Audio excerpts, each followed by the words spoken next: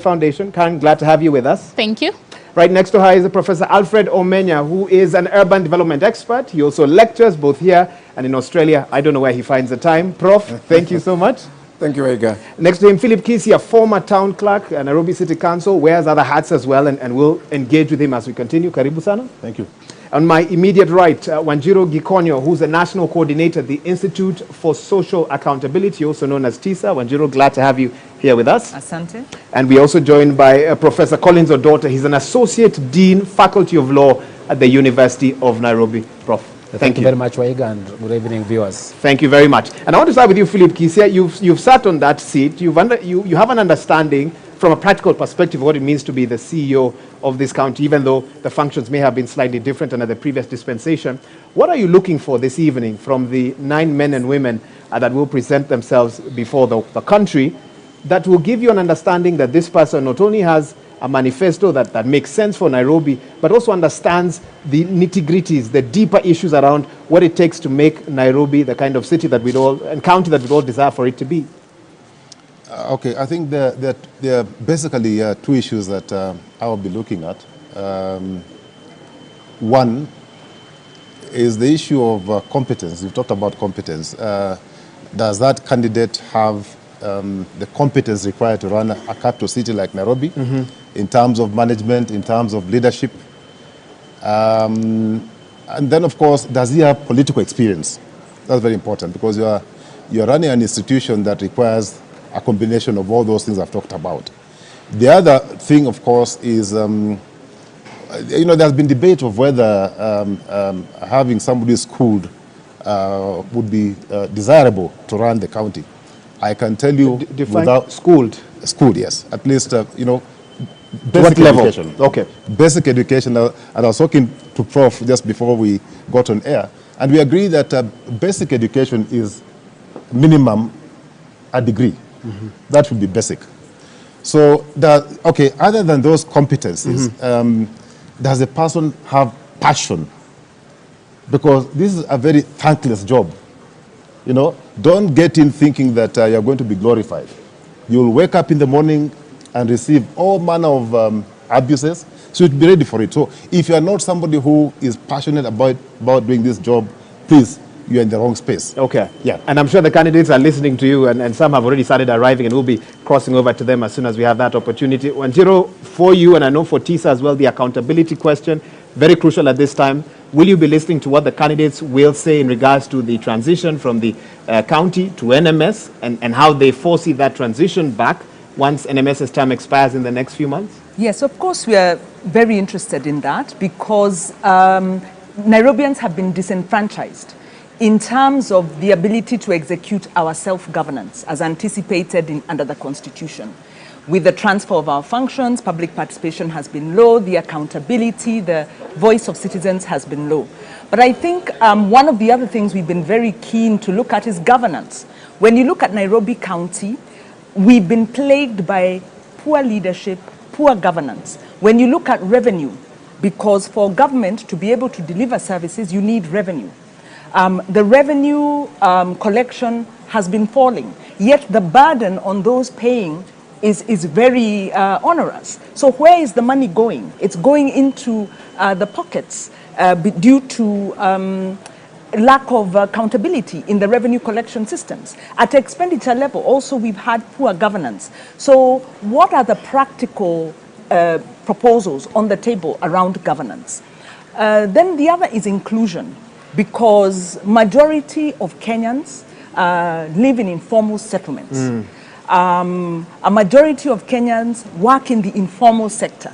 Yet we look at Nairobi as the seat of government. We are talking about big business. But where are the majority of Nairobians in the plans of the governor? So these are some of the things we want to hear so that we can have an inclusive, accountable, human rights-based form of government that really creates transformation in Nairobi. I'm glad you brought up the issue of housing, because I know that's a pet topic of Professor Alfred Omenya, who's obviously an urban development expert. What are you hoping to hear, Prof, in terms of how the candidates will tackle two sticky issues? One, what some have described as an unjust transport system that many Nairobians have to bear with on a day-to-day basis. and also an unequal housing system as well. Very few can own their own homes, I think under 10%, and majority rent in one form or the other. And that really is the reality of living in Nairobi County. Yeah, thank you very much, Waiga. I think you're spot on there that this is one city that is very clear that both national and county governments don't understand. In fact, I've written before about a city without citizens. If you ask these people whom their citizens are and where they are and what they do, they don't know. So we are still in the realm of the colonial city where all of us are meant to be strangers in this place. So you're right, Wahiga. I mean, it'll be quite interesting. Or Nairobians are very excited about the expressway, but then you ask which Nairobians? The expressway at best can only ferry up to 2 to 3% of this city. 46% of Nairobians walk to work. I want to hear what the candidates are suggesting about these people. They are the majority. 40% use matatus, chaotic as it is. So for you, previous slum upgrade programs, plans to have BRTs, etc. For you, not yet. Is not yet Uhuru. That's 86% in matatus and walking. Then, Waiga, you belong to just 15 to 16% that drive cars, and you're also stuck in traffic jams. So basically, there's no transport in Nairobi at all, even with the expressway, because we can argue that only 4% of the city is catered for now. But then quickly to come to housing, again, we'll be asking, who are these city residents and where do they stay and what type of housing do they need? Wahiga, studies that we're doing now shows that while national government planned to do 500,000 houses, they managed to destroy during COVID up to 150,000 houses. In fact, in Mukuru, they destroyed 46,000 houses in one place. So forget about what these guys are saying that they're doing in Pangani. Okay. They've not delivered even 4,000 houses. They've managed to destroy, and I do have the statistics, over 150,000 houses on the basis of infrastructure. And that's Kenya Power, Kenya Railway, I don't know, bus park, expressway, and so on. So basically, government, the city and the national government have been able to deliver, if you understand maths, about negative 140,000 houses. okay. We do understand math. What they intend to do and about I have another professor on this panel who also has a real keen interest in housing and housing inequality. But before that, let me mention, I've been informed one of the candidates is actually here, and we'll bring you some pictures of that as soon as we have them. Kenneth Nyamwamu, who's a candidate on the United Progressive Alliance Party, and we'll let you know more about him in just a bit. But Prof. Odote, housing inequality, I know a big concern for you as well. I can allow you to pick up where Prof. Omenya left off. Yes, I think Prof. Omenya was talking about that the government has created negative 140. I do not know too much maths, but I know that that means instead of creating, they have reduced. But I think the question of housing is a critical issue. Critical for two reasons, Wahiga. Number one, the majority of Nairobians stay in informal settlements. Majority. And if you go into any informal settlement, you know these people suffer from two problems. Number one, they do not own the land on which they sit. So the question about security of tenure becomes a critical issue for them. So they have the risk of always being evicted at every point in time. I would like to hear about practical conversations about how will we stop evictions of people in informal settlements. Because a lot of the times you'll hear people say government will take the land. But the majority of that land is allegedly private land. If you go to Mukuru, for example, the conversation about, so how do we ensure that we have tenure regularization that A, does not cause problems, but solves the problem. That's the first critical issue. The second critical issue is the access to basic services. In majority of these places, access to water, access to electricity, access to sanitation becomes a huge issue. It is world renowned that the person in Kibera spends much more money on water than all of us on this set. Unacceptable in this age and time. And I think the COVID situation made it worse. And I think it's important that the candidates tell us practically what they're going to do about informal settlements in terms of housing. That's, I think, the first thing. The second, and I think that's the point that Prof. Omenya was making, over the last 5 years, as part of the Big Four agenda, the government has been telling us that housing is one of the critical things of the Big Four agenda. If you look across Nairobi, you do not see how that housing has been delivered. But there's a third component of housing that I think we miss.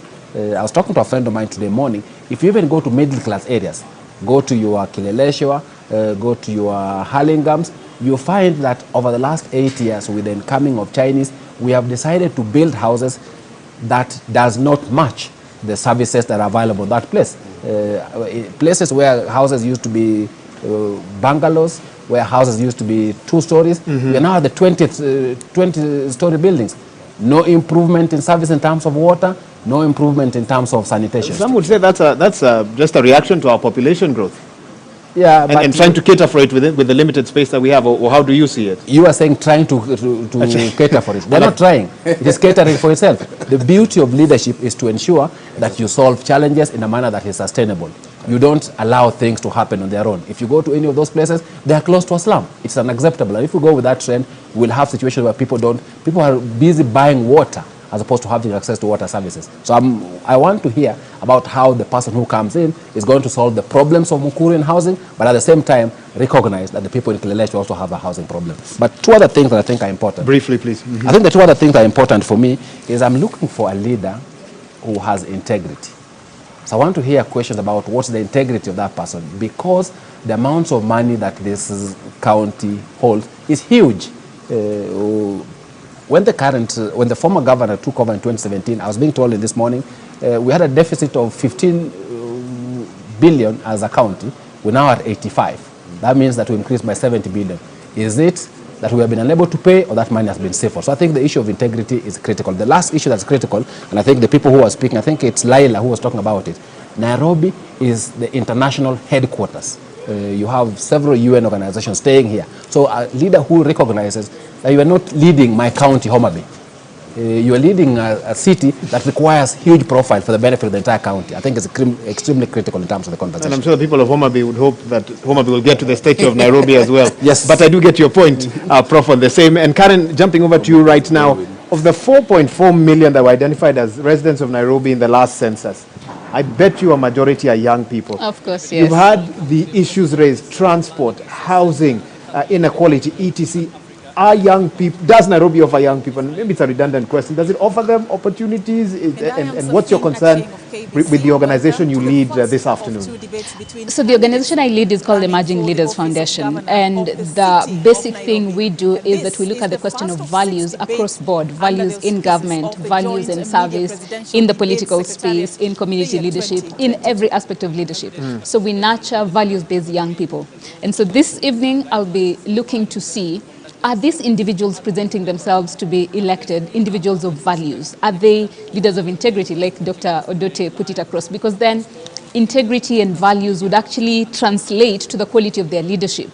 Like many of us have pointed out, the question about income versus debt and expenditure versus transformation. It's a big question within the city. And like you rightly put it, majority of the population within the city are young people below the age of 35. The issue about insecurity is a big issue. The question about livelihoods, the question about the widening gap between the rich and the poor. What is the agenda of these individuals in terms of reducing that gap and raising up families and individuals from the poverty line, to be able to live lives of dignity? So those are some of the things that are really, really keen for me. Okay. Yeah. At this moment, I now want to get the thoughts of my panel on the first debate, the one that will kick off in the next hour or so. And of course, this is the 7 candidates who polled 5% or less in the most recent polls. And Wanjiru, I want to start with you on this one and get a sense. When I did my own unofficial poll before we started with my panel here, some of you were not aware of some of the names on that list. So what do you do as a candidate this evening when you come for a debate like this? Maybe you're known to some within your spheres of influence, maybe you're not known at all. What do you do to create impact across all TV and radio stations at a moment like this? Right. I think, first of all, it's great that we have many candidates, because that shows that our democracy is working. It shows that people have put themselves forward. What we'd like to see from the alternative candidates, if I can call them that, is the agenda. Many would protest at that. They might protest. Let me be very careful. Let me be very careful. From the candidates who will be speaking today is agenda setting. Because anytime you have a public platform, more so a platform as esteemed as the gubernatorial, being a gubernatorial aspirant, you have a platform. So you have the opportunity to shape the discussion. So we want to see how well do they understand the real problems of Nairobians, or of Nairobi as a county, as have been espoused here. Because there tends to be a discussion about Nairobi in legal terms, for instance, the NMS conversation. It was very unfortunate that an unconstitutional action that was supported by the head of state and the head of the county government put Nairobi in this situation. An unconstitutional action signed by the current governor? It was unconstitutional. We went to So court on it. can... We went to court on it. The court was, gave a ruling that gave government the opportunity to regularize the process. But it was done. Coming in it was done illegally. It was done unconstitutionally without public participation. Now, how well do these candidates understand these dynamics? How well do they understand devolution? Because the other thing we have is candidates with very good ideas, but those ideas might undermine the Article 174, the chapter on devolution, in terms of how the implementation will be, how they envisage the implementation.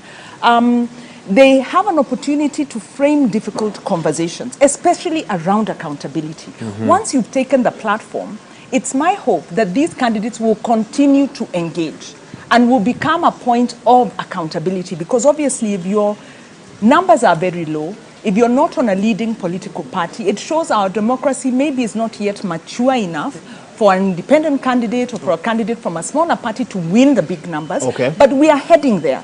We remember during the Moi regime, the opposition had to fight to be profiled nationally, but eventually they made it. So it's to encourage these candidates to say you are breaking ground for us, but please make use of the platform you have beyond maybe just profiling yourself. Stay in the space. Okay. Let us know who you are and have a long-term view. Let me pick up with what you've said with Philip Kisia, who's actually worn the politician's hat before, in addition to being a technocrat.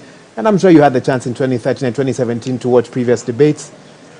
How much do these debates sway the views of the electorate, in your view? Wahiga, let me be very candid. That's a great way to begin a statement. All right? Yeah. I think I can tell you. Let me tell you, it has no value. It has Then what are we doing here? Wahiga, Philip Kisia, you're telling me these men and women have gathered. I said what? I'll be candid. So Okay. don't get offended. You have the diplomatic license Don't to be get candid. offended. But just for today. But I'm saying that it adds little value. Why am I saying this? There are three fundamental issues that determine who becomes what in the political space in this country. Unfortunately, don't say that I prescribe to what people think, but number one is your tribe. People in this country vote. Talk about Nairobi. Even Nairobi. I am talking about Nairobi. People look at the tribe. Which tribe are you coming from? Because eventually, when the voter goes to the booth, he'll be voting a tribe, unfortunately. Number two, linked to the tribe is the political party. Which political party is controlling who? Because most of these political parties are not based on any ideology. They're tribal parties. Let me tell you, they are a group of fellows who have come together from different regions and have formed a party or a coalition of parties. Okay? Number three is not about ideology, I said. Very unfortunately, number three, right, Waiga. I am. Money. So if you get into this space and you don't have sufficient financial resources to roll out your campaign, you'll be in trouble. Because corporates, people in this country do not invest in politics. They don't give you a time. They don't give you a management information system. They don't give you anything. So they wait until you've crossed the line, then they pick up a discussion with you. But before you cross that line, you are nobody. So those three, I'm telling you, Waiga, let me get Prof's reaction to this. Unfortunate, but that's the reality. I'm going to come back to you because it sounds like you have a personal story or two behind those. I wouldn't be surprised. But Prof. Omenya, if Philip Kise is to be believed, to be the next governor of a county like Nairobi or any of the other 46 as well, you need to be from the right tribe, right, aligned with the right political party, right, and have money. Nothing that he has spoken to alludes to all the other things you good folks have mentioned to me this afternoon. Oh, they need to have understanding of this. I want them to articulate. None of that has come up in terms of that success formula. I think generally, I will not agree with Philip on this one. I think Nairobi and I'm just from Mombasa the other day and so on. Kenya is becoming way more complex than we would like to accept. Of course, if you look at Sonko's story last time, I mean, if it was tribe, then Peter Kenneth should have won the previous elections. but then, of course, Sonko had many. so we don't know which parameter plays what. But I think, number one, some of these are starting to get overrated. There are some fringe candidates in this country that are making a big impact regardless of their tribe. I mean, let's mention Wajakoya, for example, with his unusual sort of campaigns. And people in Mombasa are saying, look, I mean, we'd rather lose with this guy than all these other fellows who've taken us for a ride for many years. So I think it's actually quite complex. Yes, money plays a big role. The political party does play a big role, I agree. But this city actually has ways of communicating that are very, very interesting. Sorry to use this example, but for example, Kenyans on Twitter, when we complained about the French fries from some country, you know, and it's our children who eat there, KFC started sourcing locally. So let's not underrate, you know, the space and the platform. Yeah. But having said that, I think for me, I've had a chance to address the EU Parliament. I've had a chance to address fringe parties in Europe and so on. I would like to say, and this is in relation to the candidates, that really politics is not always about winning. Sometimes we get into politics to put a particular agenda on the table.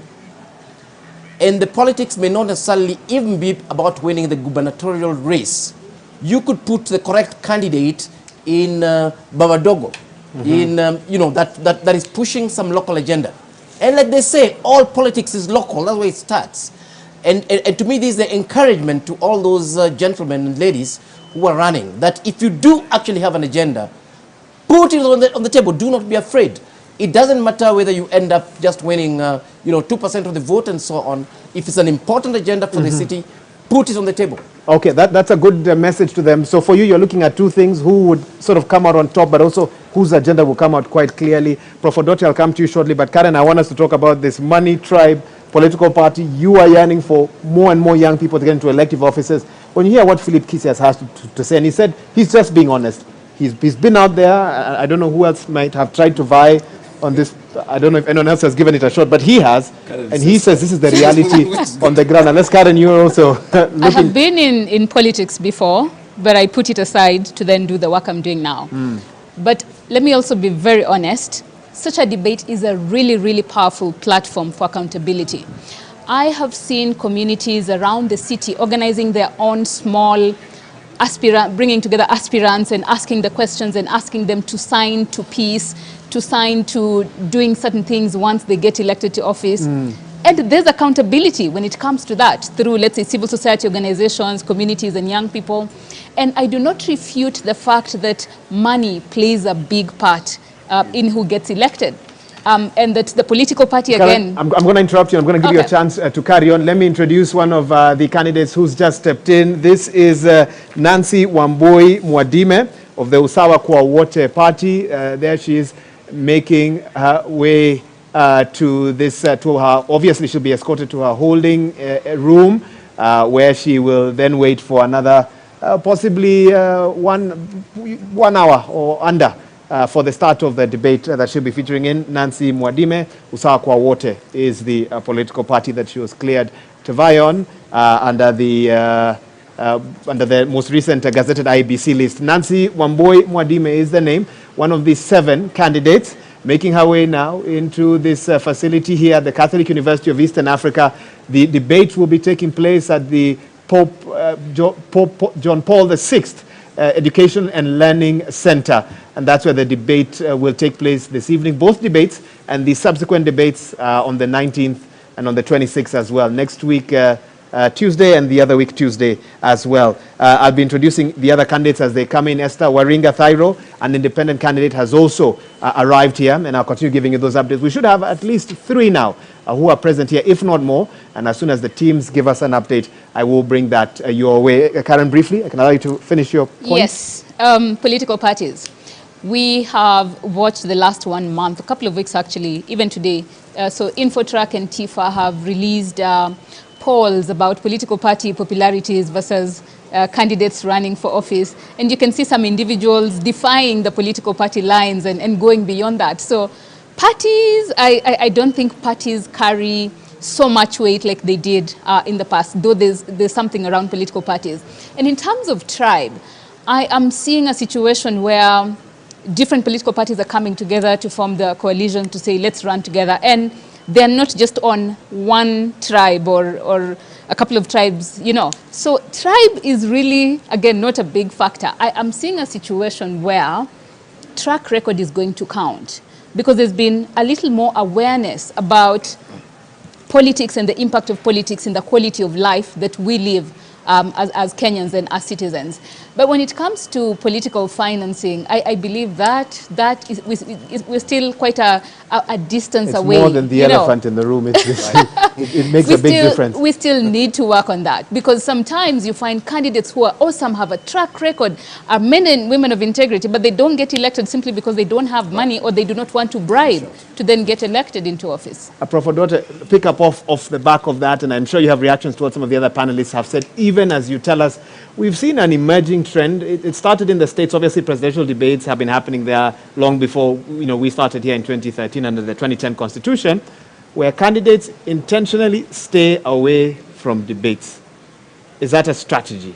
Does it work? Does it matter? I think it does for those who stay away because you assess yourself and determine, this is not my strong point.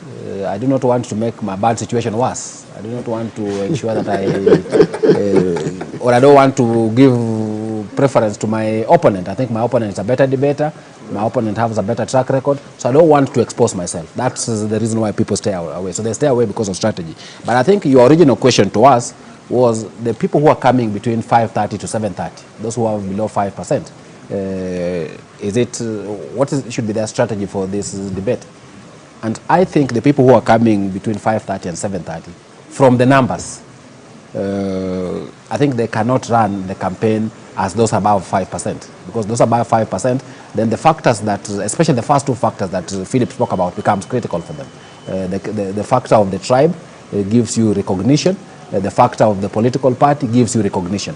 The reality is that those 2 factors don't give recognition to the people below 5%. So they must play on something else. And that's the critical question. And I think playing on something else today becomes a critical day for them.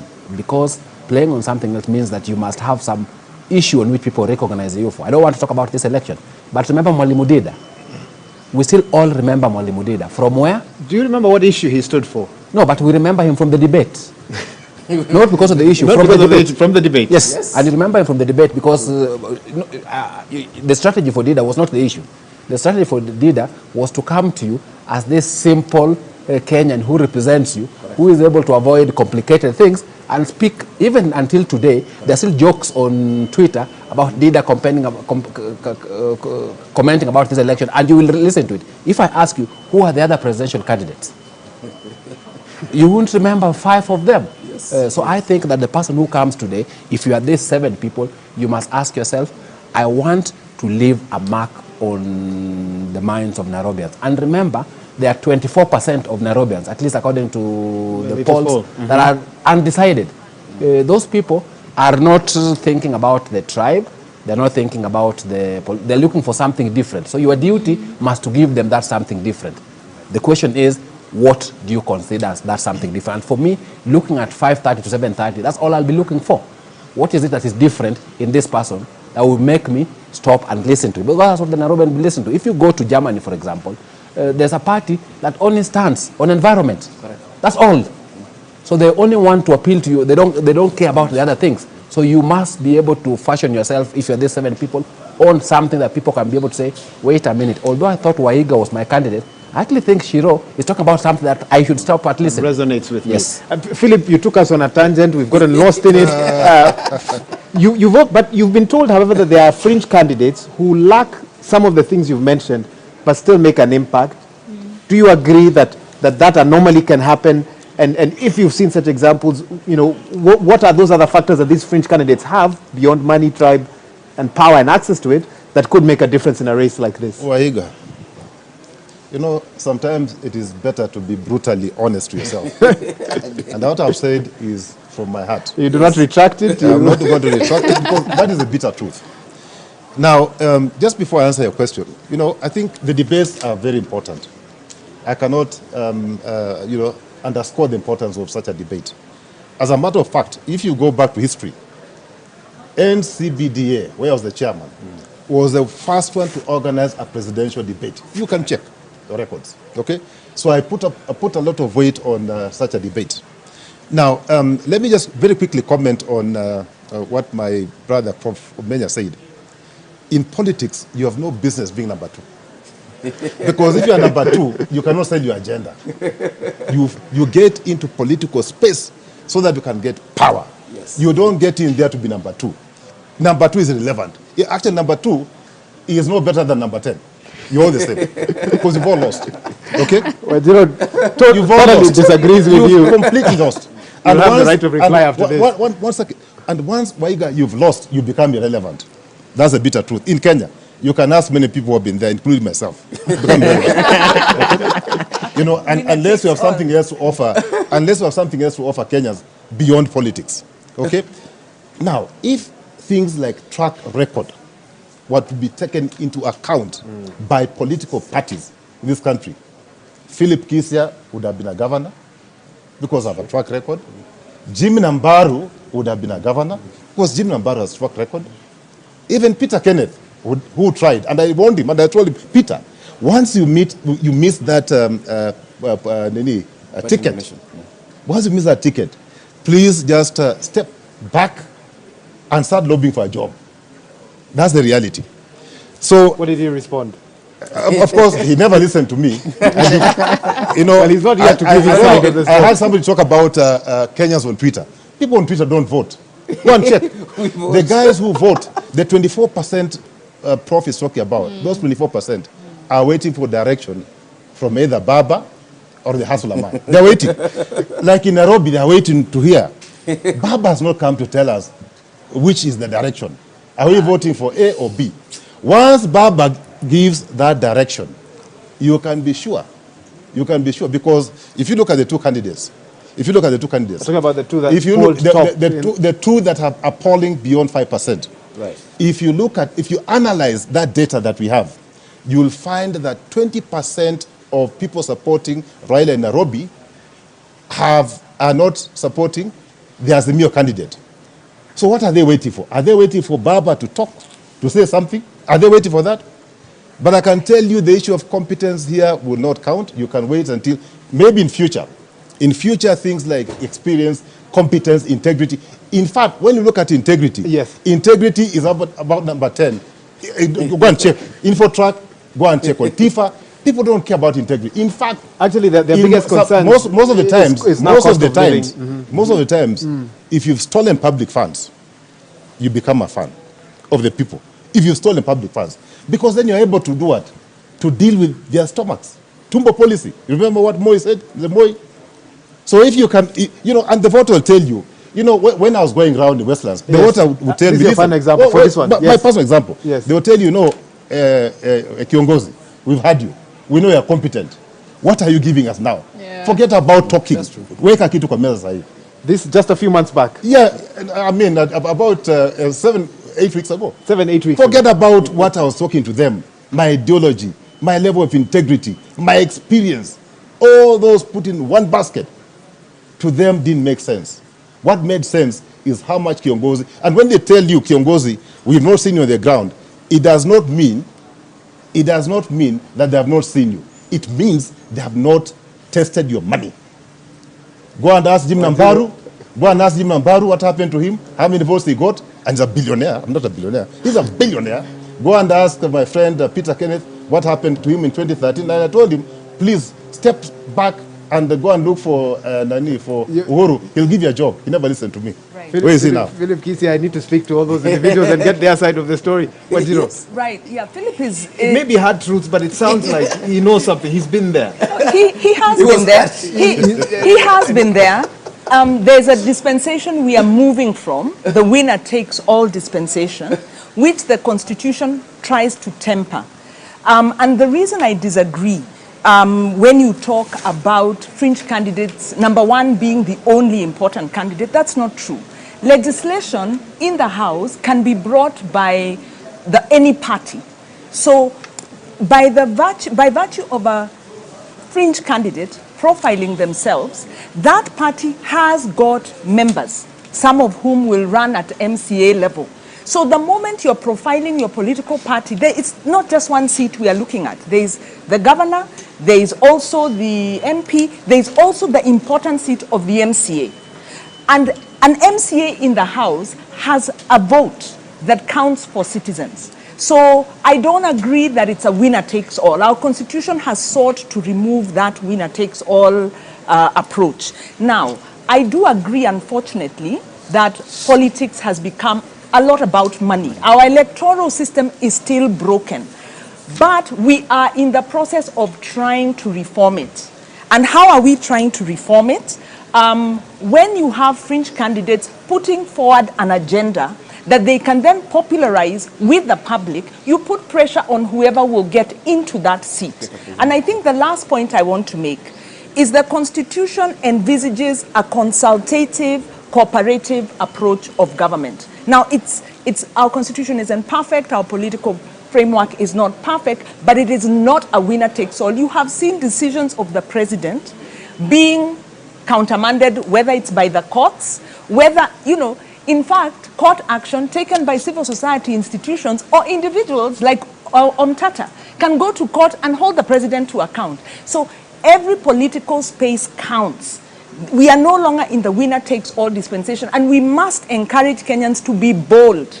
Stand up, but also know that you've got a lot of political clout that you can pull from very many corners. So it's not just the governor. One of the challenges the governors have faced, and this is where I agree in our kind of very poor political culture, is the role of the MCA.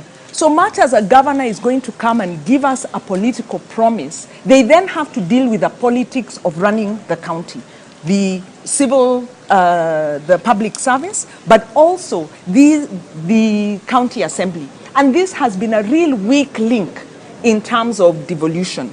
So fringe candidates are like the main candidates of the larger parties operating in a very imperfect system. But we have the opportunity to set agendas. Even as civil society, we also set agendas. We have passed policies. We have gotten laws passed, even in this county. And we do it with, in some cases, with nominated members. And I think for you, setting the agenda is so crucial, sometimes even more crucial than winning. More crucial than winning. The gap we have is implementation. The non-implementation is a challenge that plagues all. And so we still need to push with accountability. So no, fringe candidates have a role. There's a lot of opportunities for power and pushing.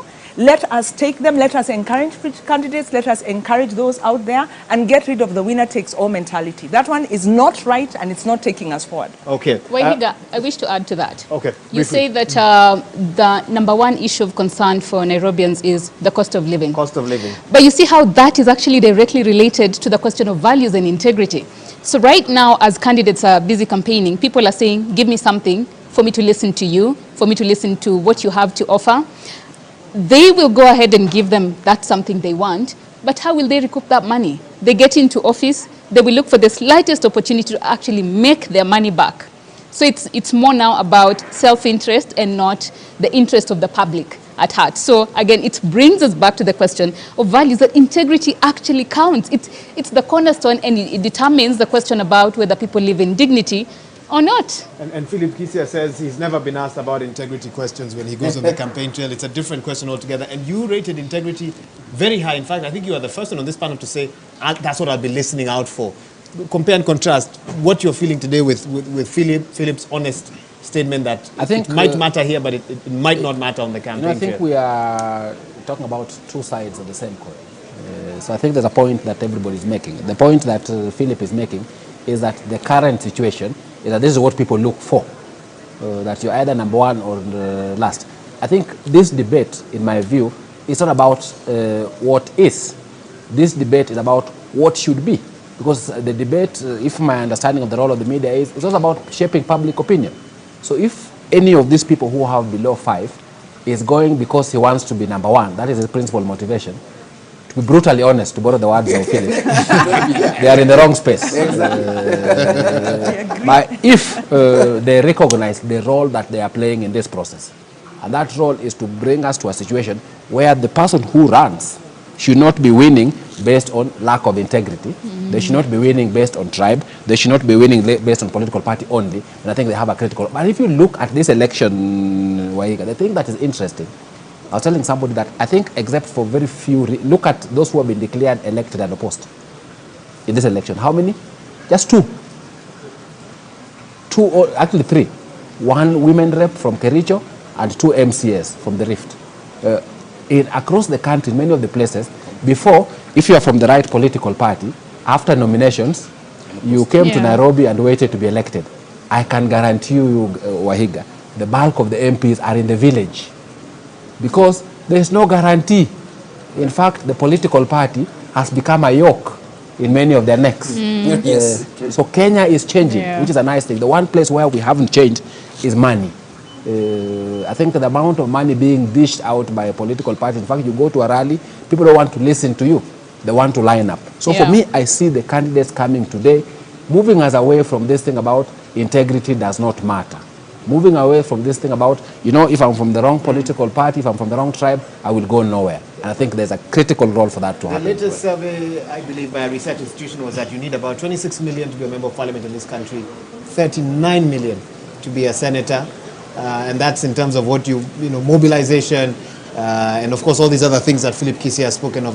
And if you spend 40 million on your campaign, what are you hoping to recoup once you get into office? Prof, we need to move forward. We need to talk about NMS. We need to talk about the intro of the next governor. But I know you might have a final comment on this. Yeah, but my brief comment on this is that we really need to look at this from a governance point of view rather than an individual. In fact, I think Philip could have gotten into trouble because he was... you know, the star performer outside there. Myself, I'm quite excited that, you know, we have almost 7 parties represented here on this gubernatorial debate. But also, what kept coming to mind, Nairobi has been terrible in terms of participation and engagement of citizens, hence the NMS issue. But then I was thinking about Mandera. That has been amazingly stable, where we had a governor who actually had no MCS. All MCS came from the opposing party. And when I sat with Roba and asked him, how is he governing the county? He told me, no. There are systems, there are programs, there's agreed, the MCS consult, there are house committees and so on, and it is his role as a governor to implement. And I was like, oh, I wish so many other governors would look at this. And I think that's the biggest problem with this country and is the biggest problem with this county. They must start to understand that what we're trying to create is a political system, is a governance system. We are not looking for stars who are going to mesmerize us with brilliant ideas. We are looking for people who will go and have debates with those fellows who cannot understand policy, but get to the heart of their problem and start engaging them. People will listen to parties and what parties are putting on the table. People will sit down with MCAs and the agenda and convince them. You know, people would actually develop a plan and implement it. Not these useless buffoons, you know, wearing gold dog chains and entertaining people. You know, those people have no space in governance. The future doesn't belong to them. I think we will leave it there for now. Let's switch gears. Let's talk NMS a little bit, because you cannot talk about Nairobi County for the last 5 years without referencing NMS, its record, what worked in your view, what didn't work as well. Wanjiru already made her feelings quite clear, so I'll come back to you shortly. Let me hear first from you, Philip Kisia. When the history books are written of the tenure of the NMS, what will they say about NMS in your view? What did NMS get right? What did it get wrong? Even as we discuss how it got into office. Now, I think our sister, Wanjiru, made it very clear that the route that the government took to put NMS in place may have had some faults. It was maybe, for lack of a better word, it was illegal, because it did not involve the people who are being governed. But that aside, was it necessary, given the time that this presidency had left? He had I think 2 or 3 years left in office, and Nairobi being the capital, he had to take action. So maybe, other than blaming the person who took action, we probably need to relook at the act that governs counties. How fast can we remove a governor who is not performing? Because the process is too tedious. It takes time. By the time you remove him, his time is over. So back to NMS. NMS, of course, I think if, in terms of short term, there's something that you can see. There are roads that have been fixed. There are pedestrian walkways that you can see. There are hospitals, dispensaries which have been built, but I'm told there's no medicine, but at least there's something. So they've done something. But I can tell you, from where I sit, they could have done much better given the resources that have been deployed to NMS. Okay, and that's why I'll interrupt you, because I'm told we have an update we need to give, but I'll come back to you as we dig deeper into those 4 functions that were allocated to the NMS: health, transport, public works, and planning as well, and development services. But first things first, we continue to, and of course my colleagues are across this campus here at the Catholic University of Eastern Africa, really trying to get you updates as and when we have them. Let's now hear from Leila Mohammed and Francis Gashuri as more candidates continue to stream in. Leila and Gashuri?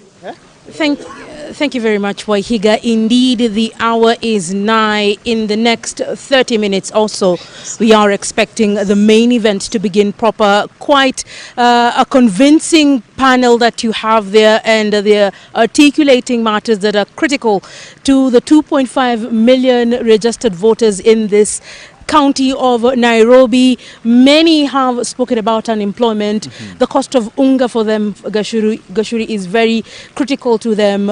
Water, transport for this area, and insecurity are some of the very few basic things that Nairobians are looking for. Currently, we are aware that 3 of our invited guests are here, Gashuri. Maybe you can take us through a run of who these individuals are. And we also have our other crew members who are in this expansive campus that is Kwea this afternoon. Absolutely. And just before I go there, Leila, it is important to point out that Nairobi, just as a critical county as it is, home to millions of Kenyans, 4-point-something million of them, 2.5 million of them registered as voters.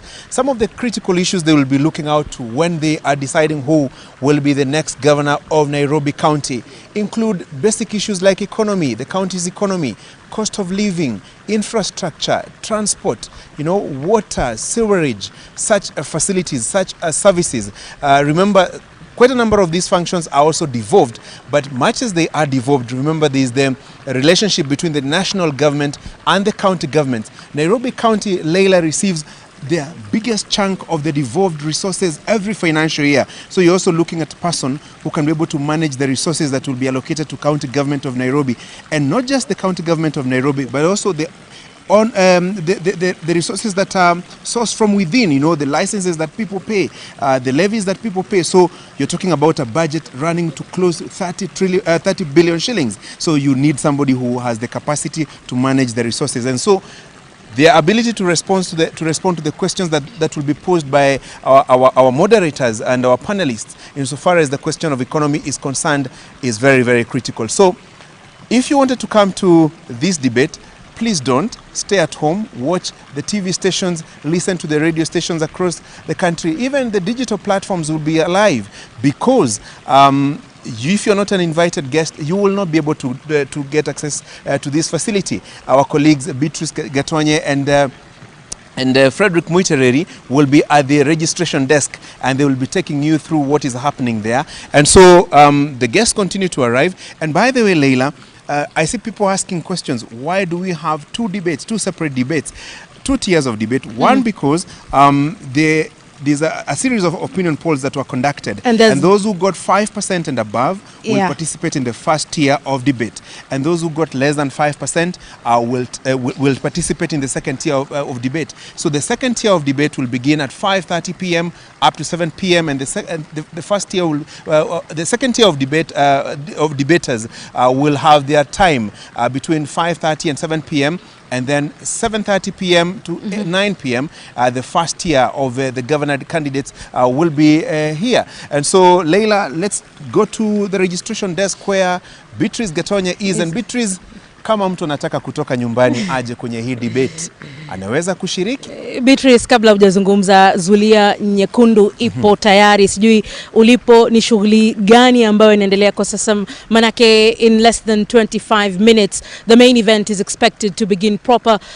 Kindly give us a mental picture, physical one, on what is happening at the exit or the entrance of this campus.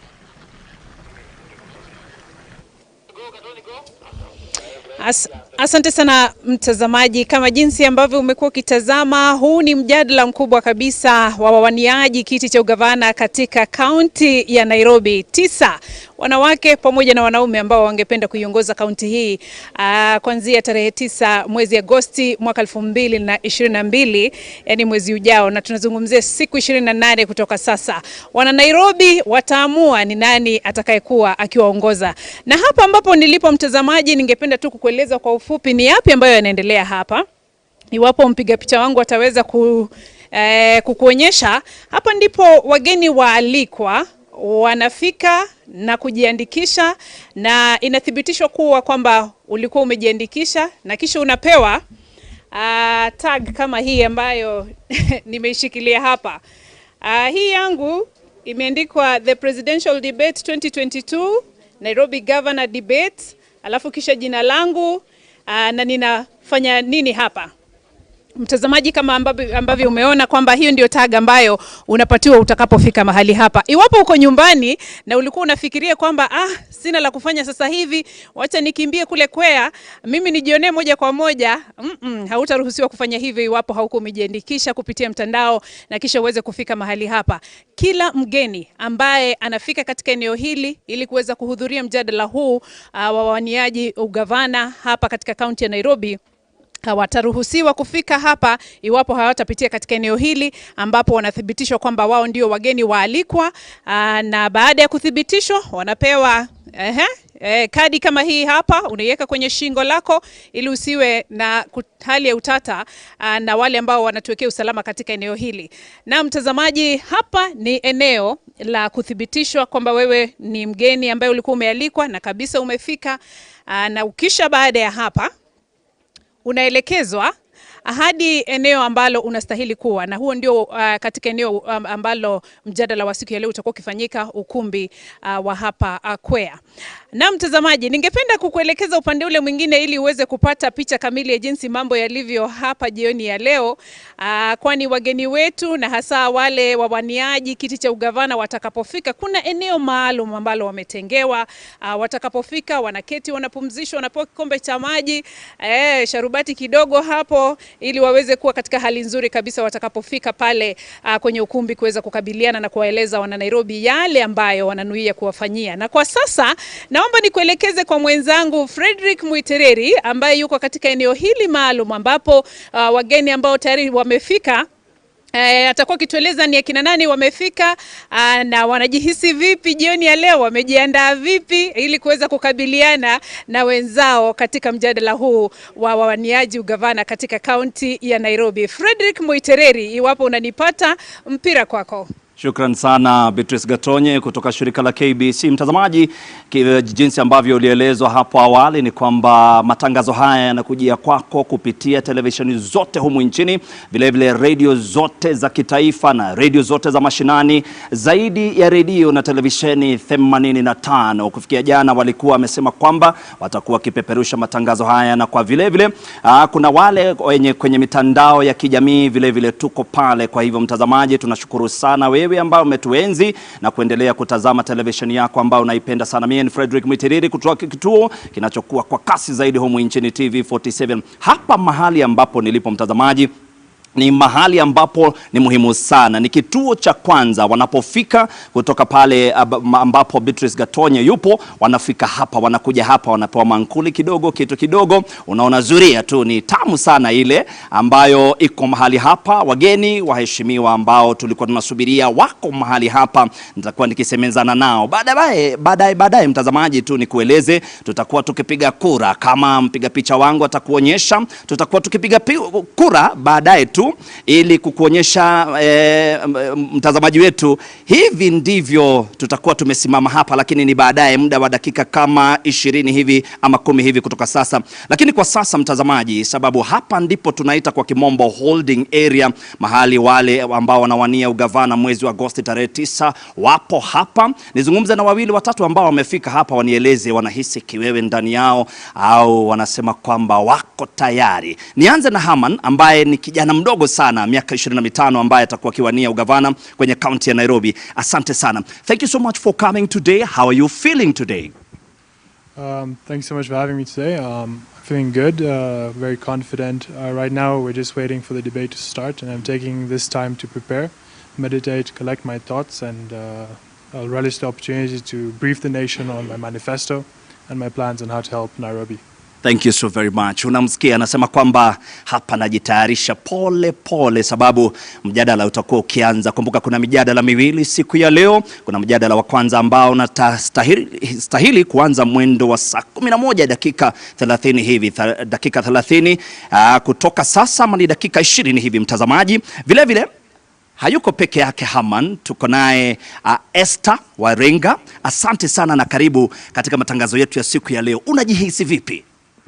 I feel confident. This is a day that I've been waiting for, and I'm happy that it has come. It's today.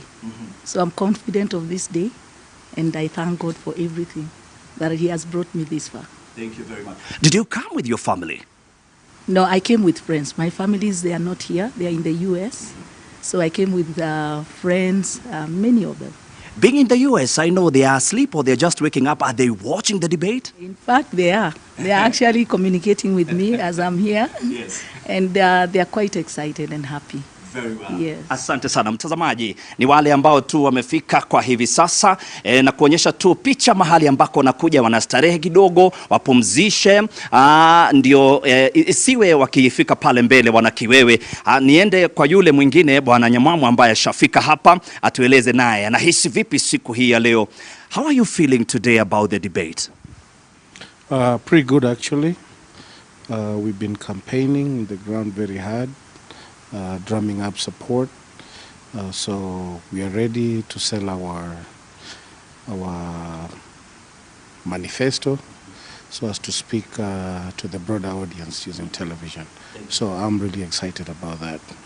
Thank you very much. Asante sana mtazamaji. Alikuwa mtu wa kwanza au mwaniaji wa kwanza ambaye alifika mahali hapa, kwa hivyo yuko tayari, anasema kuhakikisha kwamba wale wakazi wa mji wa Nairobi wanamsikiza siku ya leo. Na wewe mtazamaji ukiwa hapa jijini Nairobi unamsikiza, na uweze ikiwa utampa kura zako. Kutoka hapa nitakuwa nikirejea baadaye ili kupiga kura hiyo ambayo nimekueleza. Hapa tutakuwa na wawaniaji 7 kwenye kipute cha kwanza, kisha kipute cha pili nitakuwa nikikueleza. Kwa sasa nimpe Wahiga Mwaura aendeleze matangazo yetu. Shukran sana Frederick Mwitiriri. Tunaomba uendelee kutupasha wengine wakiingia tafadhali. And of course, we'll continue to give you more updates. We know that when there's quorum there, a ballot process will take place to allow the respective candidates to go through this process. A very important one because it determines where they'll stand on that stage. All 7 candidates, it's not randomly chosen. Rather, the ballot will determine where they'll stand, the speaking order, as they make their first or opening statements and as they make their closing statements as well. And I know that will be happening shortly. We were shown a glimpse of that as our Frederick Mutiriri continued to speak to the various candidates that have already arrived. Kenneth Nyamwamu was the first to arrive, vying on a United Progressive Alliance party ticket. The history we could get of his, he's a data analyst, also has been, I believe, a registered nurse and worked overseas at some time. We also had Esther Waringa Thairo, an independent candidate. She's the CEO of a property company. And of course, Herman Singh Grewal of the Safina Party is a legal brand developer, helps law firms to develop their brand. He also has some sort of ICT expertise. He's also an athlete who, I'm told, vied or competed for Kenya in the 2019 Kabaddi World Cup. We are expecting Agnes Kagure, an independent candidate. She's an insurance executive and a businesswoman. Dennis Kothe of the Liberal Democratic Party, a journalist, and has also been a diplomat to the African Union. Nancy Mwadime, who's also in the real estate sector, under Usawa Kwa Wote party ticket. Cleophas Kio, Ford Kenya, formerly the ICT director at the Kenya National Bureau of Statistics. Those are 7 names, and those 7 are the ones expected for that first debate that actually kicks off in the next 20 minutes or so. The clock is ticking. Debate day now almost turning into debate evening, even as we get closer and closer to that 5:30 p.m. start. But we were talking briefly matters NMS, and of course also reflecting on some of those statements made by those candidates, even as they give their expectations. You can see a measure of, they're expressing confidence, but one can imagine an anxiety that comes upon you as the moment gets closer and closer for you to address the nation. Philip, you said you organized the first one was NCBDA. NCBDA. You are an organizer though for that one. Yes. Yes. And what came out of it? I mean, it was the first one, so you people built on what we started. And that's why I say that I also believe in debates, because when we started, there was no interest. The interest level was very low.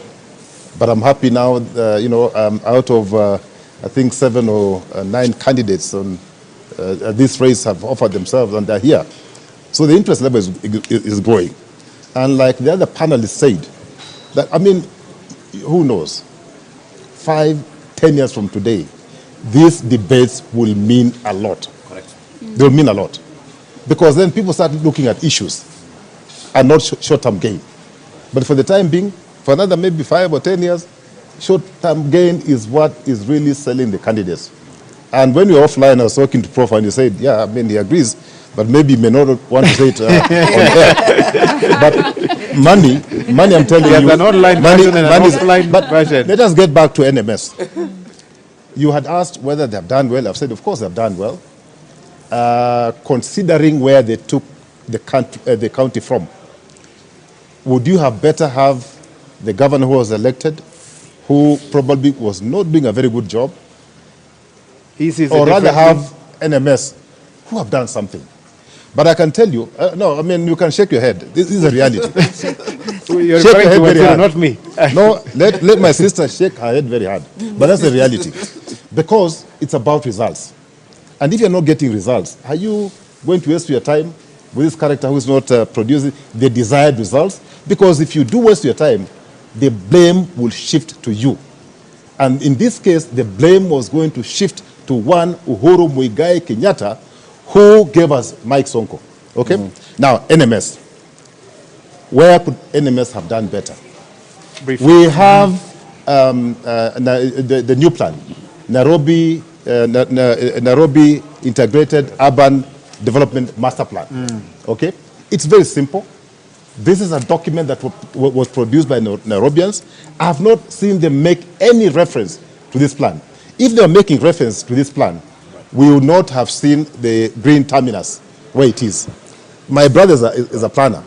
How can you say you want to decongest CBD and smack into CBD, you bring a terminus with, I think, 1,000 vehicles per day?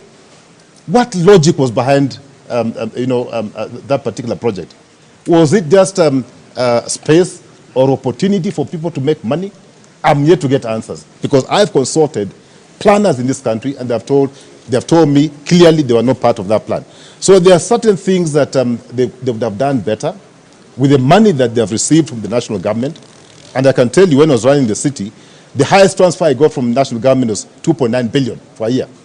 So in my 3 years, I got 6 billion from the national government. NMS, I think, in the last 2 years, I've got what? Almost 70 billion? Almost 70 billion. They've handled almost over 70 billion.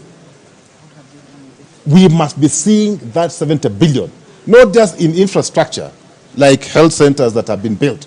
We must see health centers that are equipped, that have medical doctors, that have nurses. What is the point of having a good building without medicine, without the personnel? Okay. Well, in a most recent interview with NMS, there was the challenge of a previous debt that the county owed, the KEMSA, for example. But we can get into that a bit later on. You've referenced Prof. Menya, so let me allow him to immediately jump in. And you've talked a bit about the logic behind the expressway. He's brought up the terminus as well. Let's talk about the thinking around these projects that were meant to decongest the city, and of course the role of NMS in implementing some of them. Yes, thanks, Waiga, and agree fully on this one with my brother here, that there are two issues here. I mean, in our law, it's quite clear that expenditure, public expenditure must be done according to a plan, not outside of a plan. It's only on a panel like this one I can interrupt a professor. Right. In ordinary life, it wouldn't be allowed. The balloting is happening. Let me immediately take our viewers there, where we'll get to determine the order in which they will stand at that auditorium. Frederick Mwitiriri. Shukran sana Wahiga Mwaura, jinsi ambavyo umesema ni vizuri sana. Ni kwamba kitu ambacho tunaenda kufanya wakati huu ni kwamba tutakuwa tukipiga kura. Tuko na wawaniaji wane ambao wamefika kwa hivi sasa. Wale wengine watatu tunawasubiria wakifika, iwapo wakati ambapo wataingia tutapiga kura nyingine. Lakini kwa sasa, sababu tuna wawaniaji wane, hao ndio tutaanza nao. Watafika hapa, watachukua nambari hivi. Ile ambayo wataichukua, hapo ndipo mahali ambapo watakuwa wakisimama. Tutaanza naye Herman, if you can come. You can pick a number in here and then show us. Very well, you can show the camera. Show the camera. Amechukua nambari 3, kwa hivyo nambari 3 imeondoka. You can have your seat. Thank you very much. Ma'am, asante sana. Chukua nambari kisha tuonyeshe. Amechukua nambari 1, kwa hivyo atakuwa kisimama pale akiwa nambari ya kwanza. Asante sana. Thank you very much. Please, if you can come, Mr. Nyamwamu. Asante. Chukua nambari pale kisha tuonyeshe. Mtazamaji, tunafanya matangazo haya kwa uwazi kweli. Amechukua nambari ya 2. Asante sana. Thank you. You can have your seat, sir. We appreciate. Ma'am, karibu sana. Tunapiga kura jinsi ambavyo atasimama wakiingia kwenye mjadala. Anafungua kwa sasa mtazamaji, amechukua nambari ya 4. Asante sana, tunashukuru sana. Hao ndio watakuwa kiingia hivi sasa. Nilikueleza kwamba mjadala utakuwa ukianza mwendo wa saa 11 dakika 30. Ni dakika kama 10 hivi kutoka sasa. Tuko naye Herman ambaye yuko eneo hili ambaye atakuwa kiingia pale ndani. Vile vile tuko naye Esther Warenga ambaye yuko hapa ndani. Nyamwamu yuko hapa ndani.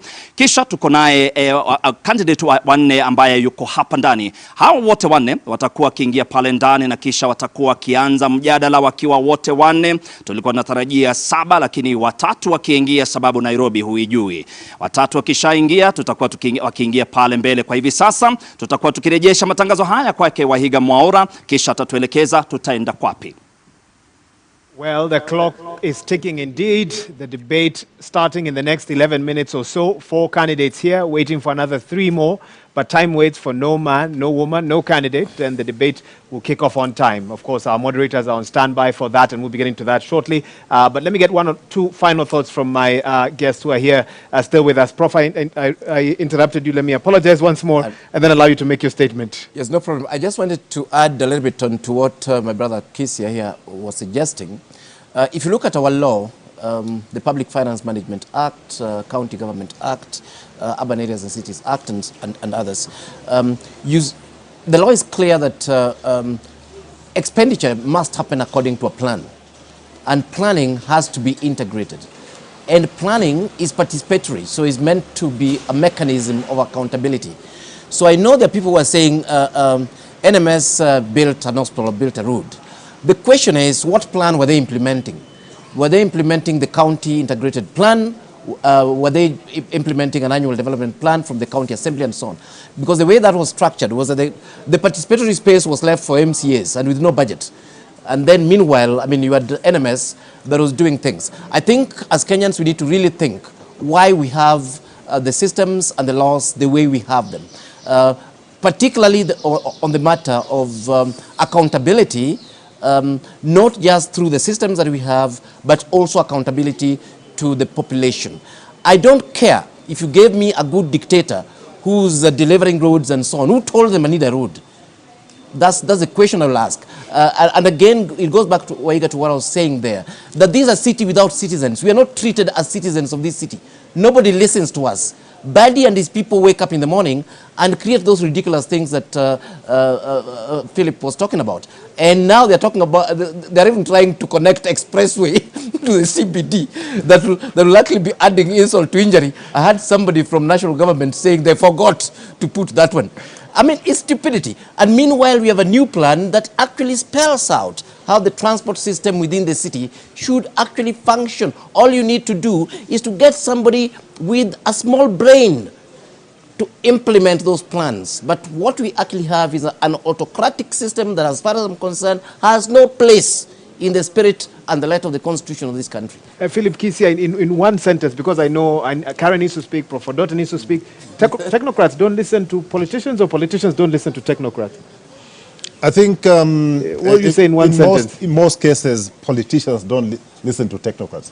Very unfortunate. Very unfortunate. Prof. Dota, come in and weigh in on this NMS discussion. You are reading even as the tenure of NMS should be coming to an end. I think several things about NMS. The NMS problem did not start with NMS. The NMS problem started in 2017. And that's why, for me, this debate and the elections are critical. When you elect trouble, trouble follows you throughout your entire period. And unfortunately, trouble followed Nairobi throughout the entire period, because when we were electing in 2017, we were electing trouble. And I think that's the reality. Well, the man that was elected says he got in trouble for fighting corruption. That is his defense, that the cartels ganged up against him. He's actually looking for a seat in another county as we speak. And may even win. But everybody has a defense. Even the devil must get a defense. But the reality, two things. One is that the transfer of functions to an NMS is actually contemplated in the Constitution. The Constitution contemplates that there may be a situation where the county government fails, and therefore you need to transfer functions. So the transfer itself is not unconstitutional. What is unconstitutional, what is problematic, is the manner in which it was done. The manner in which it was done has demonstrated the troubles you see in Green Park. That eventually, if you look at NMS performance in terms of the hardware, they've actually delivered in terms of hardware. And I think on that, Philip is right. In terms of the software, we have suffered. And the Constitution recognizes that you don't need one and not the other. You need both. So when you assess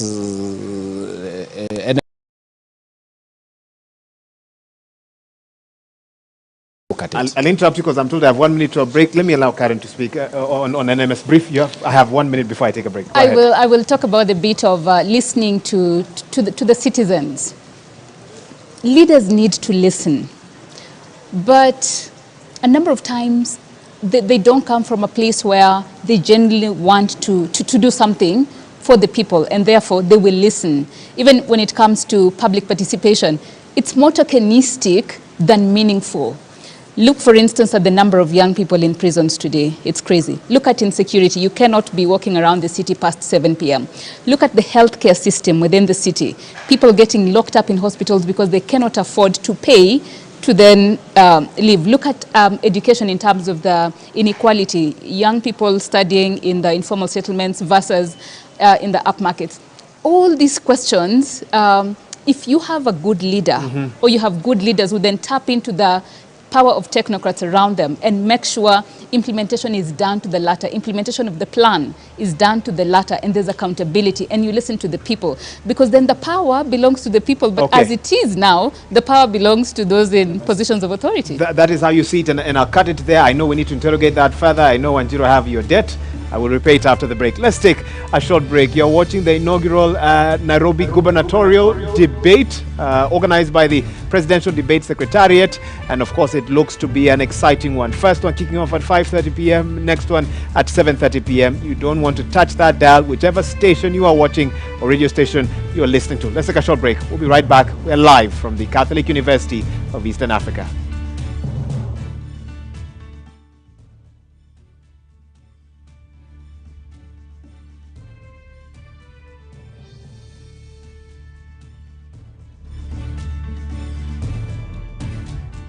Check it. Let's talk about banking.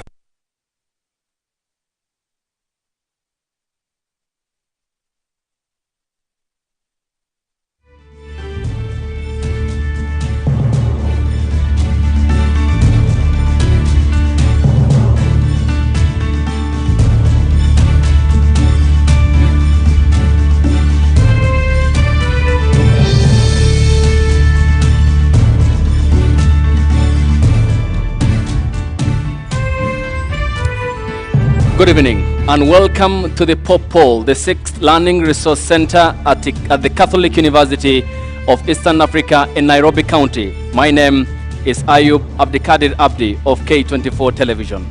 And I am Safin Acheng of KBC. Welcome to the first of two debates between candidates running for the office of Governor of the city of Nairobi.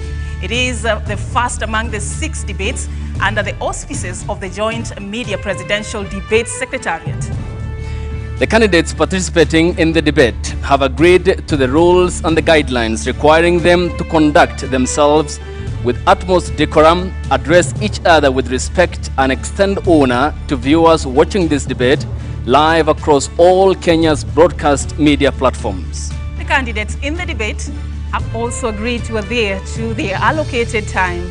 Each candidate has 2 minutes to make an opening statement, 1.5 minutes to answer a question, and 60 seconds for a rebuttal. The topics have carefully been selected after a thorough assessment of sentiments of the regular residents and voters in the city of Nairobi. In line with the debate rules and the best practices, the questions we shall ask have not been shared with any of their campaign teams. Neither were they discussed or formulated in conjunction with anyone. The questions are entirely our own. An invited audience seated here in the auditorium has also agreed to the debate rules. They have been fully briefed that cheers, jeers, or any other form of noise is not permitted during the debate. We, however, make the exception now as we request the audience to applaud and welcome candidates to the stage.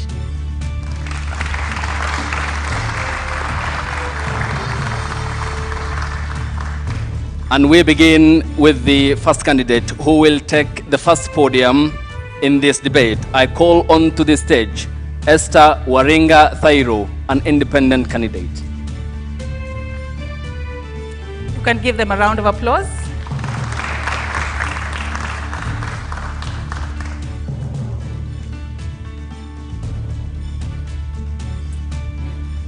Appreciate her as she takes her position.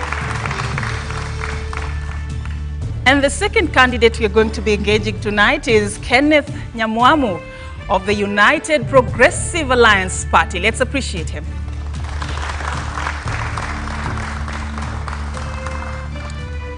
The third candidate for this debate is Herman Grewal of the Safina Party.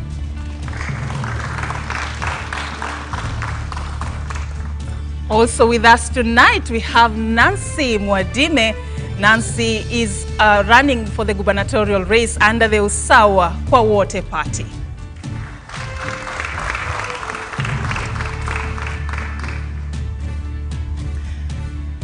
And here are the topics for this debate: governance domain in the city of Nairobi, leadership and integrity, which is a key ingredient in the 2010 Constitution of the Republic of Kenya.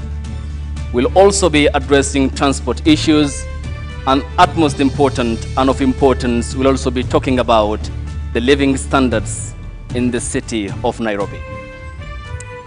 And we begin this debate by just giving you a chance to tell Nairobians who you are and what your vision for the city is. I'll begin with you, Esther Waruga, in order of the ballot that was just done a few minutes ago. You're the first candidate to have your 2 minutes to tell the city, who are you and what is your vision for Nairobi residents? Thank you so much. My name's Esther Warenga Thairo. First of all, I would ask you to allow me to give thanks to God for who He is, and to give thanks to God for the plans He has for us as a nation, and also to give thanks to God for raising men and women who have taken this bold step to be counted by Him. I thank all of you, the viewers, and I thank those who are here with us. Special thanks goes to all social media services for giving us this opportunity to be able to present ourselves to the people so that the people can decide who they're going to vote for, who will be their leaders on August 9th. I begin by saying that if you look at Nairobi City right now, is a city that has its potential, a city that has a vibrant people who are willing to work, a city that has young youth, young men and women who are actually indulging into crimes in order to survive, and a city again that the corruption is at peak, a city again that has the looting being done by those we are electing. It is a very sad situation to see that even our investors are taking businesses away from this country and taking them to other countries. So it's a sad situation, and I'm here to say that once I've been elected, I'm going to give an authentic, transformative leadership. And I was born and raised in Kawangware. By then it was known as a slum city, but I did not look at myself as a slum girl, but I saw myself as a girl in the slum. That made a lot of difference, and that is what has kept me here. Your time is up. Thank you. And before I go to Herman Grewal of the Safina Party, we'd like to state that one candidate of the Liberal Democratic Party, Dennis Hode, did decline to attend this debate in writing, while 2 other candidates who have been cleared by the poll body IBC did not communicate. Herman, to you in 2 minutes. What's your vision for Nairobi County and your priority areas? Okay. My name is Herman Grewal. I'm the Safina candidate for Nairobi County Governor. One of the reasons I've been backed is because I have a huge background in IT. I was born in Nairobi, I've studied in Nairobi, and I've worked in Nairobi. Initially, I was a lawyer. After that, on the side, I used to practice as an engineer, and we used to do fabrication with my family. After that, I began doing charity work, and I moved into starting my own IT company. My IT company founded the first AI lawyer in Africa, and from that, we began innovating other tech solutions for leading social issues in Kenya. If you'd like to read some of the 8-point manifesto I have, you can log on to harman47.com, spelled H-A-R-M-A-N, 47.com, and you can download my manifesto in English or Swahili, and we'll detail that in the course of tonight. In my manifesto, you'll see me speaking on how I plan to provide free education, free healthcare, employment to the people of Kenya. I speak on the hybrid economic model. That is something that I will detail further on today. And it's a well-structured plan that circulates heavily on IT and launching Nairobi into the next generation where we can revolutionize how we operate as a country. Thank you. Thank you so much. All right, and we move to the next candidate, Nancy. Nancy Mwadime, you get the opportunity to tell Nairobians who you are and what your vision for the city is. You have 2 minutes.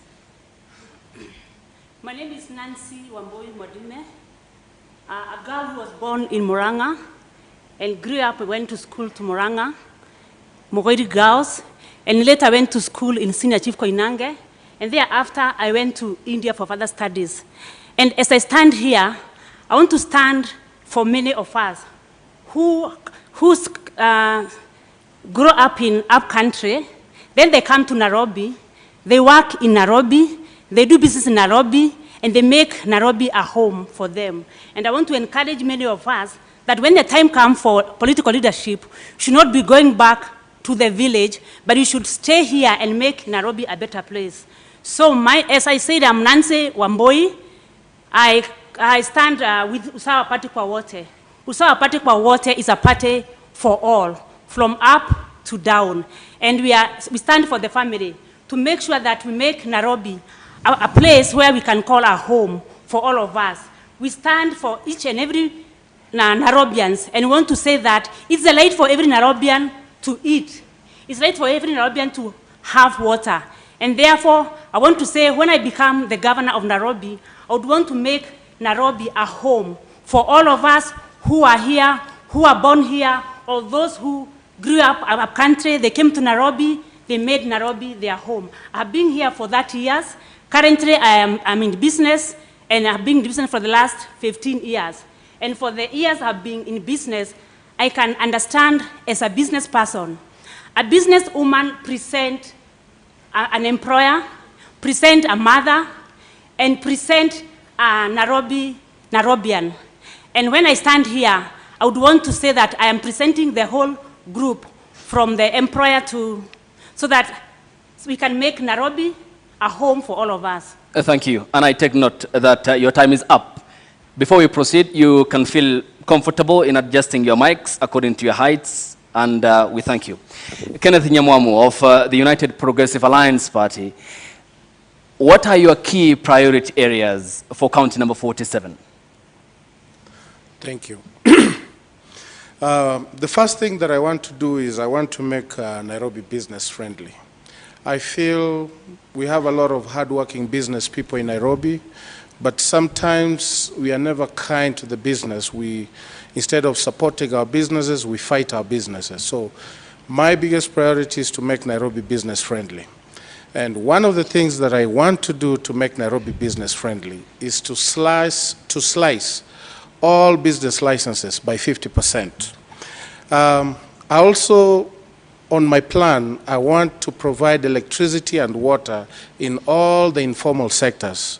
They actively contribute to the economy of Nairobi, and they should be able to get basic services like water and electricity and sewerage systems.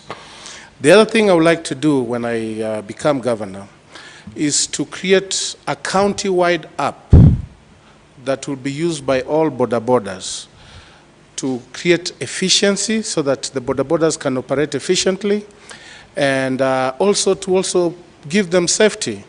We talk about this issue of border borders, but we dance around it, but nobody concretely put solutions in place. So my main aim will be to create a county-wide app, a county-wide, not country, county-wide app that would sort of like an Uber system kind of an app, so that the person, it caters for the safety of the border and the rider that they're carrying.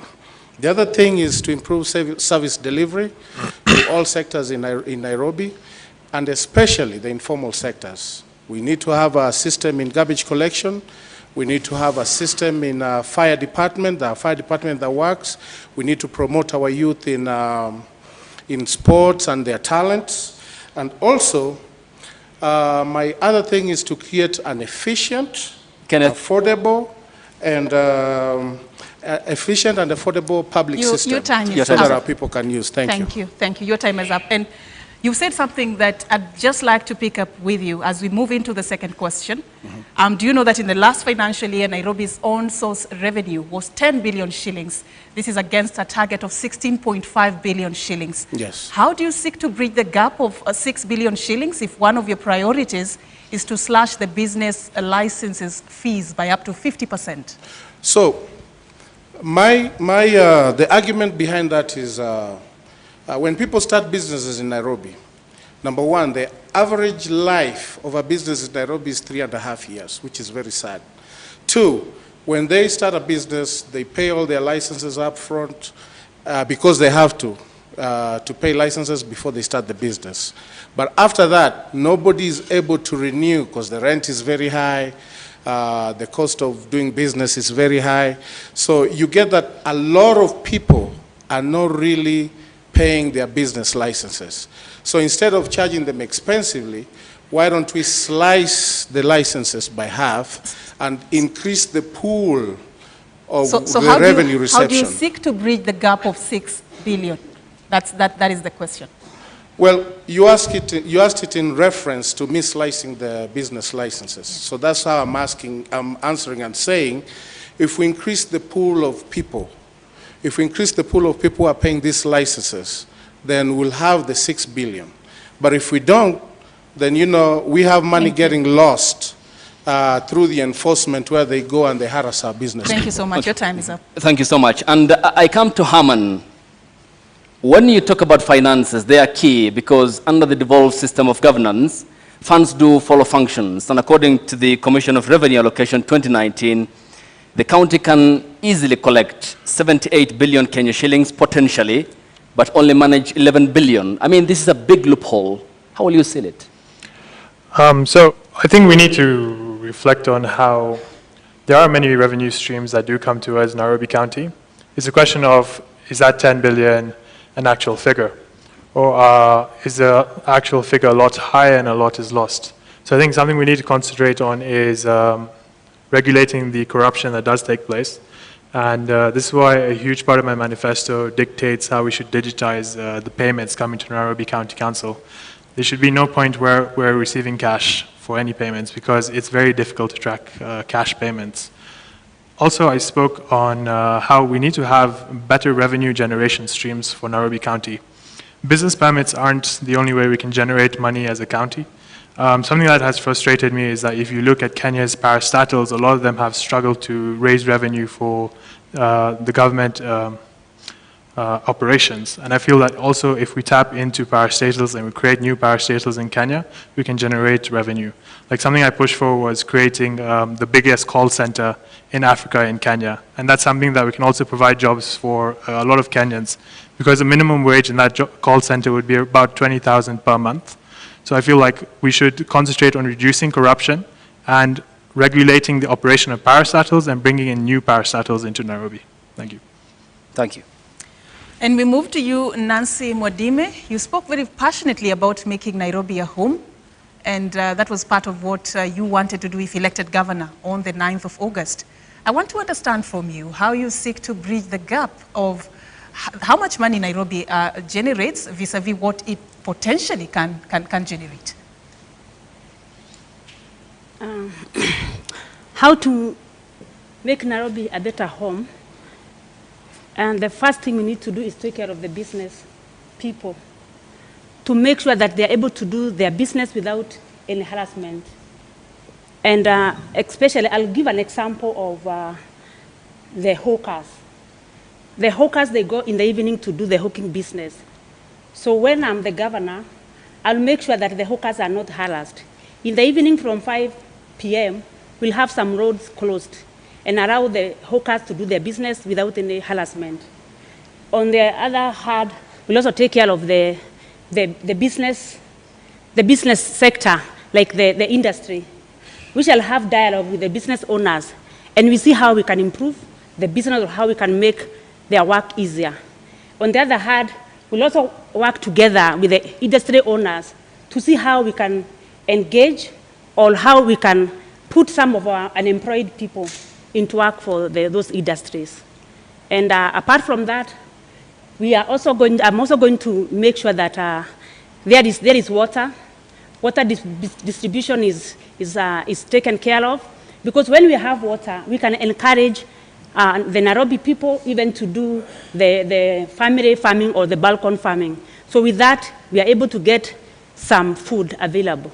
Your time is up, but I'll add you 30 seconds just to come clear on something. You said you're going to work on making sure that hawkers are not harassed.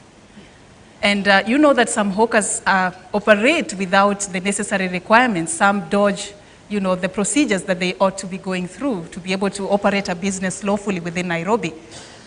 How are you seeking to make sure that they are not harassed, yet a big percentage of them operate without the licenses that are required, without paying any dues to the county? How are you planning to make this organized? I do believe with dialogue, everything is possible.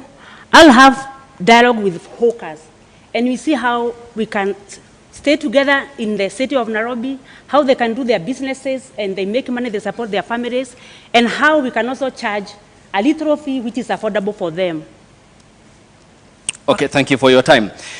I come to you, Esther Waringa Thairo. On governance, it has underneath a lot of thematic areas, and the question of corruption comes up when you mention money in the city of Nairobi, and it seems endemic. What will be your approach? Well, with corruption, I know it's an issue that is big. I'm looking at when I become a governor, I'll be in partnership with some bodies like DCI, EACC, where anybody who is employed, before they get the employment, they are vetted, and they should be people of integrity. I'm also looking at cutting down the loopholes of cartels. The cartels that are done that affect this city. One, we know that in the lands, Ministry of Land, land issue, it's an issue, especially when it comes to land that is allocated to the county. I would also look at the functions of what is happening, especially with the land in leasing, because most of the land's lease expires in 99 years. And we find that there are some places that they don't pay. They don't pay any lease because the leases were not renewed. So there are several things that I would look at in terms of closing those gaps of corruption and working towards making this city a city that is corruption-free. Okay, I add you 30 seconds before my colleague comes in with the next question to the next candidate. And you have mentioned cartels. Seems this is a cliche. Who are they by definition? Cartels are managed by people who are just those people we have elected, because they have mechanism of owning most of the businesses around. The local businesses are owned by people who are in power. So the cartels fall there. So if there is any tender or there is any garbage collection, you find that those companies are not owned by the local person. They are owned by people who are already in positions. Your time is up. I come to Kenneth Nyamwamu, and this is very important because when we talk about finances, these are the taxes the Kenyan people pay, and they expect services, including not only Nairobi, but across the 47 devolved units in the country. Do you understand the regulations and the finance management in terms of managing the resources in Nairobi County? The answer is yes, I do. So, I mean, if I may get you correctly, you're trying to ask me if we understand the way to manage finances? Correct. I know, I do, because I am a business owner, and I've run my business successfully for the last 2 years. So I understand how to manage finances, how to pay people on time, which the city of Nairobi needs to learn how to pay people on time and not be holding salaries for 3-6 months until people go to the streets. The city of Nairobi also needs to learn how to pay their bills on time. The other day I passed City Hall, and the whole City Hall didn't have electricity. So we need to get there so that we can pay our bills on time, pay our people on time, and ensure that revenue is collected in an efficient manner, a manner that's free of harassment from the people. In my administration, I am going to eliminate any form of the City Hall askaris arresting people in terms of people who are trying to eke a living. I think it's wrong to criminalize somebody trying to eke a living, whether they are saying on the street corner or not. We just need to get a place for them to do their business. And your time is up. Thank you. Mm-hmm. Thank you so much for that. Now we move to the next topic that we wanted to interrogate you on. And at this particular point, we assume that now that you want to be the county top boss, you know what are the requirements under the Chapter 6 of the Constitution on leadership and integrity. Most of you, in your opening remarks, and even while responding to the questions we've asked you, have really talked very passionately about fighting corruption. I'd like to start with you, Esther. Just tell me a bit about the how you're going to approach the war against corruption in Nairobi County. Well, first of all, I'll look at distribution of resources. People have to give a budget on how they're going to spend the money. I'm also going to look at the tender awarding. It should be something that should be open and transparent, where you gazette every project that is going to be undertaken by the county government, and communicate even through the social media. Also give a feedback on who has been awarded, how much the project is going to be, and at what duration are they expected to finish the job. Because you find that most projects that are given out, we spend so much money and yet the projects are never finished. So that is a big loophole on curbing down the corruption. So that is what I would look at in terms of that. And your time is up. Thank you very much. Okay. Herman Sin Grewal, I come to you. As a FINA party member, the question of corruption has been a hallmark in this city. And when we look at the single, for example, business permits, the deficit is 912,362,049 shillings, nearly a billion Kenya shillings. What's your approach in terms of addressing this deficit, which is only 64% of the required 100%? Mm-hmm. Okay. So, in terms of corruption and also the business permits, I cannot stress the value of IT. Because IT allows us to track everything that we're required to. Whether it comes to movement of finance, whether it comes to business permits, we can use geo mapping using Google Maps, and we can track businesses that are currently operating in different areas based on traction and M-Pesa movement, and we can understand that there's a business operating there. But that comes down to investigation. Also, another point I wanted to bring in is if I'm dealing with corruption, I've seen a lot of people are stressed out by KRA investigators. Mm-hmm. Why are KRA investigators not also the investigators for corruption in Kenya? So I feel that as Nairobi governor, I will digitize a lot of operation in terms of tracking, investigation, and further I will bring in the investigative abilities of KRA into my office. Thank you. Okay. How do you coordinate then with the Kenya Revenue Authority, which is the mandated national body, the taxman, yet you have a financial autonomy as a devolved unit in the event the people of Nairobi give you that mandate? Where is the striking of the balance between the KRA, the Kenya Revenue Authority, as you have mentioned, and the county finances in terms of the collection of the revenue? Okay. So the question is based on bringing in KRA investigators in, right? So as a country, we're collaborative. We're one unit. Granted, we have devolution that did take place where we separated the powers of operation. We can still collaborate with different organizations. What we can do is simply have a recruiting process where we can have employees also be transferred from KRA to the Nairobi County to investigate corruption and operation of the state. So that's one of the ideas I had in mind. Also, we don't have to entirely transfer them. Something we can also do is simply borrow them occasionally to conduct certain investigations, to also have proper auditing of operation.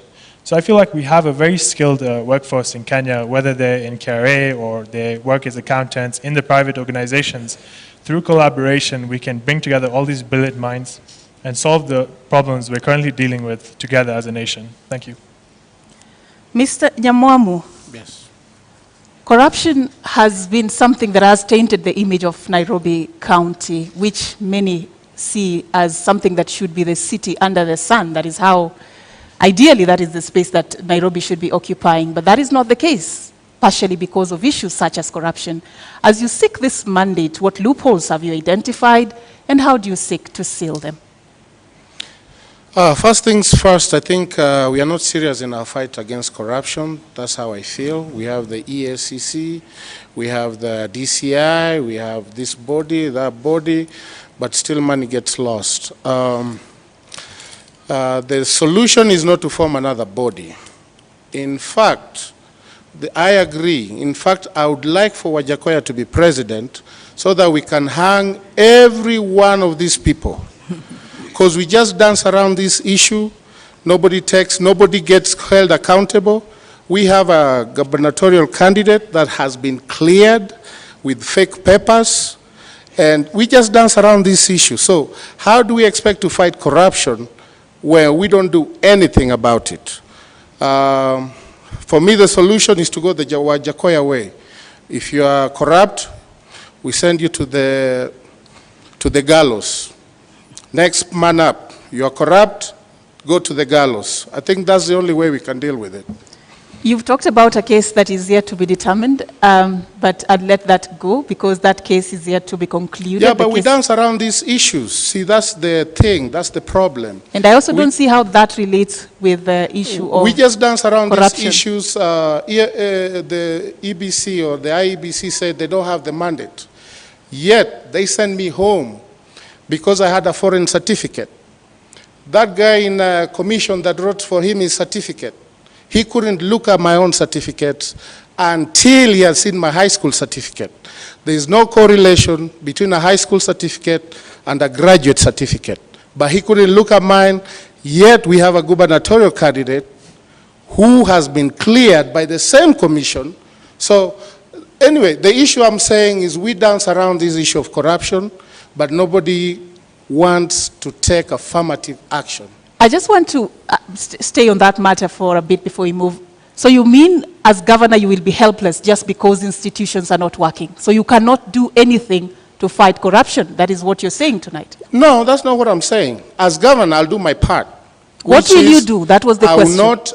I will not appoint anybody in my government who has been implicated or who has a case pending or who has been implicated in a corruption scandal. If you don't do that, people are just going to go to court because the mantra is you are innocent until proven guilty, and then they just dance around that issue and that issue is not solved. So on my part, I will not appoint anybody who's tainted. I will only work with people with clean hands. Let the ESCC dance until the day they decide to work. Okay. Thank you. Ms. Nancy Wambui Mwadime, what then will be your approach in effectively sealing the loopholes of financial malfeasance in Nairobi County? My approach is that when I get just you can adjust your microphone at your place of comfort. Feel free. Yes, go ahead. Yeah, the approach I want to give is that in the county government management, I am going to work with every place in Nairobi. Like in Nairobi, we have the Somalis, we have the Indians, we have even the white people who are citizens of Kenya, and they are also in Nairobi. So in my county government, I'm going to include everyone in the management so that we're able to seal the loophole even whereby corruption come through. Because corruption cases, it's done by not one person, but two people who come together and agree. So when you put every lace in the management, we are able not to agree on the long things, especially the corruption. And as I would want to say is that myself, I'm not corrupt, and therefore anyone who will work under me. Your time is up.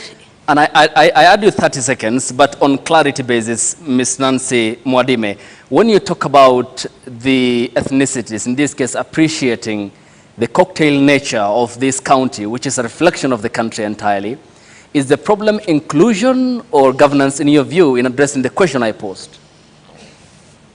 When I include everybody in the management, I believe that we are able to coordinate, even in the area of the finances. We are getting all the revenue coming in the county government. Is it about the color of your skin or about your character? No, it's not about corruption. the color.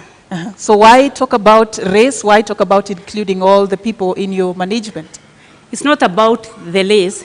It's saying that Nairobi, we all of us, we are Nairobians. Indians, white people. Like, I think if I'm not wrong, I'm not seeing white people in the county government, and we have them as citizens. So that's what I'm trying to say, that in my government, I'll have a good number of white people, a good number of Indians, a good number of Somalis, and all of us together. Is their absence the reason why we have huge corruption cases at the Kenya's capital? The absence of certain races in the management of the county, the reason why corruption still exists in Nairobi? I believe the corruption still exists because when you put the same people of same, then they are able to agree together and agree that they can do ABC and they're able to accomplish. But when... Thank you for your time. And when we get back from this break, the debate continues, and we thank you for your time and responding to the questions and also the thematic areas that are yet to be exhausted, and will continue after the break. The debate continues.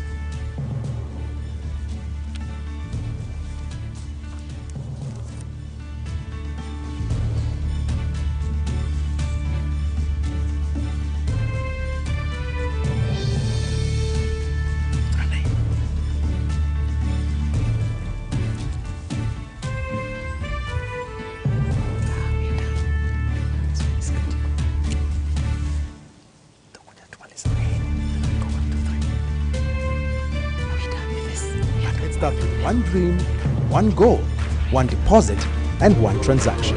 Pamoja, let's make it happen. So don't just bank with us, bank on us. Yes, Timo.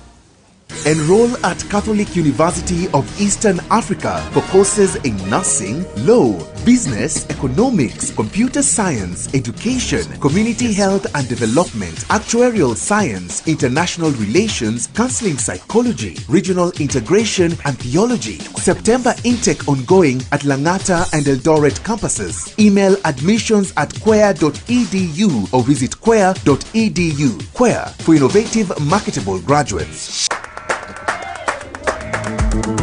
I think the most important quality of a leader is wisdom, so that the decisions that are being made now, he knows how, it's like a chess player who sees 10 moves ahead. Unajua wakati ambapo mlipa ushuru analipa ushuru wake, anataka aone angalau kazi ya pesa yake ambayo anailipia.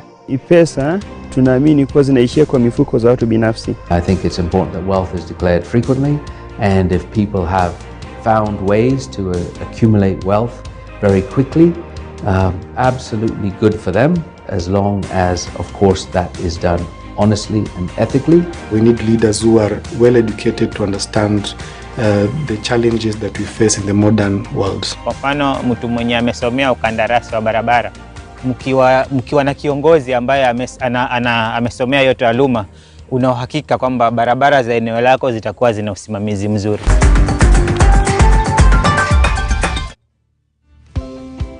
Karibu CAM. By offering market linkages, networking opportunities, and technical assistance, Kenya Association of Manufacturers assists its members to grow and scale up their businesses. Join us and let us work together to grow the manufacturing sector. Becoming a CAM member is as easy as 1, 2, 3.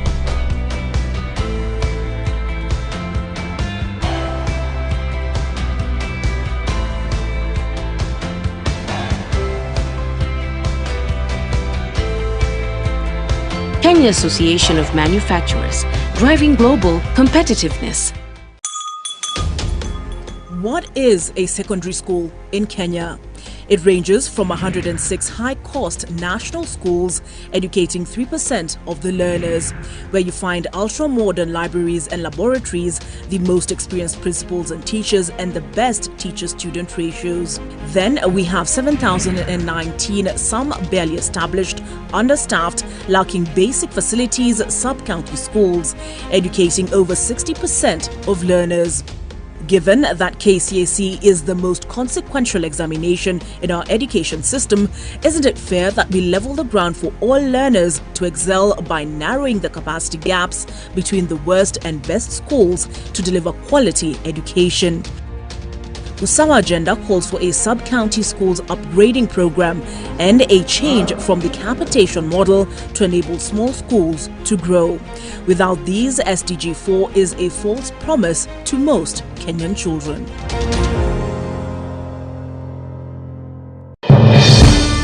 We shall legalize weed. Professor George Luchiri Wajakoya of the Roots Party.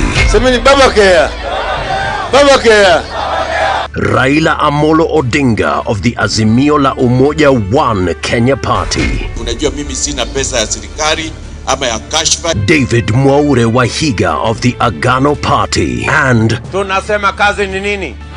William Samoei Ruto of the Kenya Kwanza Alliance. Presidential Debate 2022. Do not adjust your sets. Agnes Kagure, Independent. Cleophas Kiyo, Ford K. Dennis Kothe, LDP. Esther Thairu, Independent. Herman Growell, Safina. Johnson Sakaja, UDA. Kenneth Nyamwamu, UPA. Nancy Mwadime, Usawa kwa Wote.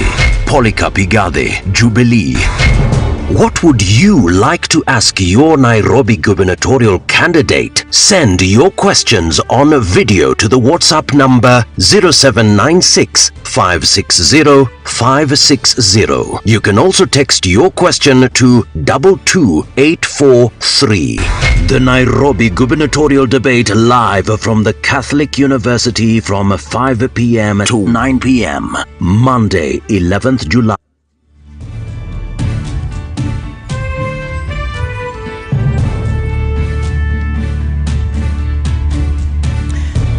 Welcome back. You're watching the Nairobi gubernatorial debate live, coming to you from the Catholic University of Eastern Africa in the county of Nairobi. And we are with Esther Waringa Thairu, who is an independent candidate seeking the top job in the county. We also have Herman Growell, who is a member of the Safina Party. We also have Kenneth Nyamwamu, who is a member of the United Progressive Alliance Party, and Nancy Wamboi Mwadime. All right, we'd also wish to remind you that we extended invitations to all the 9 candidates who are vying for the Nairobi top seat. And of course, we have with us 4 of them for the first debate lined up for the night. Remember, later on, we'll be taking you through the second debate also, as we just lay it all bare. Who carries the vision for Nairobi County? Who among the ladies and gentlemen before us tonight has what it takes to become the next governor? But we just want to move on with this debate, and right about now, we want to look at the governance of the city. And I'll just come to you, Mr. Nyamwamu. The extension of deed of transfer of functions that was signed between the Nairobi City County and the national government elapses on the 24th of August, of course preceded by a 3-month extension period to tackle what is called the transition. If elected governor, how do you plan on handling this transition? And also, how do you seek to sustain the relationship between the national government and the county government, and which areas will you be doing that on? Is this in relation to the NMS? Yes. First of all, we shouldn't be having NMS running Nairobi County to begin with. That's not how our democracy was set up.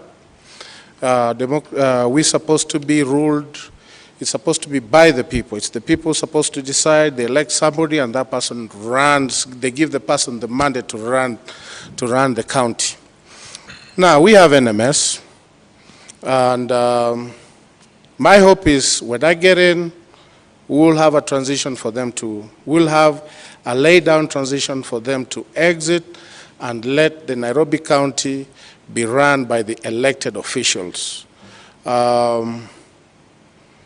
It had a lot to do with the previous governor, but now when we get in, we are making sure that the NMS will hand over the function to the county government so that it's run by the duly elected officials. That's how our democracy is set up, and that's how we are going to work. Your time is up, but I'll add you 30 seconds. Nairobi is Kenya's capital. Yes. And also it is like the headquarters. Yes. do you want to tell me it's not important to have a relationship between these two levels of government, the national government and the county government, considering the fact that it is the capital of the entire country? The county has its own, they have their own responsibilities. Why should Nairobi be partly run by the NMS while Kisumu, which is also another county, is fully run by a governor? I don't think that's fair. Our mandate dictates that you let the county be ran by the person that's been duly elected. I understand why the NMS was there, but that's not how our democracy is set up. Why should Nairobi be chosen to be run by NMS and not Migori, for example? Okay, your time is up. Herman Grewal, the law under Article 187 anticipates cooperation between the national government and the county government. And we have spoken about the NMS and how it came about. Would you have done what the ex-governor did in handing over 4 key functions to the national government? Well, if you look at the history of NMS and why it was created, first of all, I would like to thank His Excellency Uhuru Kenyatta for pushing for the creation of NMS, because he saw that Nairobi was in a state of chaos. And it was the sort of emergency response we needed. I'm sure all of you can agree, if you look at the success of NMS, it's something that we can be proud of. NMS has accomplished what the governor is supposed to accomplish. And NMS was a substitute for the governor, meaning that we need to move back into our normal state of operation. And we had the separation of powers so that we can allow elected leaders for certain areas be in charge of those areas. If we elect someone for a county, it would not be fair, just, or constitutional to have the president be running that county entirely. There must be collaboration, and we will transition in a peaceful and positive way. Okay, your time is up, but I add you 30 seconds for clarity, and there seems to be no response to my question, and I need clarity on this. If accorded the mandate by the people of Nairobi County, would you have done what the former governor did at State House in February 2020? I feel that given the situation we were in at the time, it did make sense, but it did happen because of the governor's actions. So I feel that if I'm responsible as the governor, I wouldn't allow us to reach that state. But if we are in that state, we must be responsible as leaders and say, I've made a mistake. I'm not delivering as a leader. And take a step back so that our country can prosper. Thank you. Thank you. All right, Ms. Nancy Mwadime, how do you plan on sustaining the relationship between the two levels of government, considering the fact that you're vying on an usawa kwa wote party ticket, assuming the government is taken over by somebody who, a party that is not in your political camp? What will you do and how will you sustain this relationship? I'll be able to maintain the relationship because the two bodies, the national government and county government, we need one another, and each body has its own role to play. The national government, the county government, because even some of the assignments which are done by the county government work in relation with the national government. So what I would say is that I'll maintain the relationship, and where necessary, we shall work together. And at times, for example, with NMS, I would say that the county government, with a good leader, we have all what we need in the county government. We have workers from top, from the engineers to the accountant to the officers. So what I would say that with good leadership, the county government can be able to manage. Thank you. Your time is up. Okay. Esther Waringa, I come to you. And owing to the importance of the close cooperation needed between the national government and the counties, because the understanding is that the two levels of government are meant to provide services for the people of the Republic of Kenya who hold the sovereignty under Article 1 of the Constitution. What will be your approach between the relationship between State House and City Hall? Well, a leadership of a nation, even though it has different bodies, is still one, because the objective is for the interest of the people who have the sovereign power.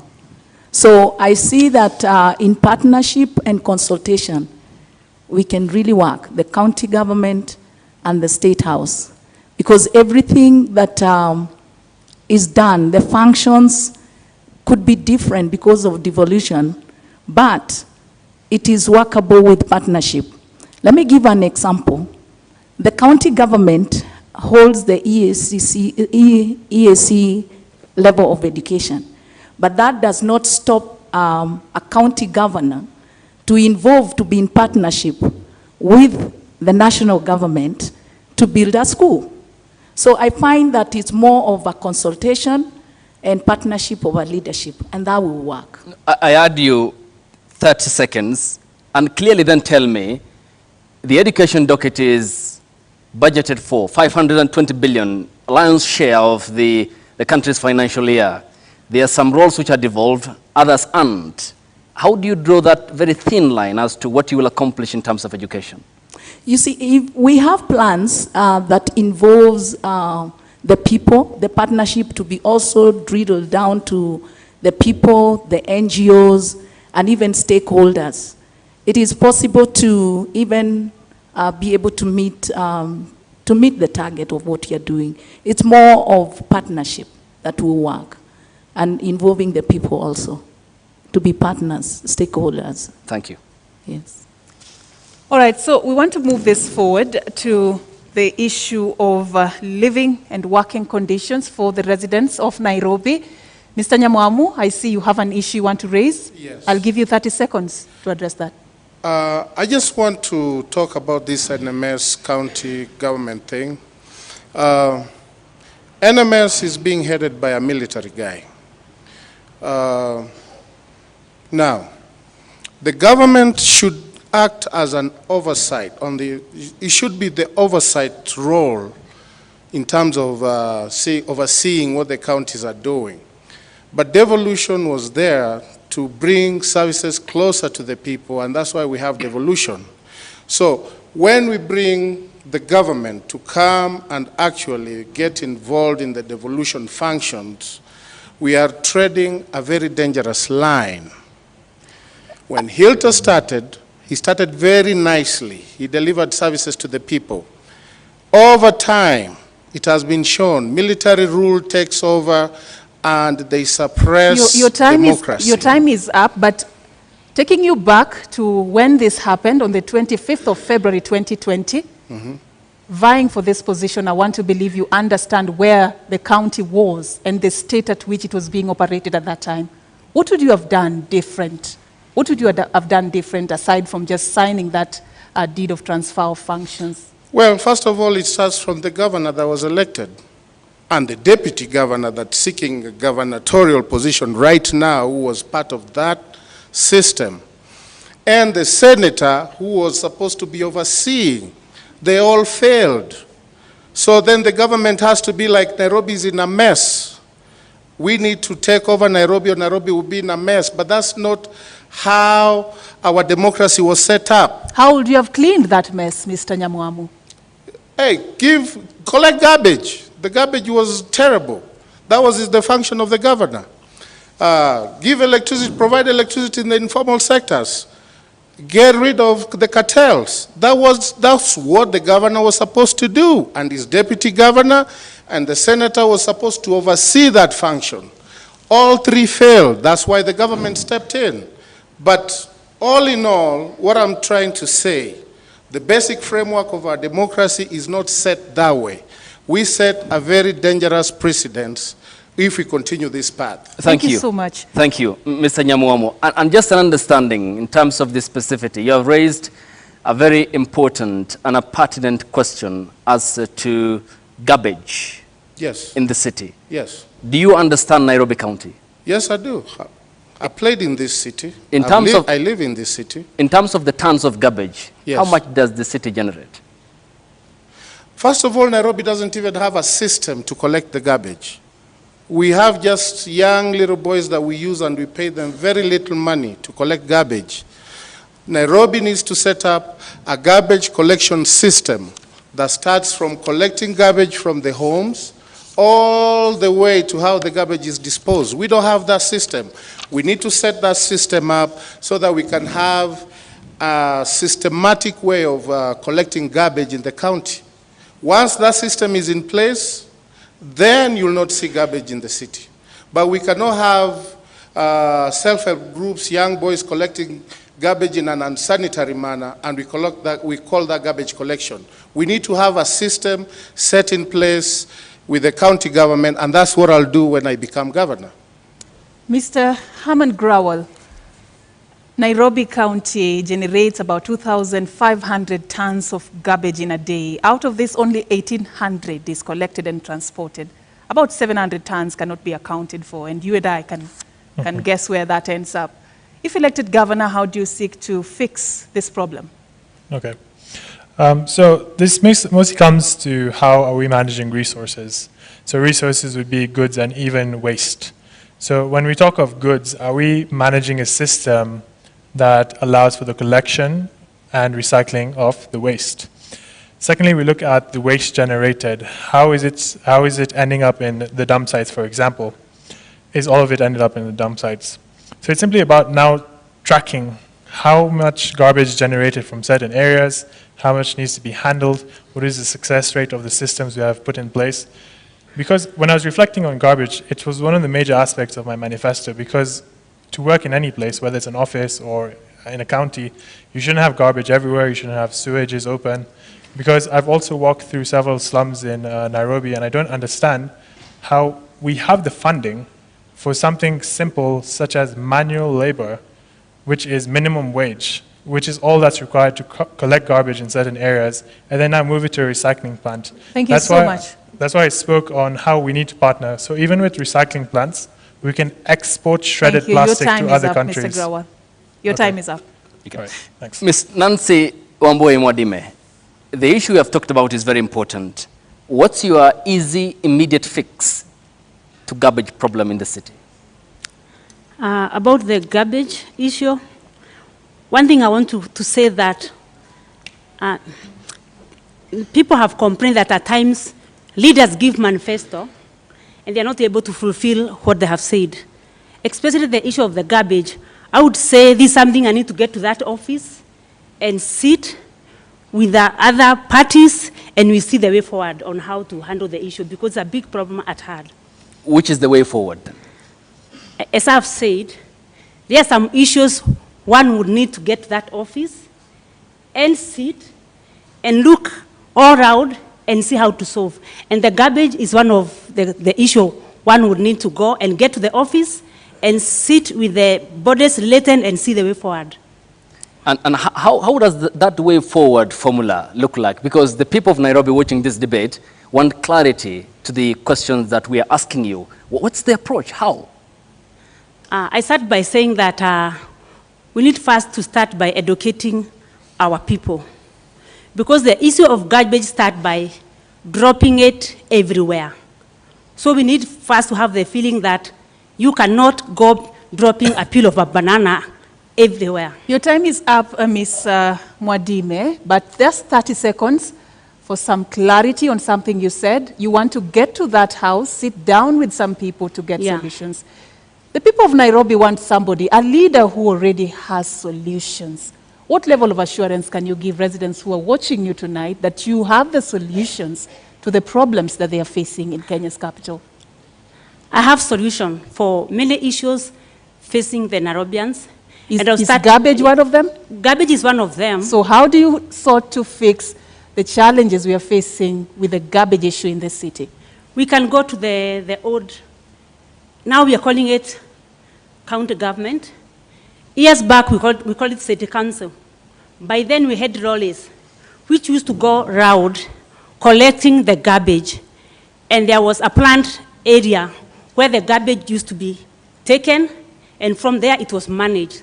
So what I'm trying to say is that we can get back to the Nairobi, which was there some years back, and the county government provide those services to the citizen, correcting the garbage and knowing where the garbage should go and knowing how the garbage will be managed. Thank you. Esther Waringa, 30% of garbage in the city is disposed of by a private company. This is a lion's share, and it's clearly a private affair. Yet the county is supposed to be offering services to the people. It's public dominated. How will you turn this around? You see, garbage looked in a more positive way. It's money generating. If you look at it that way, then you'll have a solution on how you can tap from garbage collection into the recycling and generate some money. So what I would really do is to have the county government deal with the garbage disposals, where the garbage installation, collection bins are placed in every estate, in every slum area, on the streets, and then that garbage collection is done by the city government, and we build some collection dumping sites in ward level, and then after that we are able to partner with companies that do recycling. And then we'll ask them that since we have brought the garbage to you, to the dumping site, then we create employment. We ask them to employ people who will sort that garbage out. And then after that, whatever profit they make, your time is up, Ms. then it's able to, we ask them to your give us a time 30%. is Your time is up, but Yes. let me add you 30 seconds to be clear on that. Yes. When you say that you will procure companies, do you appreciate the importance of public participation under the current constitution? And what will be the way of bringing those companies on board since they are private? We have recycling companies. If we partner with them, and those are the things that they need, the recycling, the garbage stuff that they can recycle. So I find it's easier because when you partner with them, you have made it easier. You've brought the garbage to a dumping site that is available for them to be able to collect it. That's how I would look at it. Okay. Yes. And your time is up. Thank you. All right, we want to move to the next section, but before we do, Mr. Nyamwamu, earlier you had said that you play in this city, you've lived in this city. I just want to seek a clarification looking at what you've done and who you are. You left the country in 2001? Yes. To go to the United States? Yes. You're a certified nurse in the United States? Yes. You've attained 3 of your major degrees from abroad? Yes, I did. Earlier, in early basic education, you studied in a county outside Nairobi, Siaya. Yes. How are you assuring the residents of Nairobi that you're part and parcel of them, you understand their issues, you have solutions, you know what they're going through, you're going to fix it if they elect you governor? Well, I've been You have articulating 90 seconds. I've been articulating these issues. I've given a way forward in terms of garbage collection. I've given a way forward in terms of making Nairobi business friendly. I think the issue you're asking, you've been outside the country, how are you going to relate with Nairobians? And my answer is this: I'm still a Kenyan, and problems that face the cities are universal. If I'm correct, our president learnt abroad, incoming president Raila Odinga learnt abroad. A lot of people who are in leadership in this country learnt abroad, but they still actively participating in leadership roles in this country. So living abroad does not disqualify you from understanding and articulating the issues or solving problems. One of the things that has been put here that's successful is this expressway. This is a foreign concept that was borrowed from abroad, but it's here and it's working. So going abroad does not stop Thank me you so much. Thank you for from that articulating the clarification. Your issues. time is up. Now let's move to the next section of this conversation that touches on the living and working conditions of residents of Nairobi. The key issue has been housing. And in this city, 9.3% of Nairobians, only 9.3% own homes. The others are renting units in different places. And also it is a city that, according to statistics by the Kenya National Bureau of Statistics, 80% of the people who live in informal settlements across the country live in Nairobi. There's a huge housing crisis in this capital. Esther, I'll begin with you. If elected governor, how will you seek the housing crisis in Kenya's capital? Well, I would start with the housing crisis with the most affected areas, like the slum areas. And I would partner with the landlords who will sit down with the consultation and find out how we can be able to improve what is already there. For example, if I take Kibera slums, those are settlements where there are landlords who are owning those small houses.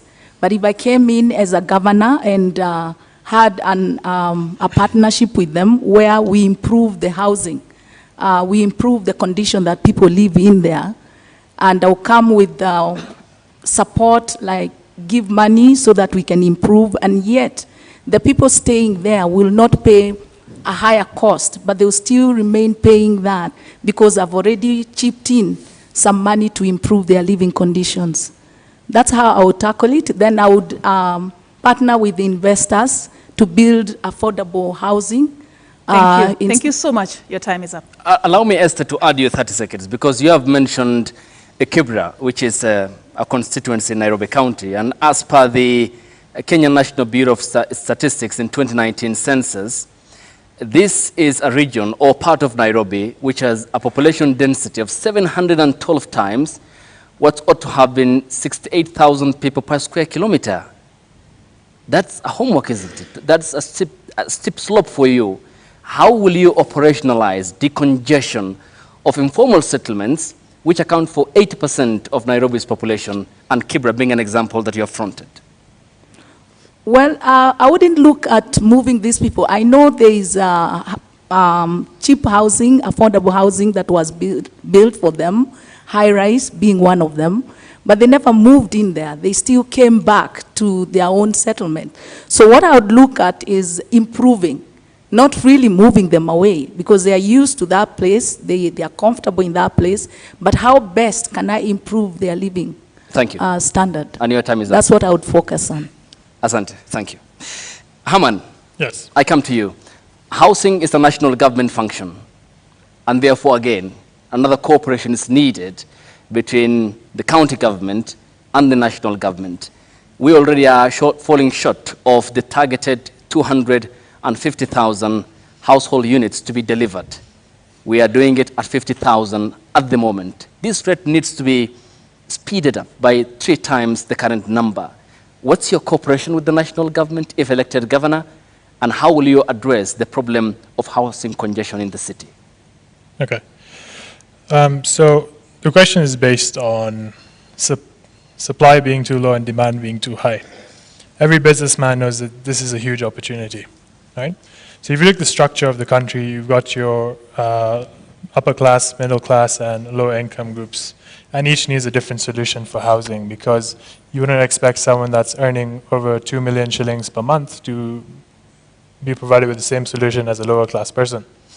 So what we do have is an opportunity for us to now use technology to even like 3D print cheap housing for people living in slums and have a payment structured plan where they can pay back. Because if you study the banking history of Kenya, you see that it's becoming difficult for people to now mortgage housing. So that's something we should reflect on. Further, for the middle class and upper class, we must encourage investment, because again, this is an opportunity. If I give you a loan to build apartments, I now have the opportunity to earn from interest, and we've succeeded in building apartments for Your people time is in up, Nairobi. but I add you 30 seconds. Proceed. Okay. And what I've also studied is, so aside from the whole aspect of this being a business opportunity for us in terms of providing housing to low income, middle income, and upper class people for housing, we also need to reflect on how there are a lot of unemployed people in Nairobi. So I've studied all the manifestos for different candidates, and someone like Wajakoya has spoken of making Isiolo the capital of Kenya. I understood the logic, but this is also something that can be applied here. Because there's too much demand in Nairobi, what if we set up organizations in other counties where people can earn and also find housing? So I think that's something we should also encourage to decongest Thank you. Nairobi. Thank you so much, Mr. Grawal. Now we come to you, Mr. Nyamoamu. How do you seek to fix the housing crisis in the capital under your administration, if elected? So for me, I think it's many factors, but the biggest factor is the economic factor. A lot of people opt to go to the informal sectors because they can't afford whatever is available. For example, in Kileleshwa, there's a lot of apartment units that are available for rent, but they are unaffordable because people don't have the disposable income to go and rent those apartments. So my solution would be, one, to encourage investors to invest in these areas or areas proximity to the slum areas, so that these people can get places they can go to and work. That's number one. So instead of having an industrial area or industries in industrial area, let's have industries in every constituency, so that people from Kibra they don't have to walk to industrial area, they can go find jobs nearby. So let's create investment in those areas. Two, your time is up, Kenneth, but proceed, 30 seconds. Okay, two, let's decentralize Nairobi. Let's get other functions in other areas. The reason why people come here is they come to look for employment here. So let's decentralize other key functions from Nairobi to other areas. We've started doing that. Let's do more of that, so that you don't have to go live to Nairobi to earn a living. You can go to Mombasa, Kisumu, wherever, where even the cost of living is low, and it will bring down the cost of living in Nairobi, because a lot of people will move out of Nairobi. Thank you. That's how I look at it. Thank you so much. I come to you, Nancy Wamboi Mwadime of the Usawa Kwa Wote Party. What's your understanding of the laws that regard planning in the city, and how would you differentiate between residential and commercial areas for purposes of planning and to answer the question of housing? Before I go to planning, you can just move closer yes, your microphone. Yes. Before I go to planning, I would want to deal with the housing issue, which is an issue which we need to handle. On the issue of housing, some years back, we used to have city council houses, or county government is supposed to be developing homes and give to the Nairobi people. So I would want to go back to that and get the county department on the housing to develop some houses. Number two, I would want to network with real estate developers. I am in real estate industry, and I have seen the gap. We have the developers who are willing to develop the homes, and we also have the Nairobi people, especially who have on the circles and pension. They want homes, but there is a gap in between, because the developers, the circle managers, they tell developer they want a ready home, yet they have money lying in the bank. Your time is up, but 30 seconds. When you talk about the real estate industry where you are a subscriber to, do you have an understanding of the complaints lodged in a court of law against you by your employers of mistreatment and lack of pay? I do have, because when you are a developer and the economy is affected, our work is affected. And most of the complaints we have is that we are not finishing the houses. But the problem is not really the developer 100%. It goes all the way to the economy. Because when we don't have an atmosphere for the business, as a developer, you start your development, and because of the atmosphere, you are not able to receive the buyers for the homes, and you are not able to complete your development. But in this case, what I'm trying to say is that we can have a network between a developer and a circle, whereby the developer will develop homes for a particular circle using the same fund lying in the bank. And in this case, the Nairobi citizen will pay only 10 to 15,000 to own a house within 10 to 25 years. Your time is up. Thank you. And at this point, we also extended an opportunity to the residents of Nairobi to get a chance to ask questions. And we just want to get some of them so that our candidates can be able to respond.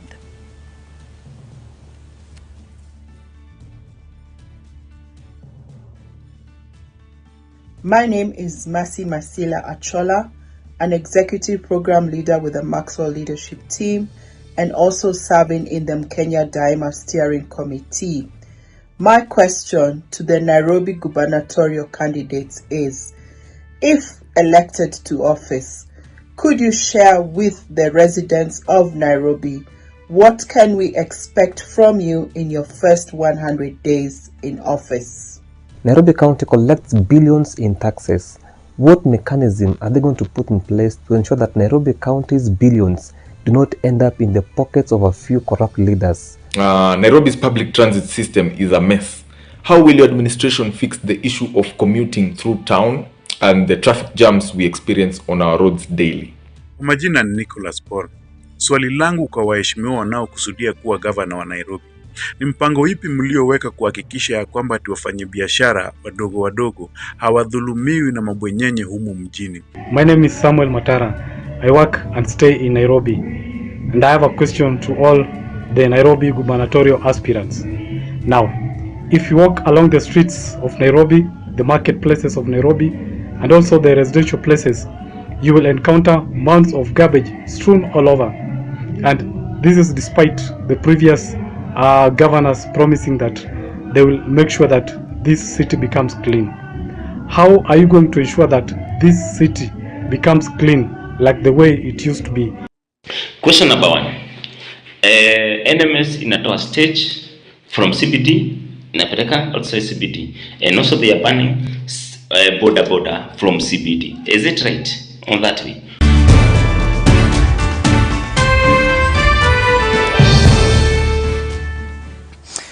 And those are the residents of Nairobi who sampled messages that we did play here, and we did engage them because they are very key and important since they hold the key to City Hall and in exercising Article 1 of the Constitution, since the sovereignty of power lies with them as enshrined and envisioned in Article 1 of the Constitution 2010.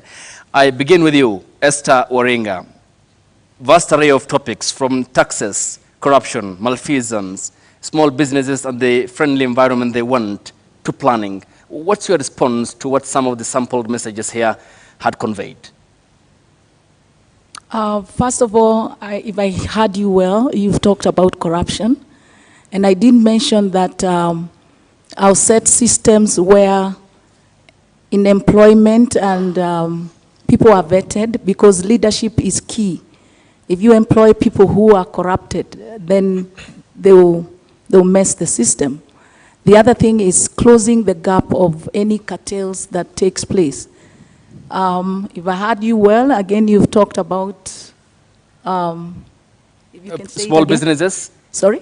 Small businesses and friendly environment that they are seeking. Yeah, small businesses are very critical because they have a high percentage of employment. I would look at boosting them after COVID, post-COVID. The businesses were affected. So I would form circles that I'll boost money in those circles, and then they would get loans that they pay with minimum interest. And your time is up. They build up. Coming to you, Mr. Grawal Singh, we had tackled the issue of corruption, but I want you to also speak to some issues that have been raised there. What will you do within your first 100 days? And also, what is your plan to improve the welfare and status of those who are running small and medium enterprises within the capital? Okay. So I think the whole question of what are you going to do in your first 100 days is a very generic question. As a governor, it's not about just picking one goal and focusing on it. I feel it should be an expansive goal, and it's all outlined in my manifesto. What I want to do primarily in my first 100 days, if I must state in my first 100 days, is to clean up Nairobi. Because a lot of people in Nairobi are not happy, whether it's in terms of operation or the cleanliness. It does have an impact on the psychology of a lot of people. So I feel cleaning the area in Nairobi is something of paramount importance in my first 100 days. Moving on to SMEs. My running mate is named Michael Kimwele. He works for KCB Bank. He's in the department for SME loans. So there's actually a structured plan we have on how to help SMEs access funding. Because if you look at the history of a lot of countries, how do you stop, for example, the son of an askari being an askari? How do you help the son of a mechanic finally be able to buy a car? It's through providing them with Mr. funding. Grewal, but I add you 30 seconds to proceed. Okay, thank you. It's through providing people with funding to allow them to break out of their environment. If, for example, I've never received over 30,000 in my whole life, how am I going to escape the poverty cycle?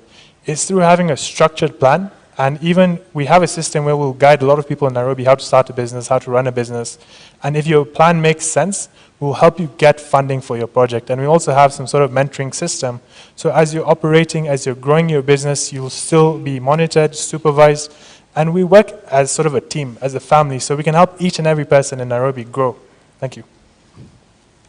All right, the same set of questions will apply to you, Ms. Nancy Mwadime. Within 100 days, in case you're elected, what will you prioritize?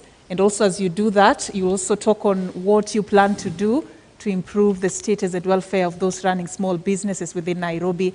You have 1 minute. So the first 100 days, I'll deal with the employment. We have kept on talking about employment on youth. But around this time, we have unemployment, even from age gap between 30 and 40 and even 50.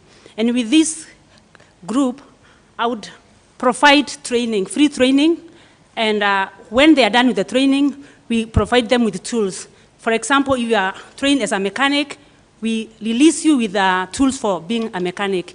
If you train as a trailer, we release you with a trailing machine. For the youth, I would encourage a good number of the youth to further their studies. When they go, the county government and my management will pay their school fees abroad.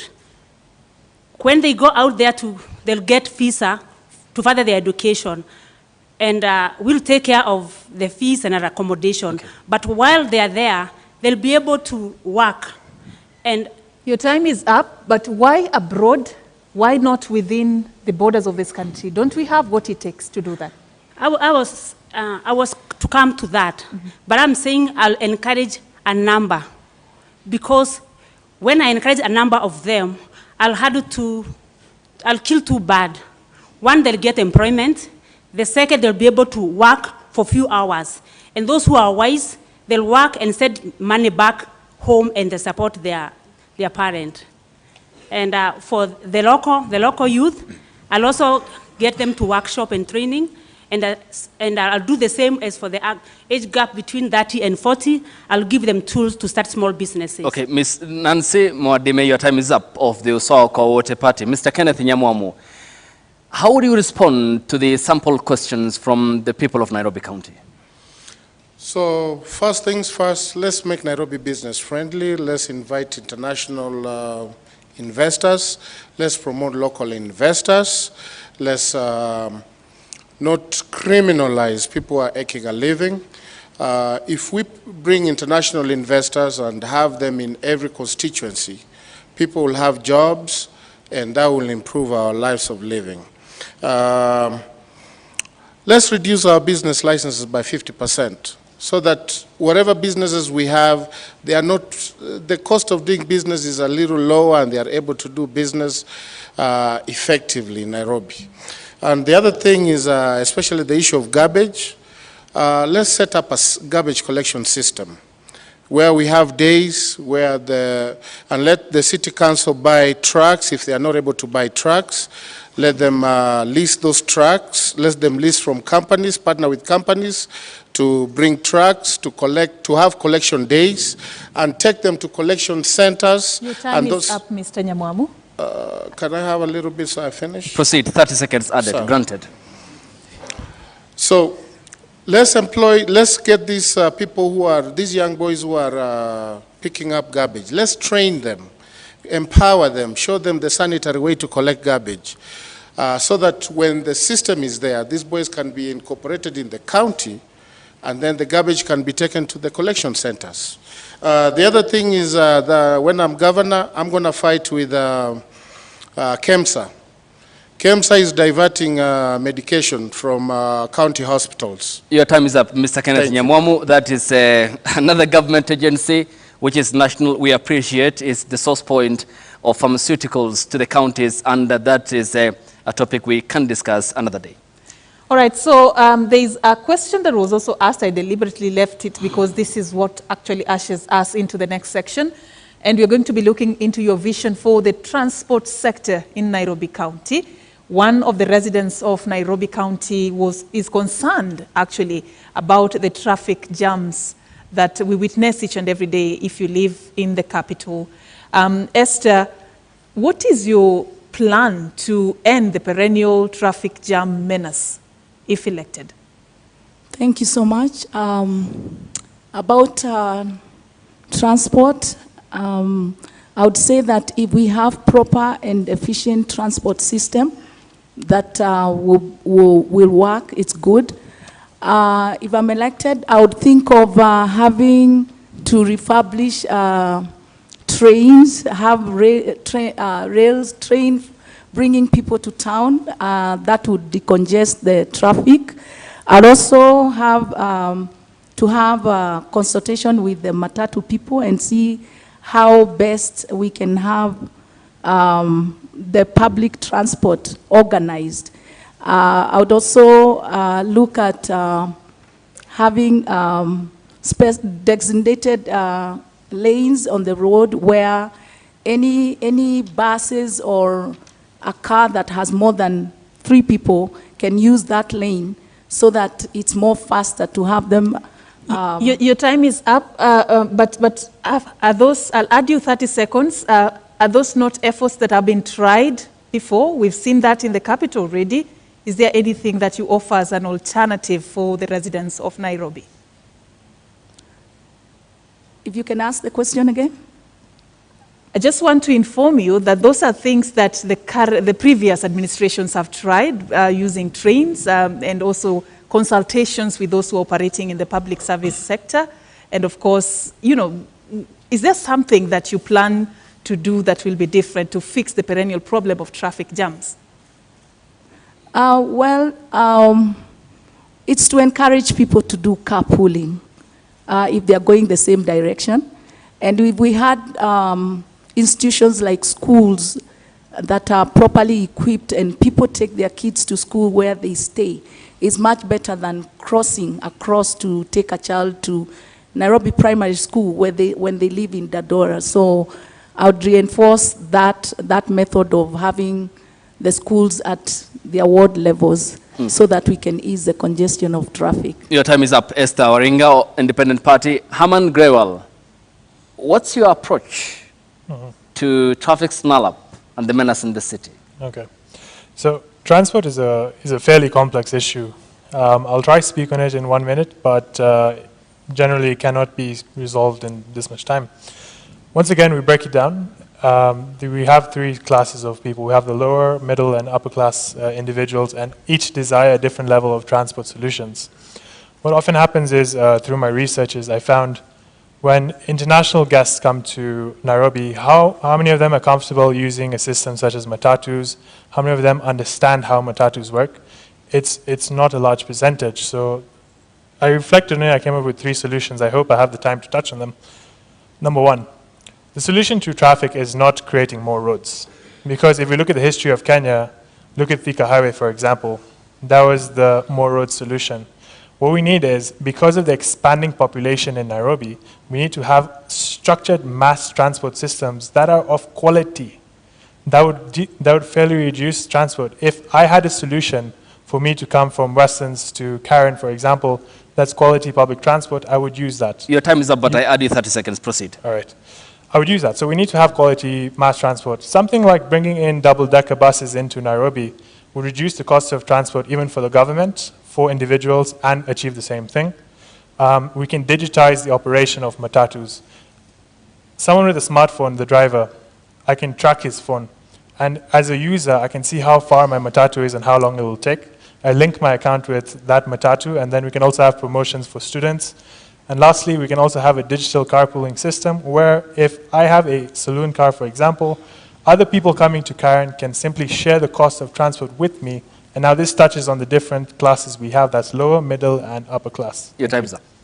All right, we move to you, Nancy Mwadime. Just your strategy of solving the traffic jams in Nairobi County. Before I would think of solving the issue of the transport, I would start by having everyone in Nairobi be able to access the transport, especially the people with special need. I would want us to introduce buses which are accessible to the person with a wheelchair. He can just driving and lifted to the bus and stay in the wheelchair, and when he get to his destination, just is walk out, so that we can also protect their dignity. About the issue of the traffic jam, this is something which has always been discussed again and again. And at times I look at it, the people who discuss are not even the people who are using public transport. Because when you put the bus stage so far from town, then we expect people to walk that distance. I find that very unfair. For me, I would say, I would want to come up with a solution before I get the stage out. Okay. But, your time before is I up. get to that... Your time is up. Okay, I add you 30 seconds, but again, clarity. So before I get to the solution, I would advise that we have buses whereby they come across. For example, if the buses are coming from Global, they come closing over to the other side. We have designated road whereby the traffic, the vehicles will come and close to the other side without saying that the bus stop or the stage will be at Global, and then people have to walk all the way to town. All right, and just to come to you, Mr. Nyamwamu, as well on the same issue of the perennial traffic jams in this country's capital, what is your solution? So first, let's expand the use of BRTs in our city, number one. Number two, let's introduce shifts, working shifts. Let people not come at the same time and leave at the same time. Services that don't need people to come to start work at 8, they can have shifts from maybe 11 to, I don't know, add 8 hours to that. But the concept is to have people come to work at different shifts. In essence, there was something that was talked about in 2013 about introducing Nairobi into a 24-hour economy. Let's introduce that 24-hour economy where we can have shifts, some people come at this time, or that time. Another thing we can do about congestion is to have car holidays, days where, you know, we don't allow private cars or cars of particular whatever to come into the city. Let everybody use the BRTs or whatever public transportation is available to come to the city. Thank you. That will help with decongestion. Your time is up. And I start with Esther Waring on podium number 1. Your closing remarks, 30 seconds, and kindly adhere to the time. I would say that the national government funds distribution to be considered because the county government has more of the functions, yet not enough money to fulfill those functions. And the other thing is that I would say is that I've lost my mind. Okay, and your time is up. So much. That is all I would say, that in partnership with the national government and the county government would really bring a smooth running of this city. Your time is up. Thank you. Thank you. Mr. Herman Grauer? Okay. Closing remarks are normally a lot longer, but I'll try 30 seconds. So, I'm the Safina candidate for Nairobi governor. I'm 25 years old, and my candidature came as a shock to many. But I feel I've outlined the qualities I have that allowed me to be backed by Jimmy Richard Wanjigi and Paul Mwite for this position. I've come up with solutions for free healthcare, free education, and jobs for people across Kenya. And you can read my manifesto on herman47.com. Through strategy, this was also my manifesto launch that cost me 0 shillings, again showcasing how I can use little resources and accomplish a lot of things. Your time is up. Thanks so much. Thank you. Ms. Nancy Wamboi Mwadime, 30 seconds. My closing remarks, I would want to speak to the voters and tell them that if they vote for Nancy Wamboi, they will be voting for a leader who have them at heart.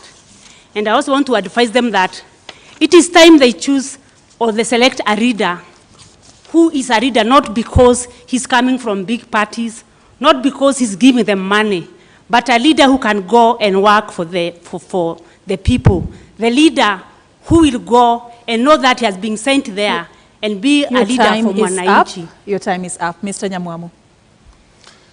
I want Nairobi voters to know there is a choice. And the choice is not necessarily to either choose between either Sakaja or Igathe. There are other candidates.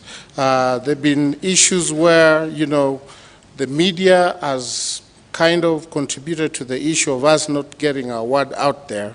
But now that we are here, it's our platform to say, Nairobi, Sakaja, Igathe quit on you, do not be forced to choose him. Sakaja was there 5 years ago. For 5 years, didn't do anything, gave up the functions. Please, there are other choices here with manifestos. Your time is up. And people who are willing to work. Thank you so much, Mr. Nyamwamu. And just to point out, this platform has been organized by a majority of media houses across the country, and you're being watched on several television stations and being heard on radio stations. So we really do appreciate you creating time for us tonight. And of course, that is how we wrap this debate. And now, ladies and gentlemen in the audience, our viewers at home, we end it here for now. Our appreciation to the candidates and their respective campaigns for honoring voters with this duty to debate. And we thank you for watching. Our second debate involves Senator Johnson Sakaja of the United Democratic Alliance Party and Polycarp Igathe of the ruling Jubilee Party and the Azimio la Umoja One Kenya Coalition political party, and comes to you live at exactly 8 p.m. My name is Ayub Abdikadir Abdi.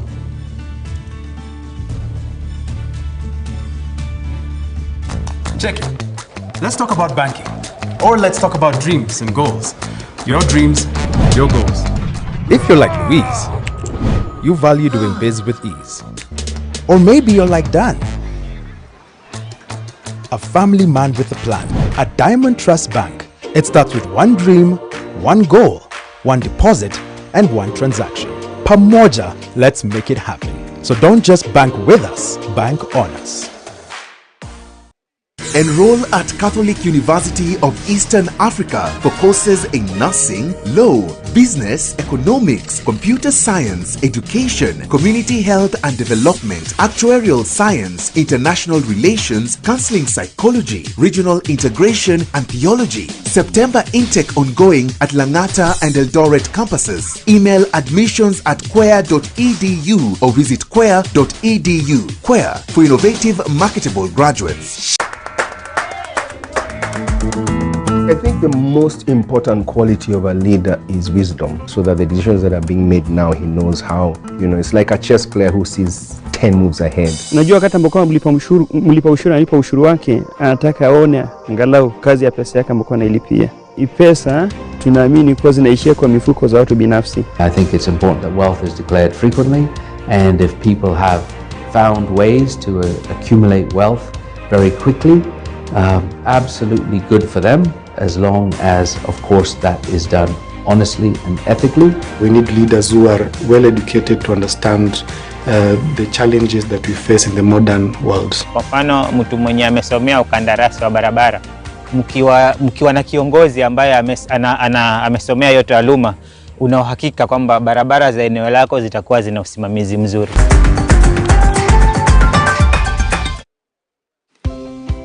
Karibu Kam.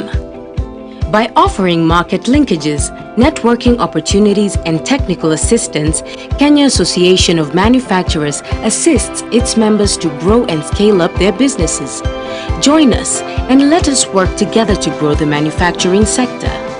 Becoming a CAM member is as easy as 1, 2, 3.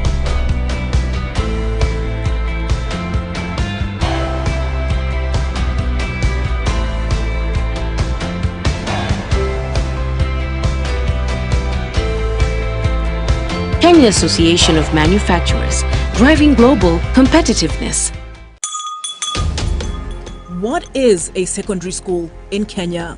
It ranges from 106 high-cost national schools educating 3% of the learners, where you find ultra-modern libraries and laboratories, the most experienced principals and teachers, and the best teacher-student ratios. Then we have 7,019 some barely established, understaffed, lacking basic facilities sub-county schools, educating over 60% of learners.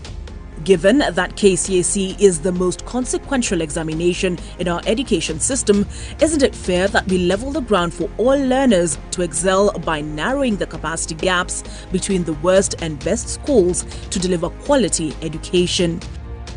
Usawa agenda calls for a sub-county schools upgrading program and a change from the capitation model to enable small schools to grow.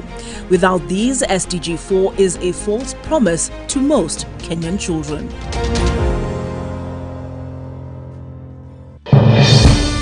We shall legalize weed. Professor George Luchiri Wajakoya of the Roots Party. Semeni Babakea.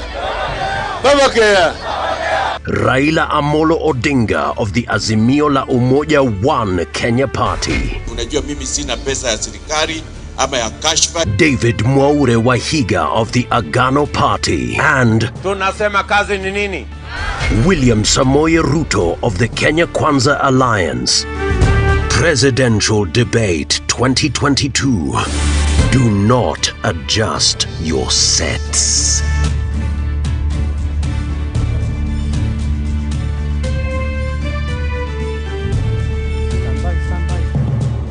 Well, a data analyst, an IT practitioner, and two real estate CEOs or experts in their particular field. Those are the four candidates that showed up for the first debate that's run from about 5:30 p.m.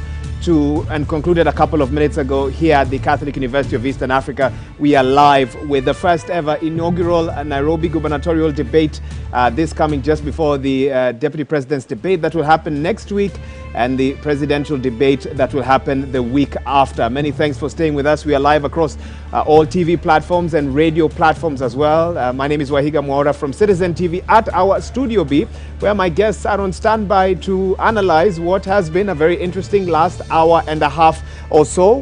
Who showed up here and who did not show up? I'll tell you who didn't show up. Dennis Kotha didn't show up. Agnes Kagura did not show up. Cleophas Kio did not show up. But the other four of the seven that had been, of course, cleared by the IEBC and had met the threshold 5% and below in popularity rankings in the last opinion polls were there. Also, you know that in the next 1 hour or so, we'll have the second debate that will be featuring Polycarp Igathe of the Jubilee Azimio Coalition, and of course, Johnson Sakaja of UDA. So stay tuned for that. But meanwhile, my analysts on standby, they've been keenly following the action here at the Catholic University of Eastern Africa. And Professor Odote, I want to actually start with you with that same question that I began with. Who showed up? And in your view, who should have stayed at home this evening? Actually, I think for me, except for Herman, the rest should have stayed at home. The rest should have stayed. The rest should have stayed at home. You need to quantify that. I think if you know, I said at the start that if you are a fringe candidate, you need to leave an impression on people, and you need to be very clear about what you say. You're given 1 minute, talk about the real issue. I struggled to find what the real issue on each of them were. Starting with Nancy, I think Nancy's real issue that stands out for me is her ideas about getting all tribes to fight corruption, that bring everybody together, then corruption is fought. As a friend of mine would say, nonsense on stills. Prof, let me cut you there, because I'm told one of the candidates for the next debate is actually expected here any minute now, Polycarp Igathe. And so let's hear from Leila Mohammed now, who's on standby with that update. Well, Wahiga, it's been 90 minutes full of debates and engagement around the capital city. That is Nairobi. That was the first debate. The second one is incoming in the next few minutes. And those two gentlemen who are expected in this second tier of the debate are already in this vicinity of the Catholic University of Eastern Africa choir here at the Langata campus. We are aware that Polycarp Igathe of the Jubilee Party and the Azimio Azimio One Kenya Alliance is already here. He is expected to drive into this red carpet area any moment. Now, as you can see, this is an entire team of the media representation awaiting this arrival. Those two gentlemen above the 5% capacitation of this polling that was done before this criteria was brought into the fore. Four have already been taken through questions in the first year of this debate, and quite an interesting sitting there where matters at the heart of the residents of this beautiful county of Nairobi have been undertaken, from unemployment, from the question of living within the city, from the issues around garbage, the stinking issues of garbage in the city, and the prospects of making good money around the county of Nairobi are matters that are quite at the center and the heart of the people who call Nairobi home. Remember, Nairobi doesn't live in isolation. It is not an island. It is supported by 4 other counties and towns. Across those other counties are also considered the bedroom states of Nairobi County, and in totality, about 9 million people live, work and do business around the capital city. That is County 047. So we are keeping an eye on the lights. This is where the introductory session will be, and the gentleman of the moment will be driving down any moment now. Wahiga and your panel, you've been discussing around what are some of the expectations of the voters who are expected to come here and listen to the people who want to replace Anne Kananu as the 4th governor of the county of Nairobi. This gentleman, who is driving in any time now, is no stranger to City Hall, having served for 6 months in 2017 as the deputy governor of the county of Nairobi. This under the Sonko administration, having to leave office. Those are some of the questions that were undertaken in this first debate, and as I'm being told by my director, the team is walking down into the red carpet area where we'll be receiving them. Myself and Francis Gashuri from Citizen Television will be taking them through the initial questions. How do they feel?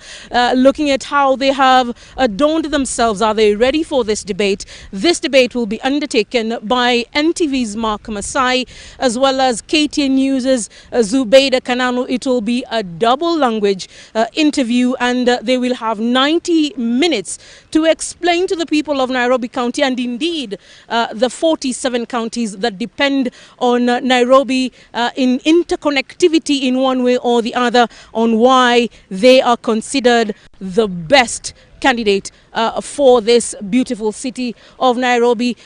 Francis, it's been an emotional afternoon this evening. The expectations are quite high. The gentlemen at the back of our hands really going through the paces. They are the people who call the shots for the media houses. They are the think tank behind this special broadcast that is coming to you live online, on radio, on television. Wow. Anywhere you're looking at us, you're seeing this special debate. What are their expectations as the people behind this initiative? Absolutely, Leila. Breaking the newsroom boundaries today. No particular station, no competition, no nothing. Just bringing Kenyans an opportunity, giving Kenyans an opportunity to hear, see, engage the guys who want to be governors of Nairobi. And there you can see, as you rightly put it, Leila, you can see Polycarp Igathe, and the Jubilee candidate, and his team. I can see from afar Rachel Shebesh, the Senate candidate of the Azimio team, Edwin Sifuna. And let them come over. Here is the red carpet. Good evening, sir. Welcome to Choir. Welcome. How does it feel to be here? It feels very good. It's a cool Nairobi evening, and thank you very much for having us. You look quite sharp. You're smartly dressed. Are you having any goosebumps today? Absolutely not, especially when I'm flanked by Edwin Sifuna here, our incoming senator, and our leader here, Rachel Shebesh. We're very, very proud to be here. And good evening, Nairobi. The transition from running mate in 2017 to gubernatorial candidate in 2022, how does it feel for you?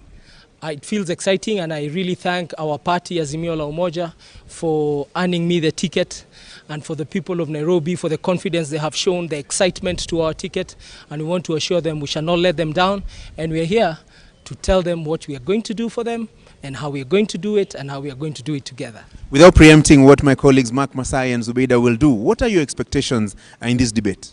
I just expect that we shall show the maturity of the Republic of Kenya, especially in Nairobi. This is Kenya's sitting room, and people behave very well in the living room. So we are going to show maturity. We are going to demonstrate that we are truly ready to serve. Shebesh, why would your company gather here? Why not allow him to be here and watch on TV? Well, I am leading the campaign for Azimio in Nairobi under the Azimio umbrella, and therefore I am here to not only give and lend my support, but to just assure Nairobians that Azimio is the team. And it is a team effort. It's not only about the governorship, because we know that without the role of the senator who oversees that body, which is the devolved government of Nairobi, that also we don't have a complete team. So I am here to just say that as Azimio, we are very proud that we have a governor incoming who is sharp and brilliant, and I think the people of Nairobi today will see why we chose Igathe. Sifuna, there is no senator debate, absolutely, but umedandia pia. Sijadandia, you know that in the event the people of Nairobi are gracious enough to give me the position of senator, I am going to be oversighting this gentleman who would be elected governor. We want to hear from them and know, as the office of a senator, that what they are proposing represents the best use of the resources for the people of Nairobi. We have campaigned together, we know the issues that the people have raised, and we believe that we have the best solution as Azimio. I am actually very proud to work with my governor candidate because he's a credible candidate. He's somebody who starts off with credibility, and we're hoping that he will demonstrate to the rest of the county that in fact our ticket represents the best ticket for the governorship. Asante sana, we allow you to proceed. Welcome. Asante, karibuni sana. And feel free, that has been quite an initial discussion, Francis. The Azimio One Kenya Alliance team just being introduced to the media team here as they take on the red carpet. Wahiga, let me take it back to you with your panel. You've seen how the Azimio One Kenya Alliance team has come full throttle, and they are hoping that this will be the debate that will turn the 25% of undecided voters towards their side as we await the UDA candidate Johnson Sakaja.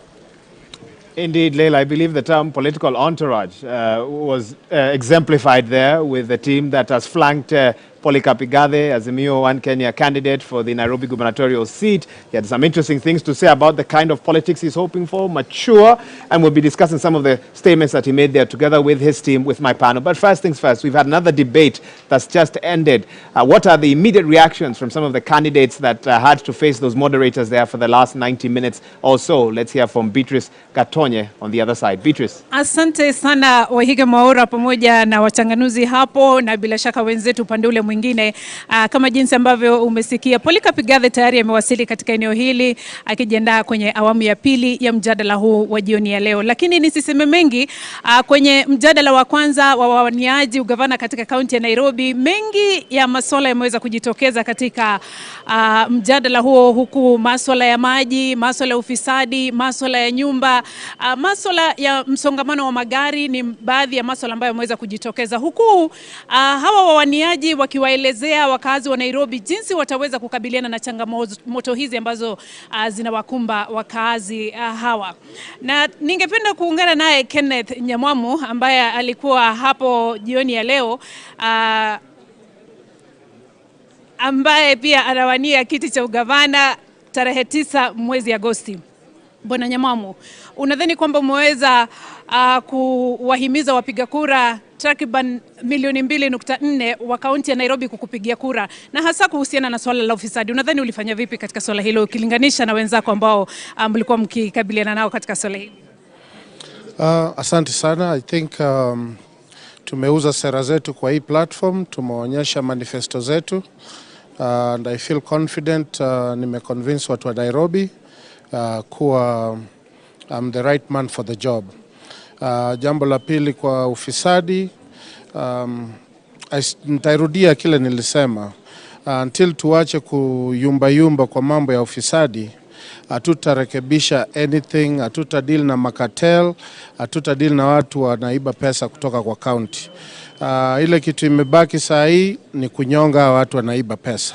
Asante sana na kutakia kila laheri. Natumai wakazi wa Nairobi ambao wanatazama jioni ya leo wataweza kuamua iwapo basi wewe ndiwe utakaye kuwa ukiongoza kaunti hii kwa miaka 5 ijayo. Asante sana kwa muda wako. Ningependa kuungana naye pia wa chama cha Safina ambaye anawania kiti cha ugavana kaunti ya Nairobi, Herman. Asante sana kwa kujumuika nasi jioni ya leo. Wakazi wa Nairobi wamekuwa wakikutazama jioni ya leo, na wafanyi biashara ndogo ndogo wamekuwa wakisikiza sera zako na jinsi ambavyo utaweza kuwasaidia na kuinua maisha yao. Unadhani kwamba umeweza kuhimiza wakazi hawa? Nimesema running mate yangu anafanya kazi na KCB kwa SME department. Mimi nataka kusaidia kila mtu. Kama wewe ni mtoto ya Sky ama wewe ni mtoto ya mechanic, nitasaidia wewe kwa sababu mimi sitaki baadaye ya miaka 20 wewe unakaa hivi. So nataka tubadilisha maisha ya watu wengi kwa Nairobi, na natuma teknolojia ya kisasa, nafundisha watu. Pia nimeleta elimu ya bure. So kama mtu anataka kusoma, tasoma, tapata kazi, tabadilisha maisha. Asante sana Greywall na kutakia kila laheri. Naomba nijumuike naye Nancy Mwadime ambaye pia ni mwaniaji wa kiti cha ugavana kaunti ya Nairobi. Takriban wapiga kura milioni 2.4 jioni ya leo wamekuwa wakikutazama pamoja na Wakenya kwa jumla. Swala la uzoaji taka ni swala ambalo umeweza kukabiliana nalo. Ukilinganisha na wenzako ambao mlikuwa mkijadiliana nao swala hili, unadhani umefanya vipi? Majina langu ni Nancy Wamboi Mwadime. Naomba tafadhali unieleze kuhusiana na swala la taka, uzoaji taka jijini Nairobi. Ukilinganisha na wengine tu kwa uwepesi, labda unieleze unadhani umefanya vipi, na unadhani kwamba umeweza kumhimiza mkazi wa Nairobi akupigie kura iwapo utaweza kukabiliana na swala hili? Mimi naona nimefanya vizuri sana, kwa sababu nataka kusema Nairobi kila mfanyi biashara mdogo mkubwa, sisi sote tuko Nairobi na tumekuja na tuko hapa tutafute na tufanye Nairobi ikue pahali tunaweza kaa pamoja na peace. Asante na kutakia kila laheri. Naungana pia na mwaniaji Esther Waringa, mmoja wa wale ambao walikuwa hapa jioni ya leo. Asante sana kwa kufika. Unadhani kwamba mjadala huu kulinganisha na wengine umefanya vipi jioni ya leo? Naweza sema nimefanya sawa. I've done well. I've given it my best. And I must say that I can be able to identify with the lowest class of people since I was raised and born in the slums. And at the same time, I'm in business. And I believe that both levels of people, I can identify with them once I'm given a chance to be governor of this Nairobi. Asante sana Esther, kila laheri. Wakazi wa Nairobi, mmepata fursa ya kutazama awamu ya kwanza ya mjadala wa wawaniaji ugavana katika kaunti ya Nairobi. Tarehe 9 mwezi Agosti tutaweza kuamua mbivu na mbichi na ni nani atakaye kuwa kichukua kiti hicho kutoka kwa Ann Kananu. Kwa sasa ningependa nikuelekeze kwa Wahiga Mwaura ambaye yuko na wachanganuzi jioni ya leo, watueleze kwa undani baadhi ya masuala haya ambayo nimeweza kusema kwamba yameweza kuibuka kwenye mjadala wa kwanza, waweze kuingia kwa undani, kisha baadaye awamu ya pili ya mjadala wa jioni ya leo utakuwa ukingwananga. Wahiga Mwaura, kwako. Asante sana Beatrice Gatonye. Wacha mimi niendelee na mahojiano yangu hapa na wageni na wachanganuzi wangu. I hope hapo sana. And even as we carry on with our debate here, remember Polycarp Igathe in the building with about another 30 minutes or so to that second debate that will be happening this evening here at the Catholic University of Eastern Africa. We continue watching the clock as we await and anticipate the arrival of the UDA candidate Johnson Sakaja. Remember, it is a two-person debate, both of them having polled 5% or more in the last 3 opinion polls in sort of popularity rankings, and that's a debate that will be hosted by Zubeida Kome of KTN and Mark Masai of NTV. So stay tuned for that. One candidate already in the building. He's given his expectations. He's come with his team as well, and they are confident, they are bullish that they have what it takes to put a good showing in the debate. He says he has no goosebumps, no fear. That is Polycarp Igathe, and we now wait for the other candidate to make his way here for that. Of course, we were also reviewing the previous debate. You've heard from those 4 candidates, Herman Greywall there, Esther Waringa Thairu, and Nancy Mwadime, and of course Kenneth Nyamwamu and my panelists were quickly giving their take on what the first debate was like as they also dive into what they're anticipating with that second debate. Karen Wakoli, who's to my far left there, can also weigh in on this. Who came out on top, who made a difference in the first debate in your view, and who didn't? Wow, so in fact, let me just start where Dr. Odote left off at. He said maybe we should have just had one person show up and the rest should have said I don't know if that's a fair characterization, but please proceed. Yeah, so for me, I would say I applaud each and every one of those candidates for just showing up. They honored us with their presence. That's really awesome. But some of the things that are critical in terms of just selling yourself as a leader, posture, for instance, I was looking at the posture, I was looking at the outlook. Do those individuals inspire confidence in me as a voter to give them my vote or no? The confidence, ability to communicate and communicate clearly. I was looking out for that. And a few things came out, you know, among all those four individuals. Like, if you had a best communicator award this evening for the first debate, who would you give it to? You know what? I work for young people. I serve young people. This evening, I am so proud of young people. That when young people are given opportunity, they give their best. Herman did an awesome job. He's a great communicator. He seems to have thought through his ideas and his agenda beforehand. He was outstanding to me, I think. Practical steps in terms of mentoring young people, starting funding mechanisms for young entrepreneurs, digitizing the economy within Nairobi County government. Very practical, salient steps that he wants to take. So I think for me this evening, he stood out. Prof. Omenya, your reading of the overall quality of debate that was had today. Of course, now, Kenya's not having watched a Nairobi gubernatorial debate at this level before, this being the first time, even as you respond to what the other panelists have had to say. Also, talk about the quality of the debate that you saw. Yeah, thank you, Waiga. Of course, I'm professor, so I'm forced to issue marks. Okay, let's declare that all the candidates failed, but all, actually. All failed? All failed. What's your marking scheme? Some came very close. It's 40%. I think Grewal and Nyamwamu scored over 35, and the other two ladies did about 20%. This is an issue. I mean, on a serious note, I think none of the candidates thought about any serious issue affecting this city to good depth. Whether you're looking at transport, whether you're looking at housing, whether you're looking at small business, it was all very shallow, all very, very trivial. When it came to governance issues and even the politics of the city, relationship between national and county government, again, you could not see any candidate understand how government runs, how the politics of the city is worked, and how they'll weave their way around it. But one of the reasons why I failed them is that none of them came out with any interesting idea. They're recycling old ideas and in a very, very shallow way. Across board. You don't think a border app for the whole county? And 3D printing of homes to reduce costs. And I mean, they're all... You see, the truth of the matter is that you ask yourself, from what planet do these people come from? My point is that we were hoping that at least a candidate, we're hoping that these are fringe candidates with very specific agendas from their parties, be it agenda around youths, be it agenda around business and so on. And what I would have really wanted to see was a candidate at least pick one issue and run away with it, whatever issue it was really. And you did not see that? And across board, I mean, I did not see anything, be it from transport, be it SMEs, be it revenue generation. You didn't see even? No, none. Okay. Zero. Okay, Wow. Philip, before I come to you, Wanjiro, can you really go deep in 2 minutes? I don't think, well... Are we being overly unfair? Well, I'm definitely not going to be as strict as Professor there. I come from a civil society perspective, an inclusion perspective, and my view is quite different. I think it's great that they put themselves forward.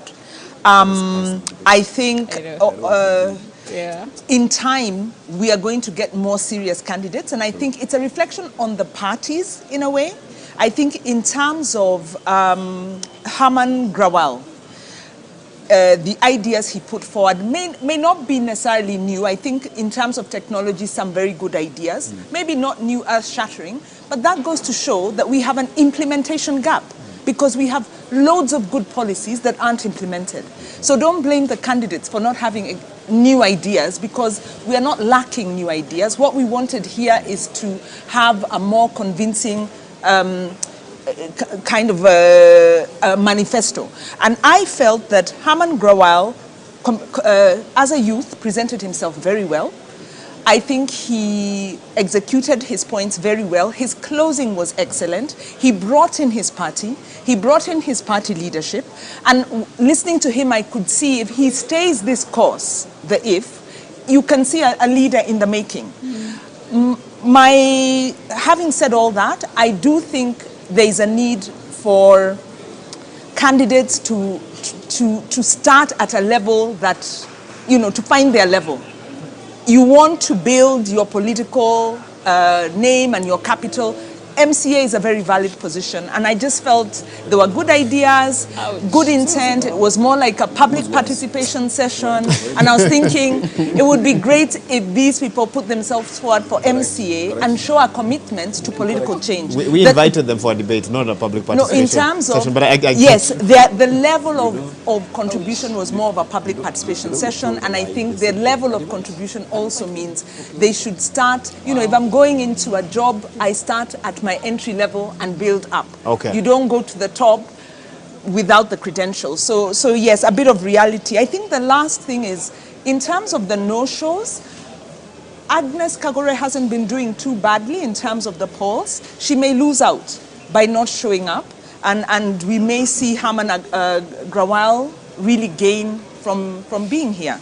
And then, of course, the issue of skeletons.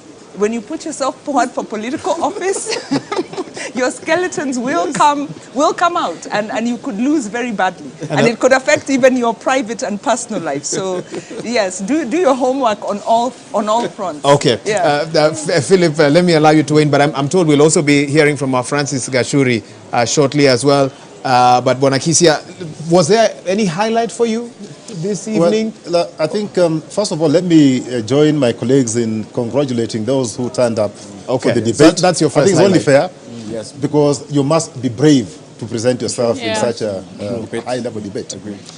But if you ask me, if I were to mark, I'm not a professor, but I mark exams. I would mark them 3.5 out of 10. Okay? All of them? All of them. 3.5 out of 10, some would get even 1. Apart from, I think it was Kenneth and Herman, they probably score about 3.5. All right? And just as Wanjiru said, I think you need to know where your place is. Okay. At a point, Philip, I may need to interrupt you for a developing event here at the Catholic University of Eastern Africa. I'm told Johnson Sakaja is in the premises. And there we go. Francis Gashuri has that update for us. We've been waiting for this, Gashuri. Absolutely, Wahiga, and good afternoon to you once again. Johnson Sakaja, the UDA candidate, is within the premises, just like Polycarp Igathe was a short while ago. He should be walking down this route shortly, so that we can also get an opportunity. So Gashuri, we are expecting the Senator of Nairobi County, the current senator who is expecting to become Nairobi's 4th governor, Johnson Sakaja of UDA, who we are aware is already in the vicinity. Less than 5 minutes ago, Polycarp Igathe arriving here with an entire entourage of people and personalities who believe in his wisdom. We are just hoping that Sakaja has already been accredited and will be walking in a similar fashion to how his competitor and co-debater will be received. This turning out to be quite an interesting evening. We were expecting that this debate was going to happen at 7:30. Now we're hoping for it to begin at 8 p.m. For another 90-minute round of questions and answers.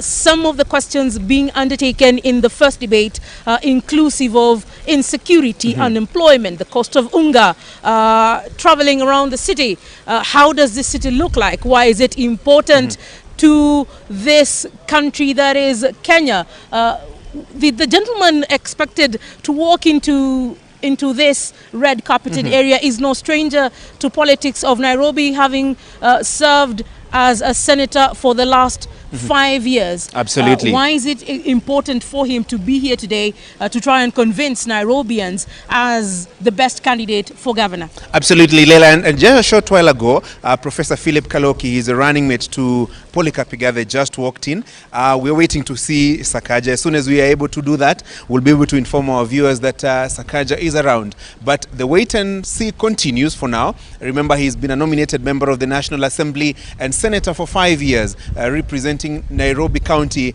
in the Senate, the bicameral parliament, the National Assembly and the Senate. So he has been a representative of Nairobi County in the Senate, county number 047. So Wahiga, let me hand it back to you. As soon as we spot Sakaja, definitely we'll be able to tell our viewers and just get to hear what he has to say insofar as this debate is concerned. Back to you, Wahiga. Thanks so much, Gashuri and Leila. I must warn you, it's getting a bit chilly here in our Studio B, but that debate coming up in the next 30 minutes is expected to heat things up. Already in the building, Polycarp Igathe, the Azimio candidate with his team, and his running mate, Professor Philip Kaloki. We're expecting Johnson Sakaja, the UDA candidate, with his hopefully also with his running mate, James Mushiri, also to make their way here shortly. So in case I have to interrupt my guest to take you to that, I will do so that you don't miss any of this action on this live coverage across all stations, both TV and radio as well. Wanakisia, you are giving us your marking scheme, and also feel free now to begin to wade into the next debate. Everyone focused on those two. Yeah, okay. Now, of course, my colleagues have said a lot about the debate which has just ended. But I think the candidates who are here were very casual. They didn't seem to understand the issues. They didn't provide any solutions. They kept on repeating what we've heard before. There were no new ideas. And if you ask me, I think they should receive a bill. They should receive an invoice for consuming prime time. And here you are saying I was harsh. For consuming prime time. And not giving us value. They're not giving us value. They took their time, they may have engaged researchers. It's not easy. No, we must be brutal. We must be brutal. So they knew they were coming for debate. What are your expectations? They knew they were coming for debate. They should have done their homework. There was no homework that was done. They probably just thought they were coming here for child's play. I'm sorry. So they get 3, some of them get 1. But that is a warning shot to Honorable Sakaja, who is coming here. Yes. And Polycarp Igathe. I hope you're prepared. Exactly. Otherwise, I can mark you properly. How different do you anticipate, and tell me this briefly, the level of debate, the type of questions you now expect to hear in the next debate as compared to the one we just came out of? You see, I think it was child's play. Now, you don't need to belabor that point. These are adults the level now we are getting to, you know, we know we had tackles. We expect to deal with policy. We expect them to address the issue of strategy. We expect them to tell us how they are aligning Nairobi's vision and their tactics to Vision 2030. We expect them to tell us how they intend to do things given the manifestos their parties have delivered.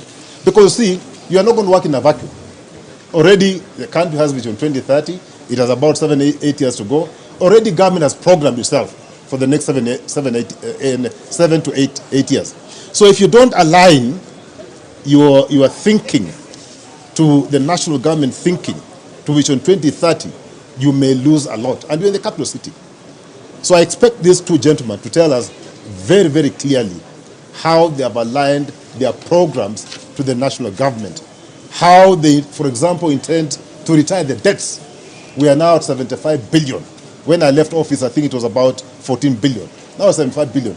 How are you going to finance projects, capital projects, when you are heavily indebted? So how are you going to deal with the issue of debt? How, which areas are you going to prioritize in terms of service delivery? Of course, the biggest right now in terms of service delivery is the issue of solid waste management. Do you have a solution for solid waste management? I heard one of the candidates in the previous debate talk about, throwing litter. I mean, we churn out 3,000 tons of solid waste daily. How do you intend to deal with that? So it's not a question of it's telling not about people stop it now. Yeah. That won't solve the problem overnight. But Professor Igathe, for us to understand what sort of governors Johnson Sakaja or Polycarp Igathe or any of the others would be, you have to look at their DNA and sort of where they've come from. You probably know a little bit about these two individuals. What would you say separates them in terms of how they've come up, how Nairobians got to know about them as well? Just give us your analysis. Thanks, Wahiga. I think if you look at both of them, I think and Philip is laughing. I don't know why he's laughing.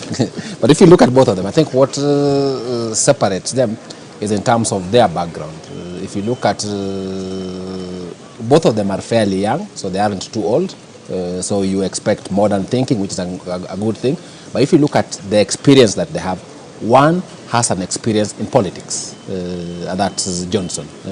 Johnson has experience in politics, having founded TNA, having been a nominated MP, having been a senator. So understands the political aspect of running a government. The other one understands management much more, having been in private sector for a long time, having essentially his life is corporate.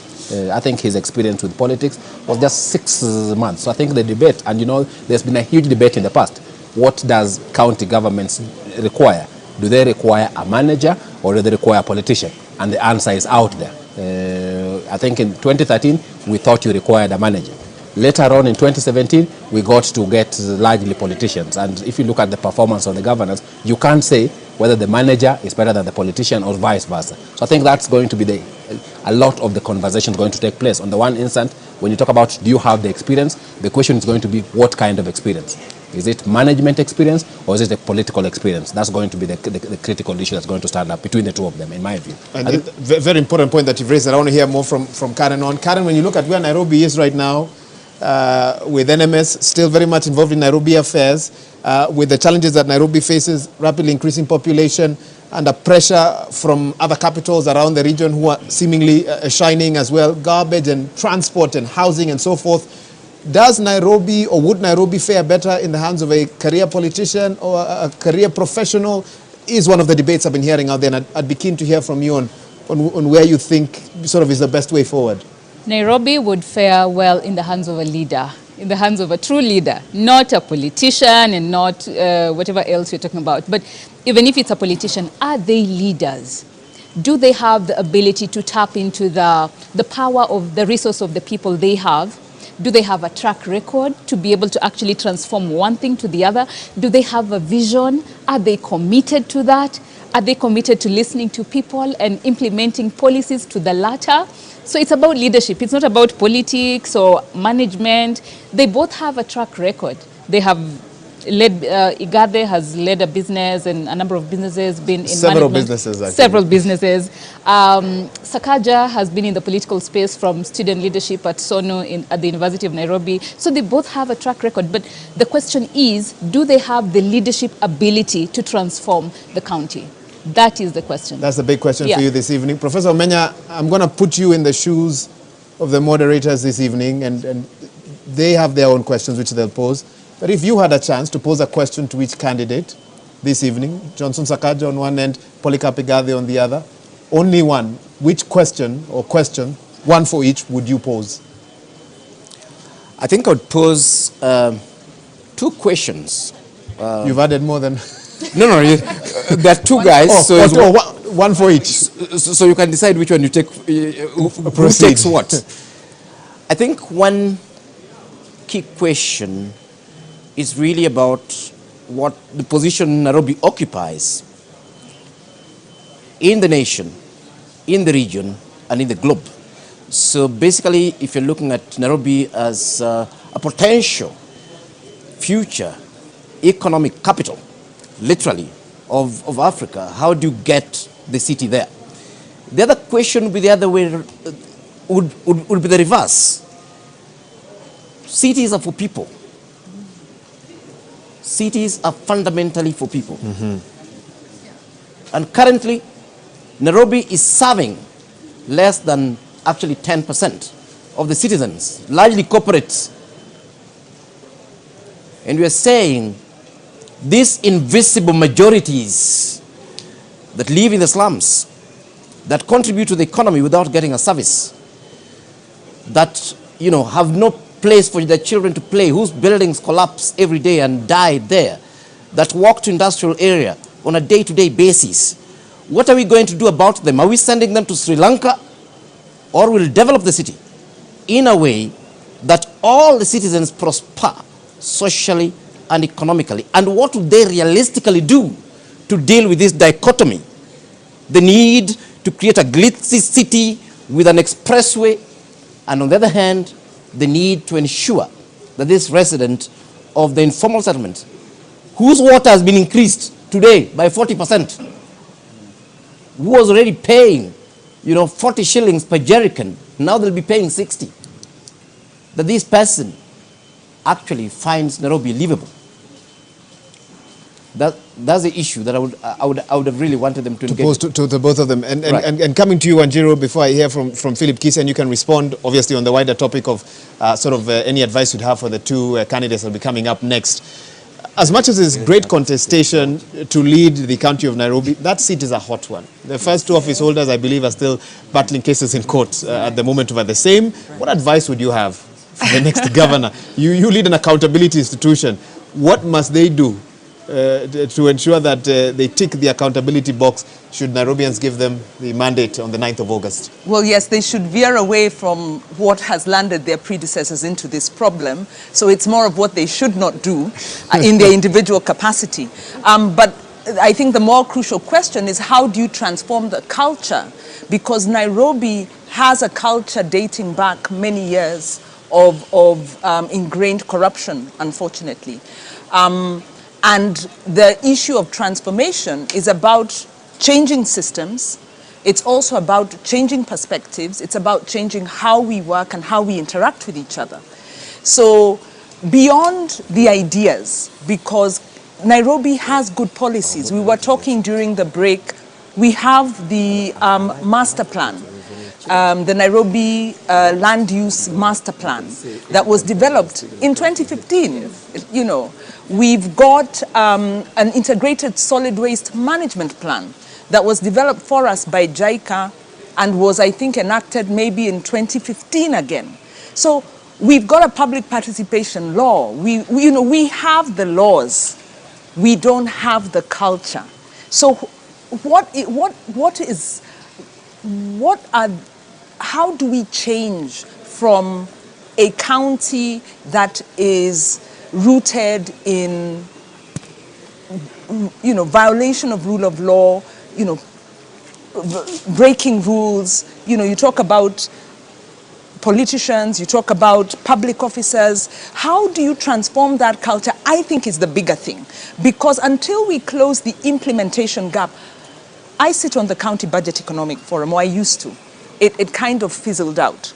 This is a statutory body that allows citizens to engage in the public finance management system. Now, this body was set up by Evans Kidero and kind of began working, but was always tokenistic, as we were saying earlier. How do you move from that tokenism to real implementation? Because the things we saw as the forum were very disturbing. We could see revenue falling, especially around elections. It would begin to decline. And we'd ask, if you are collecting licensing fee and the economy is improving, it wasn't due to low economic performance. Why are the revenues going? It means that money is being pocketed. And the county assembly would allow this to go on. AGPO, talking about inclusion in preferential procurement. This policy was enacted. The county was reporting on it, but missing all the details. And these contracts were not being awarded to women, youth, and these other needy institutions. They were being captured. Solid waste. There was a youth program to set up in the informal settlements, youth informal businesses, CBOs. It was set up. It was there on paper. The youth were actually there. But what was happening? Politically, the positions were being given politically. So you actually poison the ground where young people know if you're politically aligned, you will get into the government scheme. So the biggest crisis we have is that Kenyans or Nairobians possibly interact with government in two ways. Either you're coerced and harassed, or you're corrupt. So how do we transform that relationship into a conducive one? And that's a big question this evening. And I like that you've outlined what I feel effectively could be part of the entry of whoever will take office come the 9th of August. We're still live here from the Catholic University of Eastern Africa. We now have another 10 to 15 minutes or so for the start of the next debate. We continue to await the arrival of Johnson Sakaja, Senator Sakaja, the candidate for the Nairobi gubernatorial seat on a UDA ticket. We have been told he's on his way. We expect his arrival any minute now. Francis Gashuri, Leila Mohammed on standby to give us that update as soon as he arrives. Remember, he's vying together with his running mate, former bank executive James Mushiri, and it will be a two-person debate expected to kick off in the next few minutes on this debate night. But of course, we're looking at a couple of different scenarios with my panelists who are here. And Philip Kisia, I want to come to you. And at the very beginning, you made a statement that really set us off in a different direction when you said debates, in my view, they don't really matter. But the way we look at it right now, 6 out of 9, by the time we're done this evening, isn't too bad. Candidates are taking debates. Seriously, have you changed your mind since we spoke earlier this afternoon? Wahiga, you know, I'm the type of person who says what I mean. And I'm not about to change my statement. Politics in this country will remain the same for at least another 5-10 years. Okay? Until we start addressing the issue of ideology, the issue of ideas, it will be the same thing. Okay. It's what I'm talking about. Now, on that simple, so we have two candidates. The latest opinion polls put the margin of difference between them anywhere between 5 to 10% max. You know, looking at, if you look at that, how do you capitalize on a debate like this tonight if you're one of the leading two, as per opinion polls, to ensure that you come out with, it is of benefit to you? How do you do that? You know, I'm just hoping that, out of the two, one will be able to at least convince the voter who has not made up their mind that this is the right candidate. You can only do that if you show us that you have the capacity to actually actualize what they have already told you to do. You know, these guys have a very easy job. My sister, Wanjiru talked about a plan, the new plan. The new plan was actually done by my team and handed over to Evans Kidero. Okay? It was actually a grant from JICA. And when JICA were giving me that money as a grant, not me, but the city, they asked me one question. You know, Mr. Kisia, can you promise us one thing?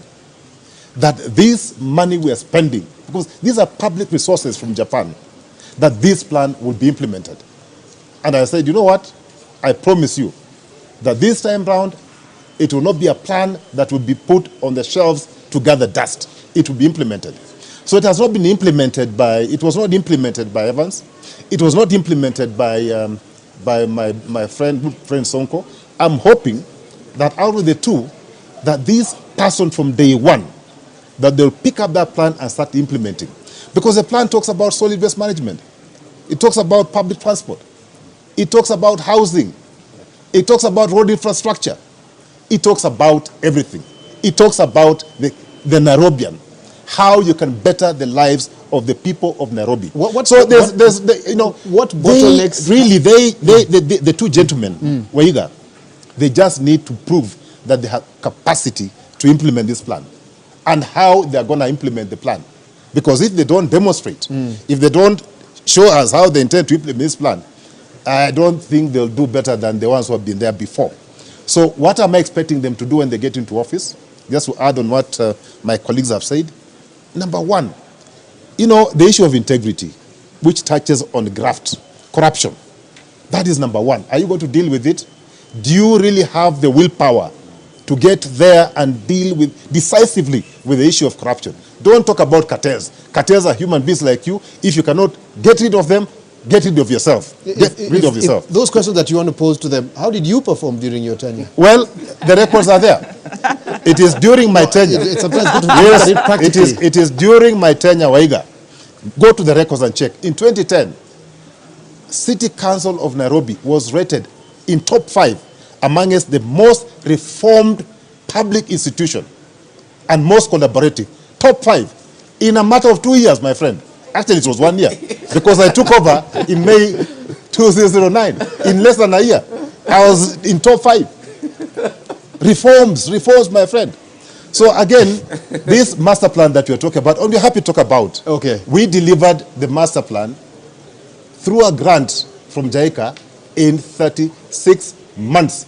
We started the process of automating City Hall. You are basically telling us that we governor automated City Hall. Can make a difference. Yes, it can make a difference. Plan, implement it. Take the plan and implement. But I want to dig deeper, Prof. Omenya, and I'm coming to you, Prof. Odote, as well.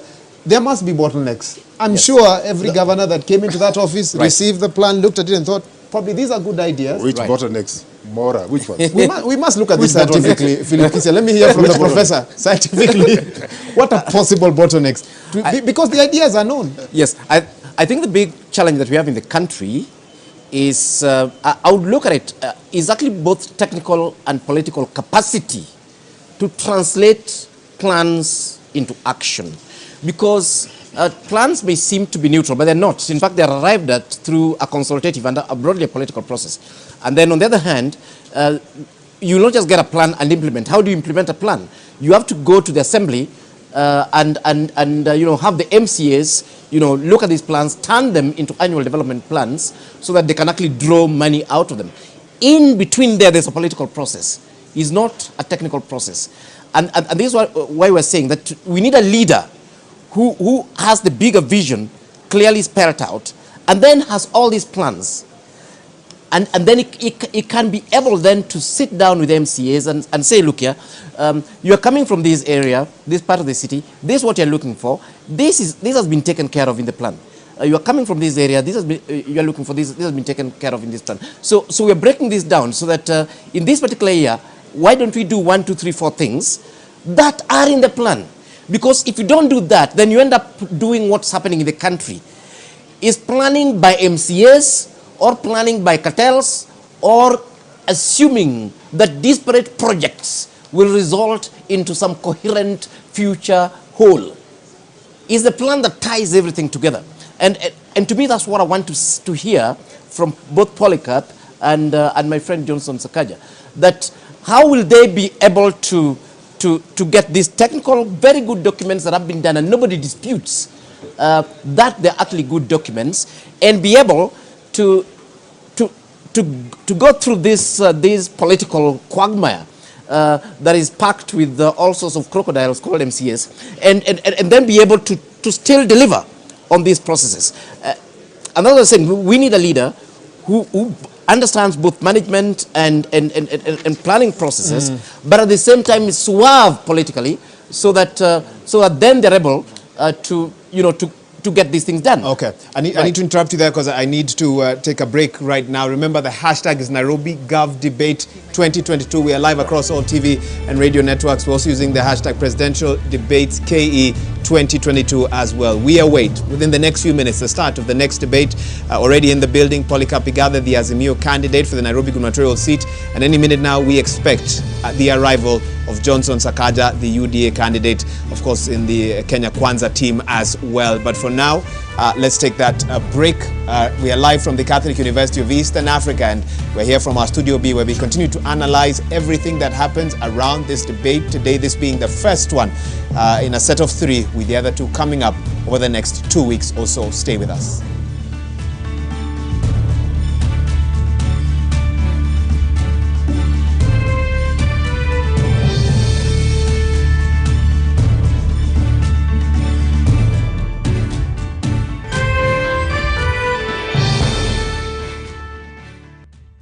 Check it. Let's talk about banking.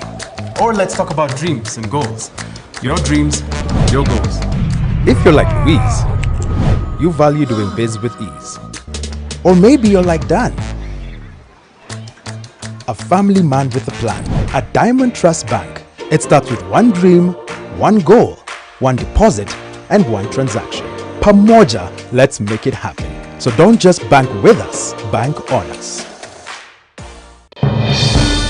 We shall legalize weed. Professor George Luchiri Wajakoya of the Roots Party. Semeni Babakea. Babakea. Raila Amolo Odinga of the Azimio la Umoja One Kenya Party. Unajua mimi sina pesa ya serikali, ama ya kashfa. David Mwaure Wahiga of the Agano Party and tunasema kazi ni nini? William Samoei Ruto of the Kenya Kwanza Alliance. Presidential Debate 2022. Do not adjust your sets.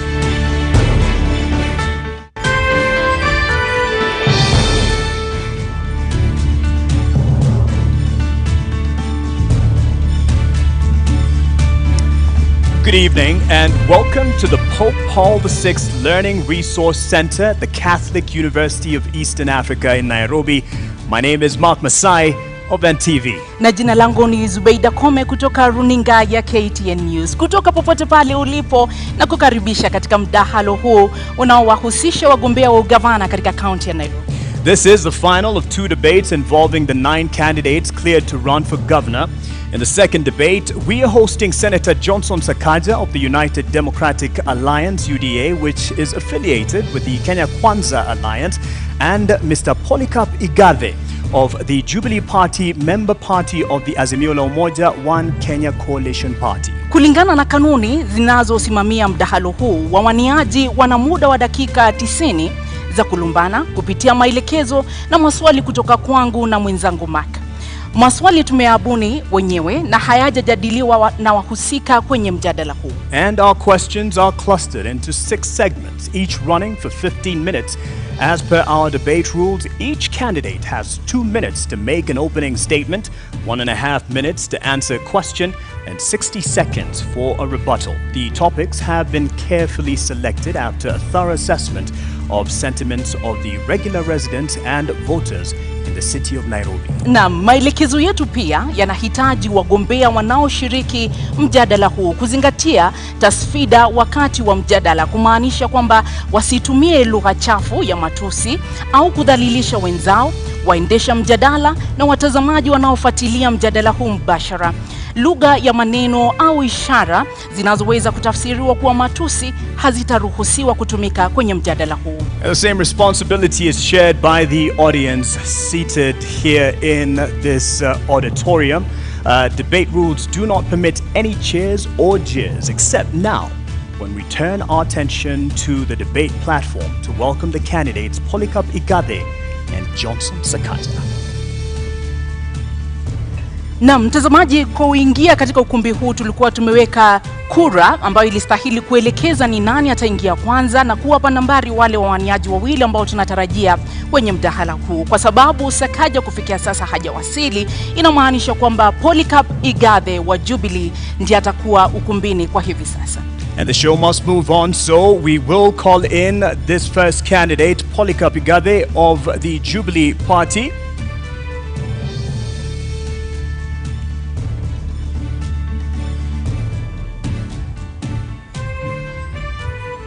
Polycarp Igathe, uwanjani wako. Tumkaribisha anapoingia.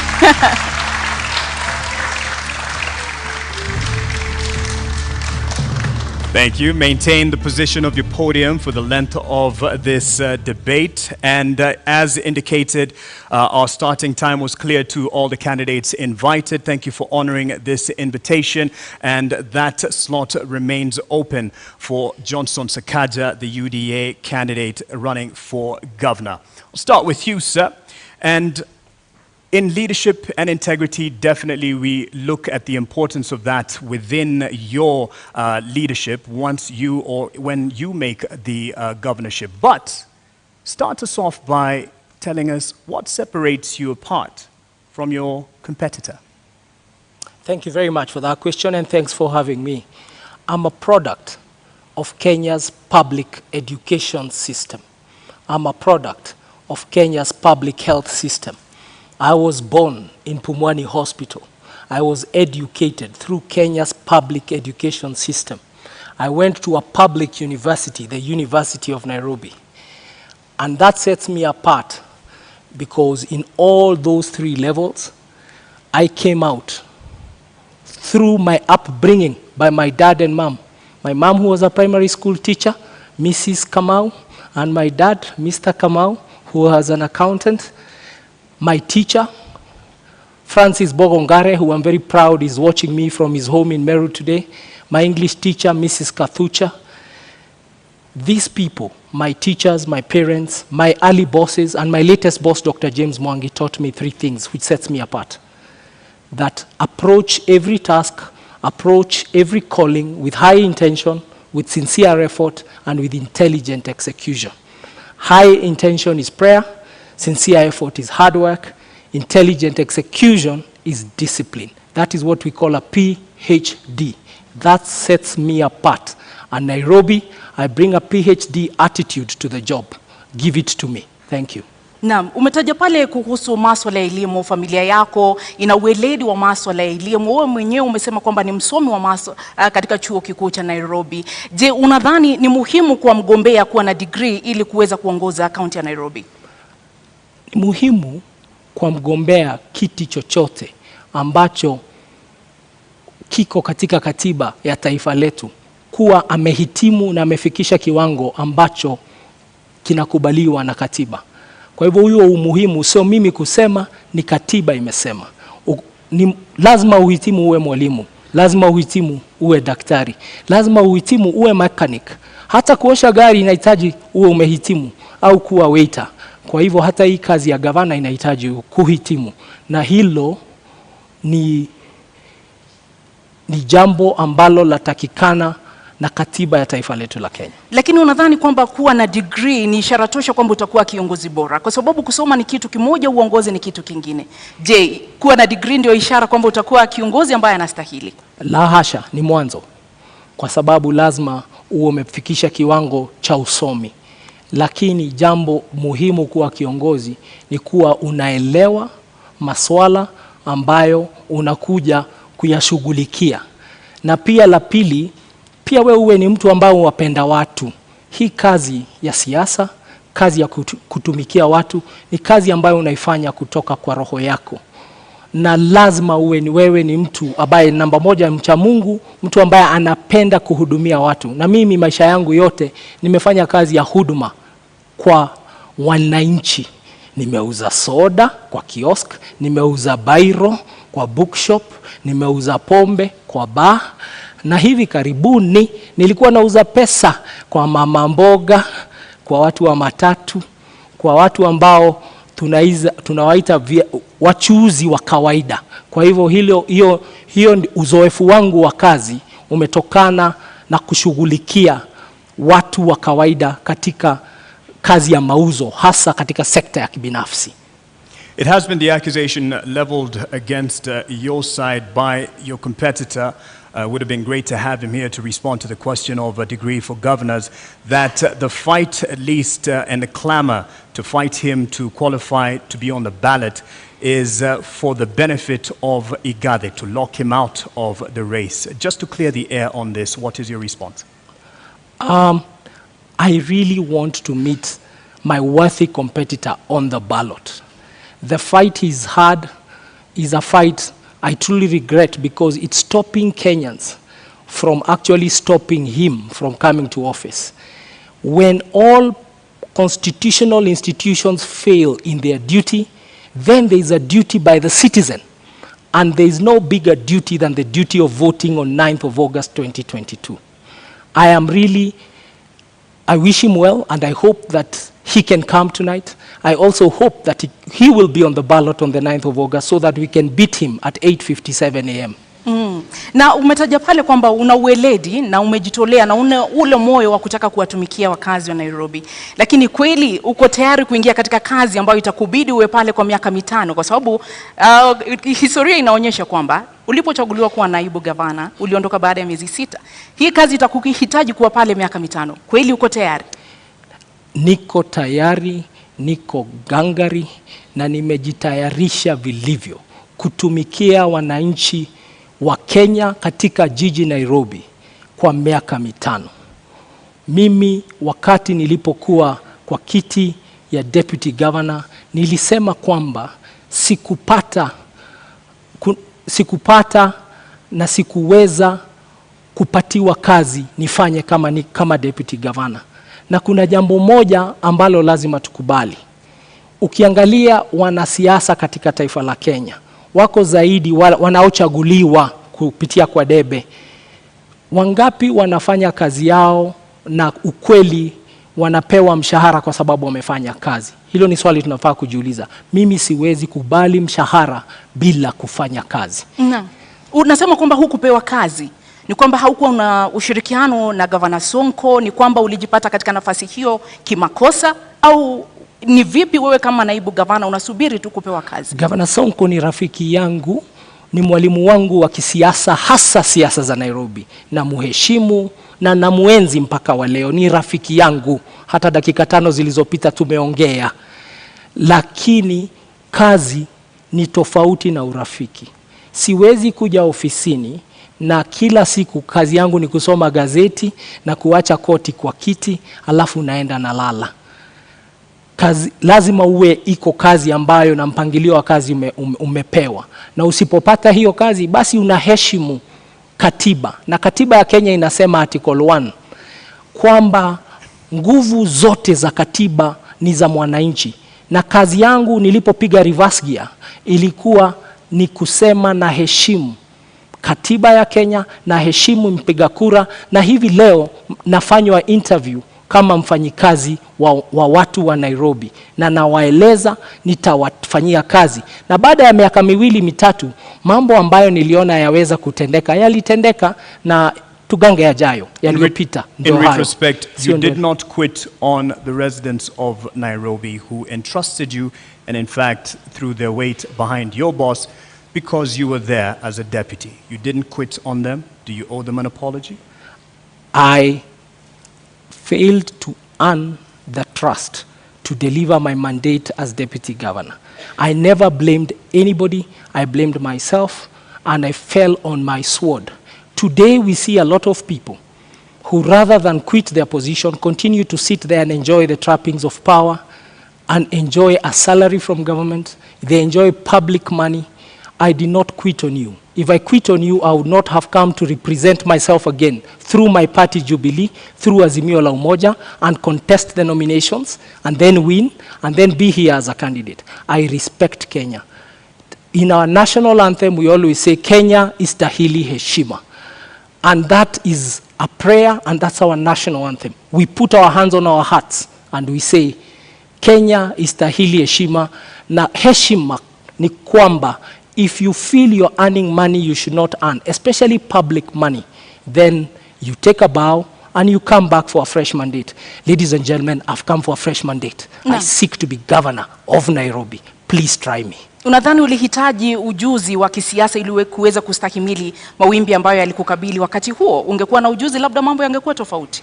Siasa ni jambo la muhimu sana kuachiwa wanasiasa tu.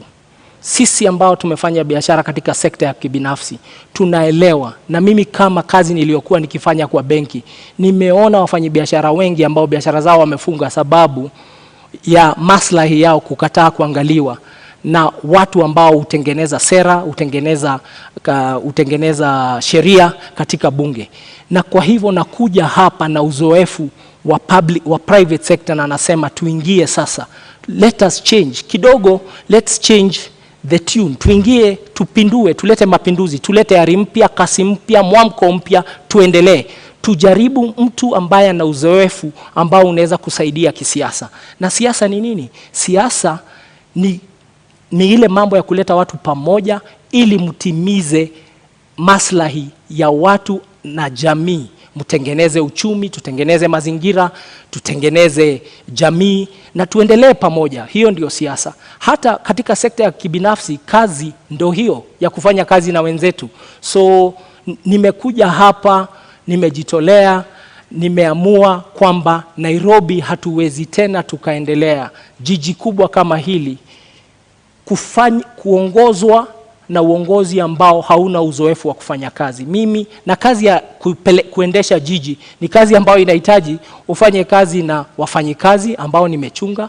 Nimeendesha makampuni ambayo iko na wafanyikazi maelfu, budget za mabilioni, na ndivyo nasema nafikiri nina uzoefu. Hii kazi ya budget bilioni 40, wafanyikazi 15,000, nataka hao wafanyikazi wapate kiongozi bora, kwa sababu wakipata kiongozi bora tutapatia wananchi wa Nairobi huduma na taifa letu litakuwa nzuri na nitakuwa nimefanya kazi yangu kama mwananchi wa taifa la Kenya. You do have the decorated profile in terms of the boardroom and the qualifications therein. Politics is part of the game, and especially for a county like Nairobi and the position it has nationally. Are you confident about your political ability to make sure that you control and you keep things under control within the capital? Thank you very much for the compliment. I can tell you, even private sector, there's a lot of politics. In business, there are shareholders, there are employees, and there are customers. Shareholders invest in employees. Employees invest in customers. Customers pay the shareholders, and the cycle works like that. In politics, the shareholder is the political party. The political party then nominates candidates who come as politicians and civil servants who come as civil servants. And the work of civil servants is to then serve the public. And the public, in turn, keeps giving power to the right party. I am very proud to be a member of Azimio la Umoja, led by the most disciplined shareholder in politics, if I can use those words, Raila Amolo Odinga Baba. He has run the most disciplined political party. I'm very proud to be a member of his team. I'm very proud to be a member of the Nairobi team with my colleague Edwin Sifuna, with my colleague Esther Passaris, with all our MPs. I'm very proud. And because I'm joining a disciplined team, we are going to serve the public. What has been the problem of politics is we, just like in business, we have employees. In politics, what we see is that you have politicians, political parties and politicians who have come together to steal from the public. It's like a shareholder and an employee and management stealing from the customer. That's not sustainable. What I can say is, in closing, that remark is, when a customer loves you, no one will harm you. When a voter and the public loves you, no one will harm you. We are seeing it in Sri Lanka. We are seeing it in very many countries, that people are eventually, the silent majority, we have in Kenya, we have a very big silent majority. Quiet people, decent people, honest working people who go about their lives. They are really tired of the circus of usual politics, of insults, of drama, of coming late for interviews, of eligibility to a job. You know, it just says this is what the eligibility. People are really tired. And I know that because I live amongst the people and I'm a son of this country. People just want a normal servant service person. They just want a politician or a leader who just gets the job done. And me and my partner, my deputy governor, who's an accomplished scholar, Professor Philip Kaloki, we are just here to get the job done. And we have come with a full blessing of our party, and we have fused a lot of ways: the Wiper way, the ODM way, the Jubilee way, the NAK Kenya way, the KANU way, the UPIA way, the DAP way. We have fused that, and that is the genius of this thing called Azimio la Umoja. Kenya will never be the same again, because you Kenyans have decided to vote for Azimio la Umoja on 9th of August 2020. Umetaja pale kiongozi wa Azimio Raila Odinga na ukamtunukia sifa kedekede. Je, uamuzi wako wa kuingia katika kinyang'anyiro hiki ulikuwa ni uamuzi wako wa hiari, wa binafsi, au ulikuwa uamuzi wa Raila Odinga na mrengo wa Azimio la Umoja? Uamuzi wangu kuingia siasa niliufanya tarehe March mwaka 2017. Ndipo niliamua kuingia kisiasa kabisa. Na mimi nimekuwa member wa Jubilee Party kutoka wakati huo. Watu wengi wanasema nimeingia siasa hivi sasa. Nilichaguliwa na kura 869,000. Nafikiri na 2017, wacha nimalize. Kwa sekunde chache naomba. Nilichaguliwa na kura 869,000 wakati uliopita. Na sasa nimerudi tena kusimama. Ni uamuzi wangu binafsi wa kuja kwa siasa, na nilipigania kiti, nikang'ang'ania kiti, nikashinda tikiti ya chama tawala Jubilee. So Igathe is his own man. Igathe is his own man, and he won his nomination. He canvassed for his nomination politically within the party. Right. And within the party, we also had two other candidates. The people who were running against me also did not have degrees, you know, and I bet them.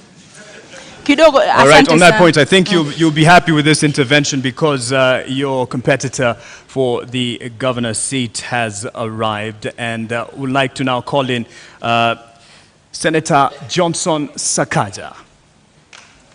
Hey, karibu mdosi. Sasa bro, how are you? Good, how are you doing? Good, karibu sana. Good to see you. Pole. Traffic mbaya tutasort.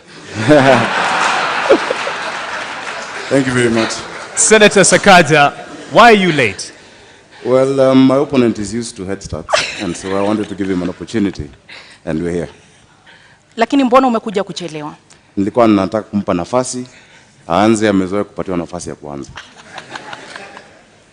Na hakuna haja kuzingatia hiyo zaidi. I think we all know the head starts we're talking about, that is from government, TC, but good to see you, Polycarp. Good to see you, Sakaja. Welcome, I look forward to a good debate. Thank you. All right. What separates you from your top competitor for the governor position? Well, Polycarp Igathe is a great man. He's a friend of mine. We've been in Jubilee together. We've campaigned together. I think what separates us is the heart to work for the people. He's had a career in the corporate sector. I've had a career in public service and in leadership. The problems this county has, the challenges in our city, the issues we need to deal with, need solid political leadership, and that is what I know. Naam, swala la maadili katika uongozi lina umuhimu gani katika siasa zako, katika kampeni yako, katika mchakato huu mzima wa kuwania kiti cha ugavana katika kaunti ya Nairobi? Swala za maadili ni muhimu sana, kwa sababu kiongozi sio tu yale ambayo unasema ama yale ambayo unazo kama fikra, ni yale ambayo unafanya. Integrity is extremely important, na mimi nazingatia masuala yote ya maadili. I think integrity defines who you are. And it's not about who you are in public, but also who you are in private. And that's what defines a leader, because as a leader, your work is to set a good example. Your work is to show, the community and the society where to go to. And so, of course, integrity is not perfection. Integrity is not pontification. Integrity is not saying that you'll never make any mistake. Integrity is taking responsibility. And integrity is being able to stand up and say, yes, on this I am right, and yes, on this I am wrong. That is integrity. You speak about abiding, and part of the requirement for governor is the competence and the credentials. Yes. Do you believe that it is important for someone running for governor to have a degree? It's not just important, it's a requirement by our constitution. Do you have a degree? That's the reason I'm here. That's the reason I've been gazetted. I do have all the qualifications required to run for governor of Nairobi, and on top of a degree, beyond just the academic qualifications, I have the competence, the character, I have the will and the experience to lead this county of Nairobi. Why is it so contested? Because as I've said, the head starts being sought include that. I think, and I feel bad for my opponent, because majority, or rather the biggest part that his team has been relying on was not to have me on the ballot. I'm glad I had his said, because I've been around, I've been in this complex and listening, saying that, he wants me on the ballot. I'm glad he said that, but many of his political benefactors do not want me on the ballot because they know the effect of that. I do have a degree from Team University. I presented it on the 6th of last month to the competent authority, which is the Commission for University Education. After that, it was presented to the counterpart commission in the, in our neighboring country. They verified it. Many people have said that I'm trying hard to prove that I have one. Actually, it's my detractors trying hard to prove that I don't have one. Now, this issue is before the court, and the reason I sympathize is that if my opponent and his team focused on going to the people, then they would stop looking for solace in the courts. I have it. In fact, I would want to display it today to all of you to see. I don't know how you'll verify it, but the competent authorities and institutions that have to verify it have actually said it is correct. Na kwa dakika moja unusu, kwa sababu sasa hivi tutaanza kuzingatia muda kulingana na sheria na masharti ambayo tuliweka awali. Kwa dakika moja unusu, endapo utachaguliwa kuwa gavana wa kaunti ya Nairobi, kisha baadaye kesi iwasilishwe mahakamani ambayo itabatili ushindi wako, utawajibikia wakazi na wapiga kura wa Nairobi? Hakuna kesi inaweza kubatili ushindi wangu, kwa sababu kwanza ushindi wangu, unajua ndugu yangu anaongea juu ya 8:57 am. Ushindi wangu utadhihirika, utaonekana. Nafikiri vile mmetutawanyisha kutoka wale wengine ilikuwa kwa sababu ya utafiti ambao umefanywa. na utafiti umeonyesha kwamba niko mbele zaidi.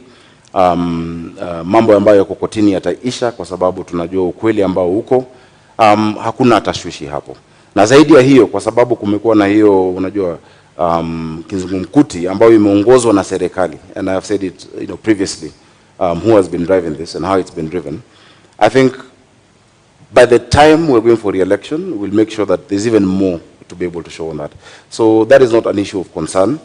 What is of concern to us, and what is of concern to anybody worth his salt as a leader in this city, is the plight of the millions of Nairobians who are suffering the lack of dignity and the lack of order in our city. And that is where our focus must be. So I do not expect any challenges beyond that which, because what is out there is political propaganda.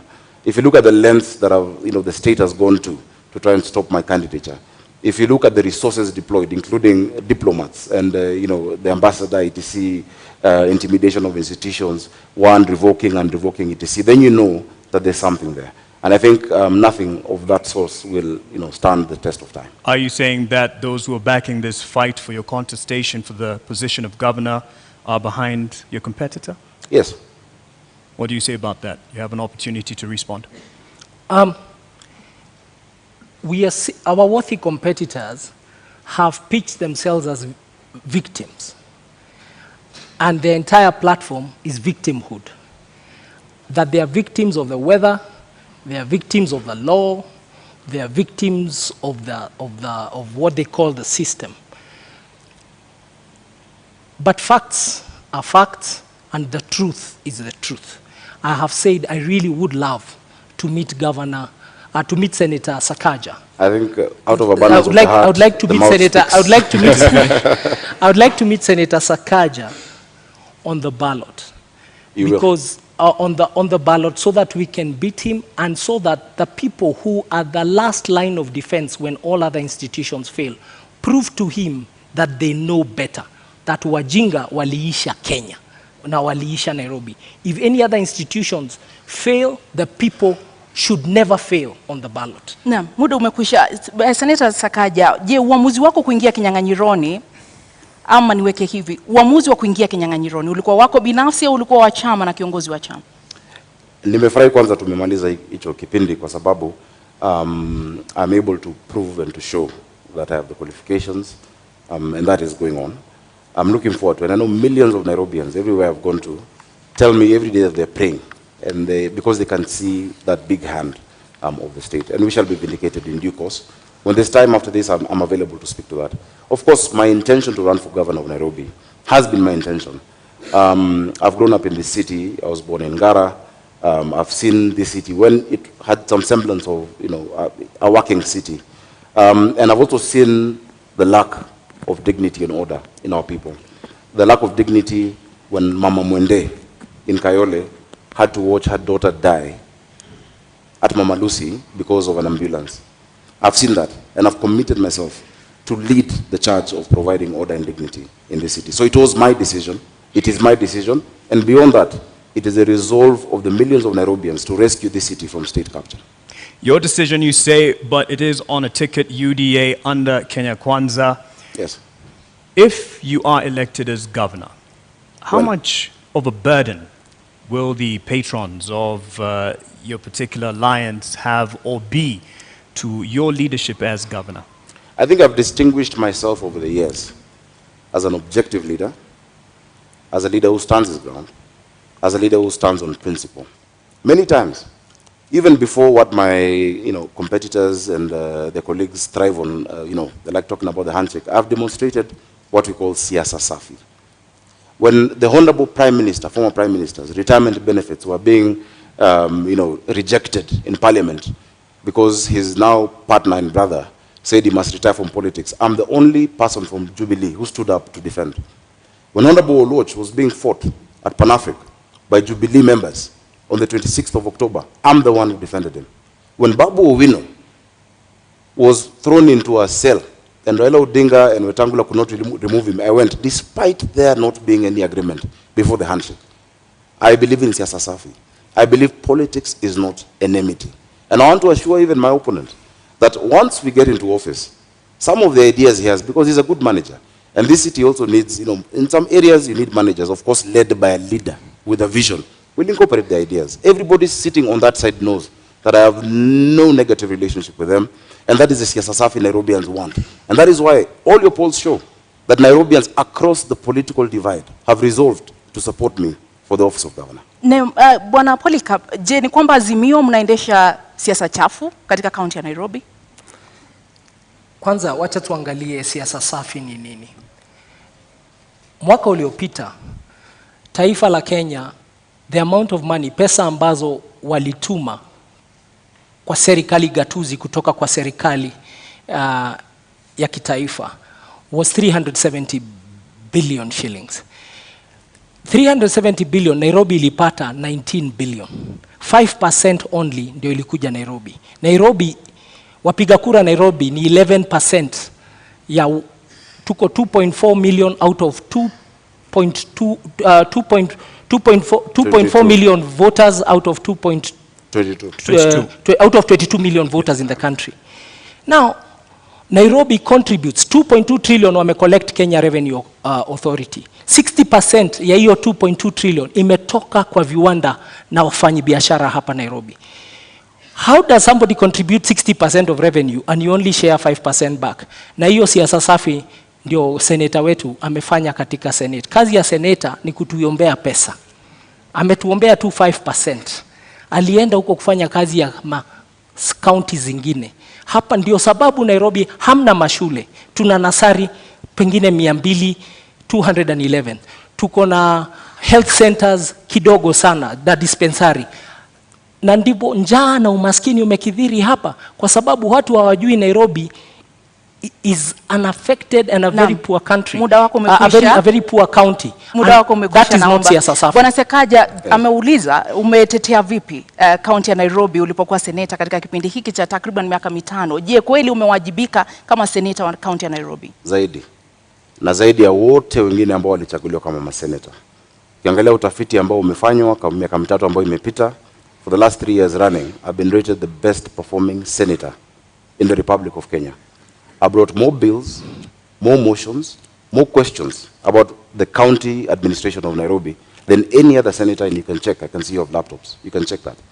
On top of that, the work of the senator is to bring resources to the county. When I became senator for Nairobi, Nairobi was receiving 15 billion. I'm living with it 3.3 billion higher at 19 billion.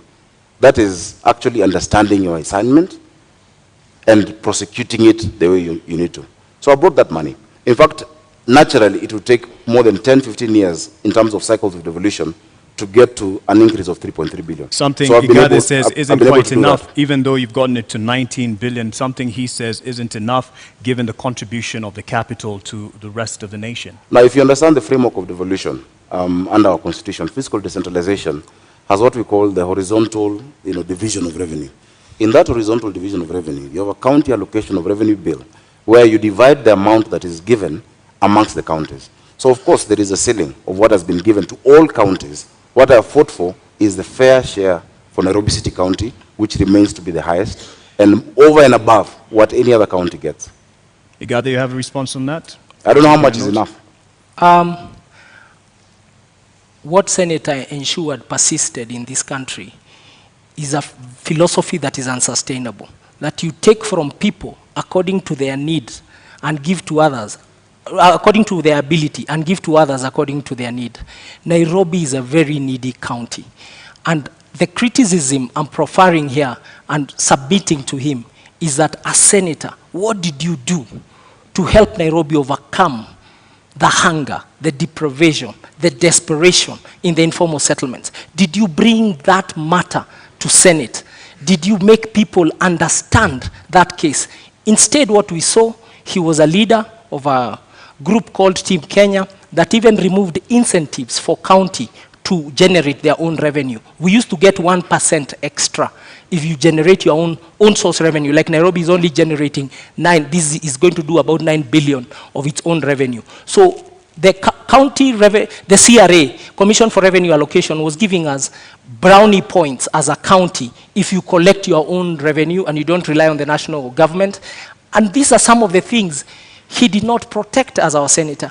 So how does somebody fail or does not succeed in their task and then you give him the job of governor. Naam, ulifeli katika kutetea na kulinda rasilimali za kaunti ya Nairobi, na ukiwa seneta kwa takriban miaka 5 ambao umekuwa katika uongozi, umeweka mikakati gani kudhibiti na kuimarisha ukusanyaji wa mapato katika kaunti ya Nairobi ambayo yameonekana kudidimia? 19 billion from 15 billion is success. It's an improvement. In fact, if I succumbed to the sloganeering that my worthy competitor is talking about, which in fact his argument is the best case to show that education does not necessarily equate to intelligence. Because if I bring a box and tell you this is 1 man 1 shilling, and it's 1,000 bob to you, and inside it's 500 shillings, would you accept it? What they were offering Nairobi Polycarp was 134 million shillings more. I refused with my team Kenya.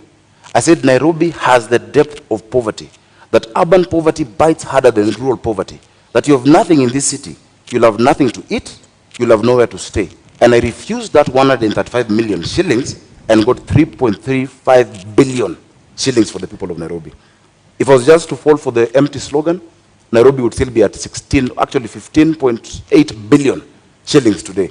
So I'm very proud, and I'm proud of all my members, because not only did I secure that for Nairobi, I showed this country that there is no Kenya A and Kenya B. There's no second-class county in a first-class country. And I stand my ground that we must be patriotic. Even as we're in Nairobi, we have people from all across the country. On top of that, I can list you the bills. I brought the startup bill. I brought the prompt payment bill. I brought the National Disaster Management Authority bill in the Senate. I have fought for Uber drivers, Taxify and all digital hailing apps. I have spoken about the demolitions and even stopped demolitions that are going further. I have done a lot. In fact, if you gave me maybe an hour or so to just list the things I have done in the Senate, and I hope the next Senate of Nairobi will be able to fill in those big shoes, that response, because it is work that we've done. Let's push on with that aspect then on. You talk about not having enough funds allocated to Nairobi given its place in the nation.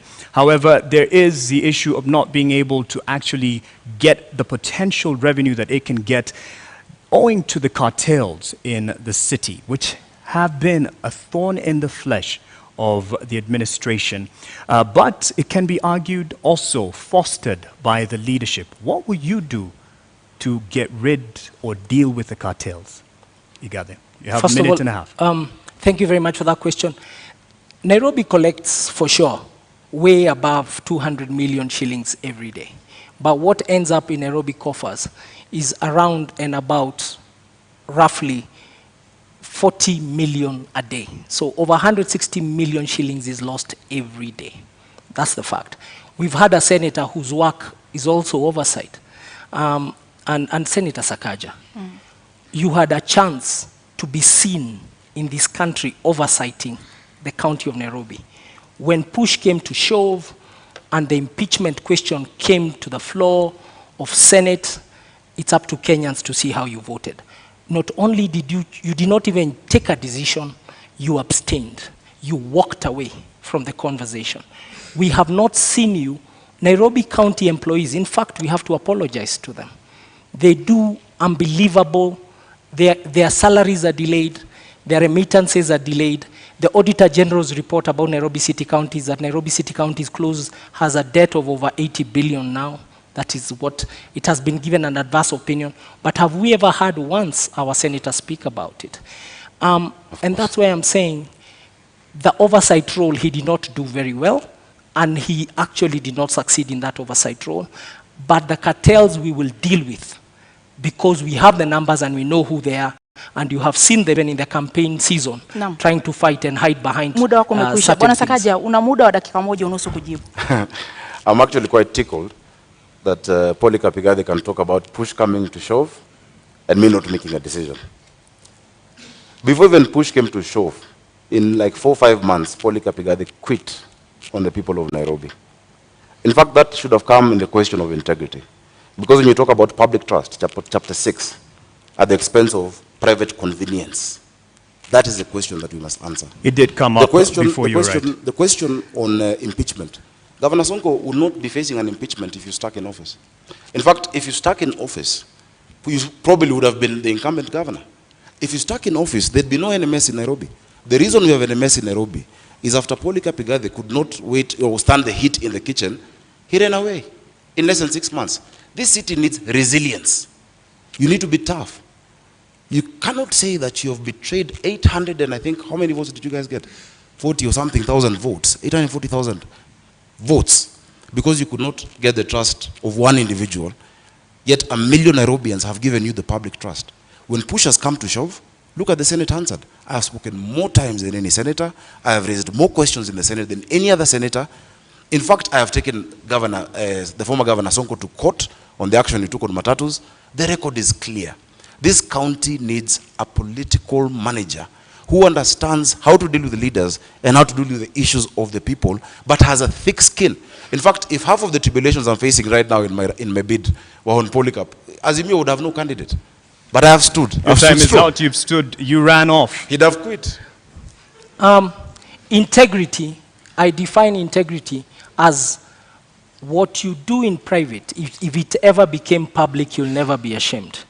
I'll tell you what is not integrity. Is uttering false documents and then standing here and saying I have integrity. Go to the website of the East African, of EACC. Go to the website of IBC. Check the university governors, Sakaja, Senator Sakaja. No, let me go. Go and check what Senator Sakaja cited as his degree in 2017. It's a public document. And then look at the degree he's saying it is today. We don't even know who he is. Is your name really Sakaja? Nairobi, careful, all of us, careful. We can no longer entertain charlatans in positions of high national responsibility. And charlatan is not an insult. It's people of questionable integrity. It's people and individuals who come to steal from you wholesale to distribute retail to their friends. And I submit to you, the man to my left will do exactly that. Careful. I think the man to my right did exactly that by running away from the mandate given to him by Nairobians. Actually, the entire mess we have in this city. Because when he ran away from office, and I think he said somewhere because he got a bigger salary somewhere, I don't know. This city went into a spiral. I assure you, even the drafting of the articles of transfer, I had to be involved because we had to rescue Nairobians. And he ran away from that public office. Now, if you cannot withstand the heat of a deputy governor, you can't run Nairobi City County. You have 85 MCAs, possibly 40 nominated, 125 MCAs. You have 17 constituencies. If just one Mike Sonko made you run, tomorrow, Matatus will strike. The next day, hawkers will be on the street. The next day, and you're trying to run this county by being popular, it will not work. Again, as I've said, it is really unfortunate that the only card they had was to try and stop me from being on the ballot. I want to tell you, to wake up, smell the coffee. On the 9th of August, I'll be on the ballot for governor of Nairobi City County, and on the 25th, we shall be sworn in. Because Nairobians can see through the game. And the documents he's talking about, for instance, in fact, they're part, and I don't want to wade into subject this, but they're forged documents. They actually forged documents in court by them. They've tried to... Lakini huwezi kuthibitisha hilo, sio? Of course I can, because even the signature there is not my signature. Lakini sisi kwa sababu hatuna hizo stakabadhi, hatutakuruhusu kuzitumia. Tuachie hapo, lakini wacha nijieleze, naona dakika zinaenda. Utanipa nafasi nzuri nijieleze. Mimi nimehitimu na nimesoma na nimesimamia watu wa Nairobi. Jina lako ni Sakaja? Not just in fair weather. Sakaja ni jina lako halisi? Nafikiri mlialika Sakaja. Jina lako ni Zubeida. Niko hapa kuuliza maswali, uko hapa kujibu, naomba. Ukiuliza swali ambao kama watu wa Nairobi wanasema itoshi. Mwenzako amekuuliza swali. Kwa sababu uko hapa kujibu, ndio sababu tunakupa nafasi kujibu. Jina lako ni Sakaja. Out to the issues Nairobians are facing instead of trivializing this debate as to what my name is, honestly. My name is Arthur Johnson Sakaja. Naam. I'm the senator of Nairobi and the incoming governor, God willing, on the 9th of August. Asante kwa kujibu. And I want us to talk about water. Let's talk about the poverty our people are facing. Let's talk about sorting out mobility and transport. Let's talk about sorting out our children in school. Let's talk about the issues of the people. And the rest of the games being played by the state and our opponents can then have their way. Because Kenyans have seen. In fact, I want to give you full reassurance. Just yesterday, a few of the government administration officers have called me saying that they've been coerced into supporting the candidature of my opponent, and they've refused. Chiefs have refused. Well, we can't DCs have refused. We can't quite verify that. That's I can verify your that, word. but you should also be able to verify the questions he has. I have 16 seconds. That's your word on that. But he said, and you didn't quite respond directly to it. To what that my name is? At the moment, I'm quite clear, Senator Sakaja. Thanks, Mark. At the moment of reckoning, when Yes. there was questions over the leadership of former governor, the moment Yes. of Let me impeachment, explain how you Senate walked works. away. Let me explain how Senate works. It's my question. Sure, go ahead. When you go to the Senate, I've seen one of the candidates here. There are 3 buttons to press when you have to vote. You either press yes, you press no, or you press abstain. For you to run away from the vote in the Senate, you actually walk out. You don't press any. Meaning to abstain is actually a vote, and it's a statement that you make. The tradition, because Parliament is ruled by the standing orders, by traditions and by precedents, and the past jurisprudence that has been set in the Senate. When a matter comes regarding your county, you're supposed to prosecute your position on the floor and then let others make the decision. Because if you vote yes to impeach a governor, of course it shows your conflict of interest. Because you want also to be governor. Then it shows that you're putting a man down. And let me tell you, Kenyans have grace. No matter the ills of Governor Mike Sonko, or whoever else would have been there, you never kick a man when he's down. So when you press yes, you've displayed your conflict of interest. If you press no, it means that you're actually abetting and agreeing with what he has done. And so the tradition from 2013, when an impeachment has been brought to the Senate, is the Senate of that area actually abstains on that vote. I'd have had the luxury of walking out and not being there for that vote. It's a decision I would take again if it came to me. And I'm proud of the decision I made. You had a point to raise on that earlier. I want to come in and say, yeah, it's true. Don't kick a man when he's down, but I have a better statement. Don't kick a dead dog. I don't understand why you'd call the former governor a dog. No, it's not the former governor. It's you I'm talking about. Lakini naomba Igathe, I don't want to kick you. That's why I'm asking. Igathe, and you had me. Naomba, you had me earlier. Naomba unisikize dakika moja, sekunde moja. Tafadhali tusitumie lugha ya matusi wakati wa kudhalilishana katika mjadala. Wacha niseme hivi. Let me say this. Not kicking a dead dog is actually an English phrase, it's not an insult. It's to say, don't go for somebody when he's down. And I already said, I want to meet him on the ballot. I want to meet my competitor. I want to meet my competitor. I truly want to meet my competitor on the ballot. But I want to remind him that uttering a false document is one of the laws in this country that does not. It is one of the things in this country that you're not fined for. You are taken straight if you are found guilty. And that is for the investigative capacity. We didn't come to do that here. All I'm telling Kenyans... That is an allegation. Can I finish? What the Constitution wants is a competent governor, a capable governor, a governor with a character. Ask yourselves, who amongst two of us can you trust? It also wants a governor who will stay in office for 5 years. All right. You said earlier you know who the cartels are. Enumerate them, put them on notice on how you're going to deal with this. Earlier when you were talking about the cartels. The cartels of Nairobi have persisted for 4 decades. Who are they? You said you know. It is a clique of people who have choked the city, and especially the biggest symptom of cartel behavior is in the situation with garbage collection in the city of Nairobi, the situation with pending bills, the situation with suppliers in the city of the county of Nairobi. We need to look at suppliers in the city, in the county city of Nairobi, and ask ourselves, who are they? Do they meet the threshold of our public procurement laws, procedures, and regulation? And I want to ask Kenyans to read Auditor General Nancy Gathungu's reports to really see what I'm talking about. Errors and omissions, the statement of assets and liabilities of Nairobi City County, the statement of cash flow, the statement of appropriation, recurrent budget, and development budget. When you read that statement, she's actually saying, these numbers don't reflect the fair data of proper financial practices, proper HR practices. And that is where you see the name of the cartels. And only a president who is running on an anti-corruption platform like Raila Amolo Odinga can tackle this issue. And people who have been stood up to scrutiny. I have always been an employee. I've always been audited. I have never taken a shilling that does not belong to me apart from my salary. Na kabla tuvuke kwake, ulikuwa naibu gavana katika kaunti ya Nairobi kwa takriban miezi 6.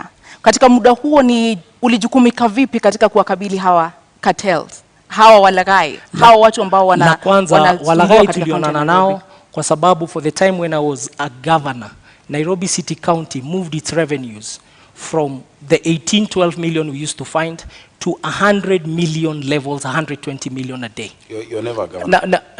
When I was deputy governor, I was in the governor's office, thank you. For that period when I was a deputy governor, that is what was going on. And we started to pay salaries on the 25th of every month. There was also remission of all statutory deductions. When I was there, I started the titling program for Nairobi to give title deeds into Nairobi. That process has taken 5 years, is now being completed as we speak. When I was there, I formulated and changed the management of Nairobi City County Water, the Nairobi Water and Sewer System. The new existing chief executive and their team came in. So there are a couple of things that we did within those 6 months. So we had some achievements, and I want to assure you that we'll accelerate them when we come to office when you vote for us. Kama seneta unakubaliana naye kwamba waliweka mikakati ya kuweza kukabili hawa cartels na kuweza kulinda rasilimali za kaunti ya Nairobi? Kwanza nafikiri vile amesema vile alikuwa alianzisha na ikakamilika bila yeye. Inamaanisha Nairobi haikumuhitaji. Kwa sababu it's just demonstrated that even whether he was there or not, it happened. I think if you stayed true and didn't quit and run away when things got hot, maybe things would have been better for the people of Nairobi. We'd never know. And unfortunately, we'll never get to learn. Cartels are a lazy word. It's a word used by lazy leaders who fail to master the courage and the guts and the resilience to deal with corruption. That is what cartels are. Cartels are a weak excuse because all of these are human beings. If you say you know them, and even here, just at this debate, you're afraid to name them, yet you said you knew them, you will not deal with them. If you know them, name them. Kwa hivyo huamini kama seneta kwamba kuna cartels katika kaunti ya Nairobi? Sio cartels. Ni wanabiashara ambao, the first way not to be, to have cartels in Nairobi is to refuse to be part of that system.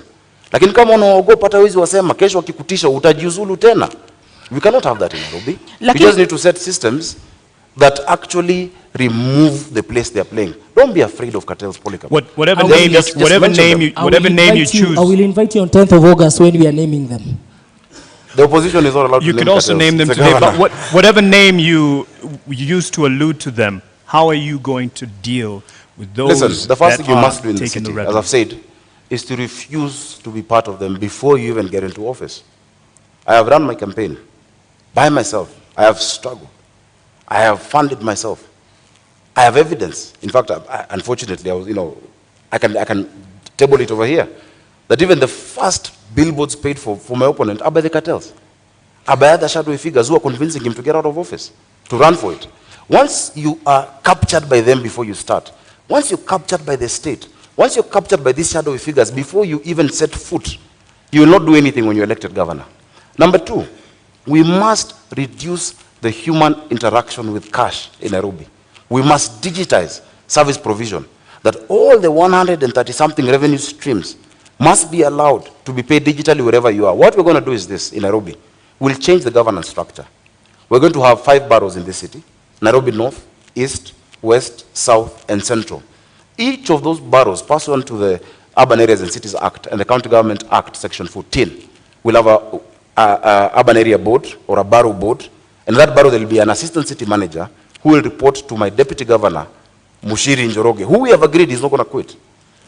They will report to Mushiri Njoroge, and Njoroge Mushiri is going to be the chief city manager. Now, once you localize them to an area, that these few sub-counties, these are how we'll deal with garbage, these are how we'll deal with water, these are how we'll deal with education and all those issues, then you reduce the capacity of that corruption. Bwana Igathe, unakubali muda wako umekwisha, samahani seneta. Bwana Igathe, unakubali kwamba mapendekezo wanayotoa ndio yataweza kukabili wale ambao unawaona kama cartels katika kaunti ya Nairobi? Samahani, muda wako umekwisha seneta.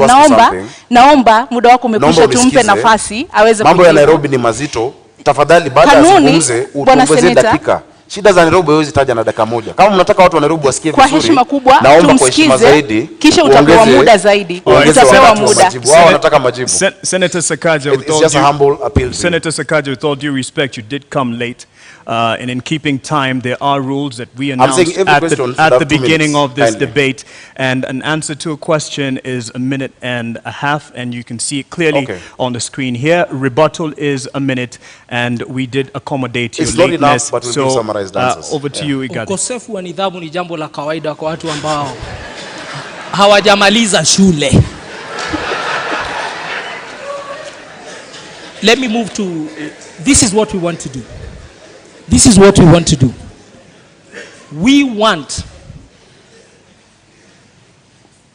to improve the society in Nairobi by ensuring we tackle the issue of hunger and depravity in the city, by tackling the issue of poor access to education in the city and poor quality access to healthcare. We want to fix the economy in Nairobi by ensuring decent jobs, proper mobility and transport. We are going to form what I'm calling the Nairobi Go portal. It's really e-government, making sure we have time and attendance for every employee. We make a fit for purpose government to serve. And lastly, to really fix the environment. Kuimarisha mazingira yetu, maji na mambo hayo. Your time is up on that, but there was something he brought up, and he said even he claims to be funding his own campaigns, and says you're under state capture and you have a right to respond to this. 1 minute for that in terms of those who are funding your campaign. My campaign is funded by myself and my friends. And I would like him, because he has said so, to provide that evidence before the morning. That is a liar. Those are lies told by a lying liar. I'll be glad to do that. Please. You know, you say you have some evidence to this effect. Of course, we have receipts. We have receipts of billboards and of, different meetings of chiefs, meetings of DCCs, them being casual. You cannot force individuals, DCCs, assistant chiefs, and many of them, they're represented here, know the meetings at St. George's Primary School, where they're being asked to support those candidates. We know all of that. It is obvious. But if you'd like me to table that, I'll be glad to table it before the country. I will in equal measure table all the false documents Senator Sakaja has cited to the Republic of Kenya and to constitutional institutions tomorrow morning on my Twitter. All right, tomorrow morning there's a lot of news to look forward to, and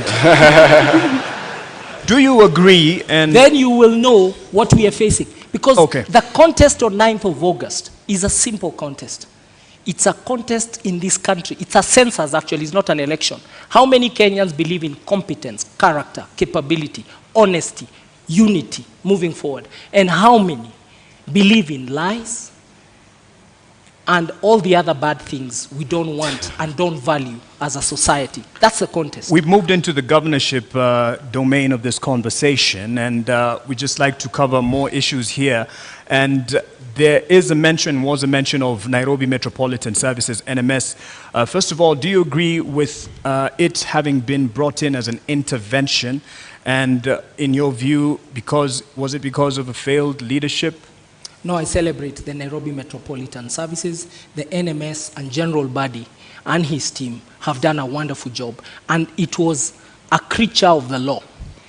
We saw how it was formed, and because it's a creature of the law, it extinguishes naturally by law in November of this year. Look at what they have done.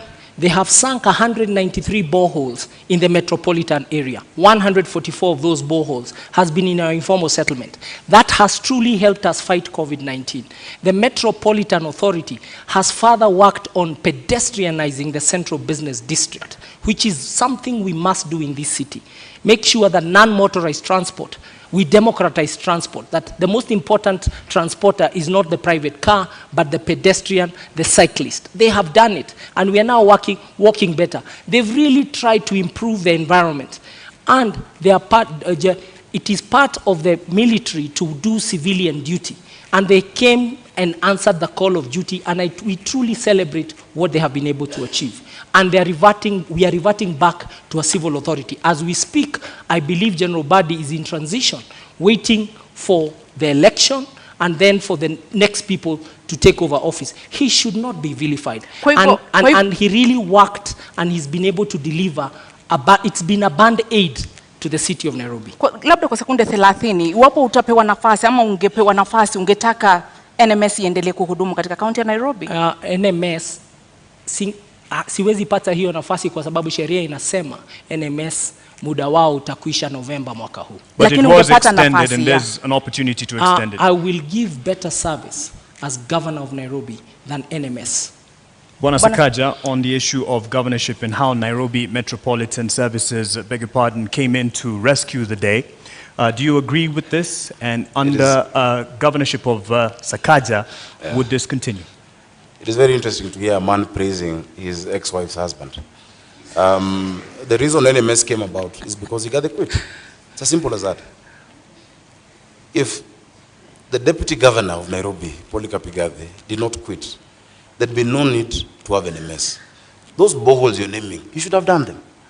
Those interventions you're talking about, you had a chance to do them. Devolution cannot be trivialized in this country. Devolution is the greatest gift we've given to our people. That every Kenyan, wherever they are, has a right to self-determine. I wrote about this in 2010 with the International Commission of Jurists. Physical decentralization and devolution in this country. That lady in Mutwini deserves a county government and a governor she can hold to account and who can listen to and who she can vote for. So you can't come praise the consequence of you absconding duty, of you, leaving office. Because if Polycarp did not run away from Nairobians, Governor Mike Sonko would have acted differently. Governor Mike Sonko acted as he did because he knew no one would impeach him, because no one wanted a by-election in Nairobi. Yet having no deputy, and that's why he'd bring Miguna's name, whoever's name, he knew he was untouchable. So it is a consequence of him. And then again, understand the law. There's no way NMS will operate after August. I don't know what you're talking about November.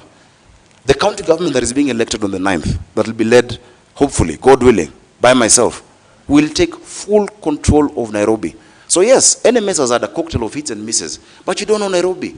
Those women who cried when their children were being smashed in Kariobangi and in Mukuru do not agree with you about NMS. Just a few people who've seen pavements and Kabro who like it and who cheer, and we know whose interests you're protecting here. Naam, Polycarp, una muda ukumjibu.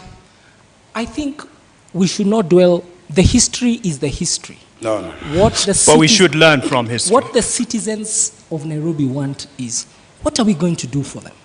And I'm being really clear that we are going to fix the financing model of the city. We're going to have a city that is well funded. And with those funds, with my deputy, Professor Kaloki, a distinguished public servant and politician, we want in Kiswahili kusema tutastawisha jamii, tutaboresha uchumi, na tutaimarisha mazingira hapa Nairobi. Mambo matatu makubwa ambayo tutayatenda. Na tunataka kuwaeleza watu wote Nairobi kwamba manifesto yetu iko kwa magazeti yote siku ya Wednesday, kesho, day after. This week, muisome the abridged version muone the pledges we are making to you, because in 3 seconds, we're not able to extrapolate those pledges, but I want to assure you, Nairobi will be something of your dreams. No. It will be a city of your vision. It will be truly a global hub in Africa for everybody. Senator Sakaja, I believe you do agree that Nairobi is in deep debt and there's wasteful use of funds. What are the factors behind this? How will you fix it? Again, I must say, Nairobi is in a dire situation that needs proper planning and proper political management. A lot of these issues are relational. If you look at the 76 billion debt, including even the 4.4 that is owed now, to KCB, and many of these other instruments we've gotten into, a lot of them can be sorted out based on how we relate with the national government. That Nairobi is not a branch of the national government or an appendage, or as my brother says, the military interventions are going on. Then Nairobi can negotiate, because there are a lot of areas which we can do debt swaps, that the county of Nairobi owes the national government and the national government owes Nairobi City County. We must balance our books, and we're going to do that. And we have a team that is properly suited to be able to do that. I am very, very confident about my deputy, Njoroge Mushiri, who has a stellar career as well in banking. Actually, a proper corporate career, not 2 year stints here and there. A proper career, 20 years in ABSA, So NIC. give us the particulars, though, on, Yes. on the issue of the debt that we are in. How will we get out once you are And that's what governor? I'm saying. We must do a couple of things. One, you must refinance your debt. You must move what is domestic into concessional. That you cannot be borrowing from commercial banks. Have them as concessional. Chapter 12 of the Constitution of Kenya, talking about public finance, says how the national government guarantees county governments of debt. In fact, on top of that, we must get creative. For us to sort out the real issues of this city, we need around 200 billion shillings upfront through an infrastructure bond. I've gone across this world and spoken to Kenyans in the diaspora, whose remittances are our biggest foreign income earner, who are ready to put in money in certain interventions. When you talk about transit, we need a mass transit system in this county. How are we going to do it? Recently, I was in Imperial College in London, and I met a man, a nice gentleman, who sorted out transit in London. He sorted out transit in Beijing, mobility. What's his name? Professor Washington Ochieng. The other day I was in Riyadh. I met a group of guys who did the Dubai Metro and are doing the Riyadh Metro. George Opondo. There are Kenyans out there who are willing. So we must get creative. There's a PPP department that has been set up in the National Treasury. There's external borrowing. But we must refinance this city. Look at Joburg. Joburg is almost, you know, it's more or less a listed city where people can actually invest in it. If you do not do that, you become a cashier. That you're receiving money, you only pay salaries, you will not develop Nairobi unless you get creative in how we actually, you know, structure our financing model for the city. So we're going to restructure the debt, move to concessional loans, re-amortize some of those payments to longer term, and have an infrastructure bond for Nairobi City. Many Kenyans out there are going to put in money on our transit, on our water, and our basic infrastructure. Bwana Polycarp, utakabili vipi matumizi ya mabaya ya rasilimali katika kaunti ya Nairobi, ufujaji wa fedha na madeni ambayo sasa hivi yanaangamiza kaunti ya Nairobi? Jambo la kwanza, Nairobi City County gets its highest revenue from land rates, parking bays, land rates, parking fees, outdoor advertising, building permits. Those would be some of the top, within the top 5 revenue things. And what we are going to do is to make sure that we digitalize the collection of all that revenue so that the leakage, we seal the leakage. Technology is one of the best things to overcome loss of revenue. And we are going to use technology in the public revenue management system. Then secondly, we will deploy that money. Our own source revenue, I can promise, we and Professor Kaloki have done a study, and we've even checked the reports of the Commission for Revenue Allocation. With 6 revenue lines, we can generate 80 billion own source revenue in Nairobi. And with that money, we will build 1,000. We will join the government in building more schools, in making sure there's medicine in our dispensaries, in making sure that there's incinerators to burn garbage, that we start a leasing program for vehicles and equipment for the staff, and also to make sure we pay our staff the right salaries so that they are really motivated. We are very concerned about the welfare of Nairobi City County workers and all the workers of all affiliate bodies of Nairobi City County.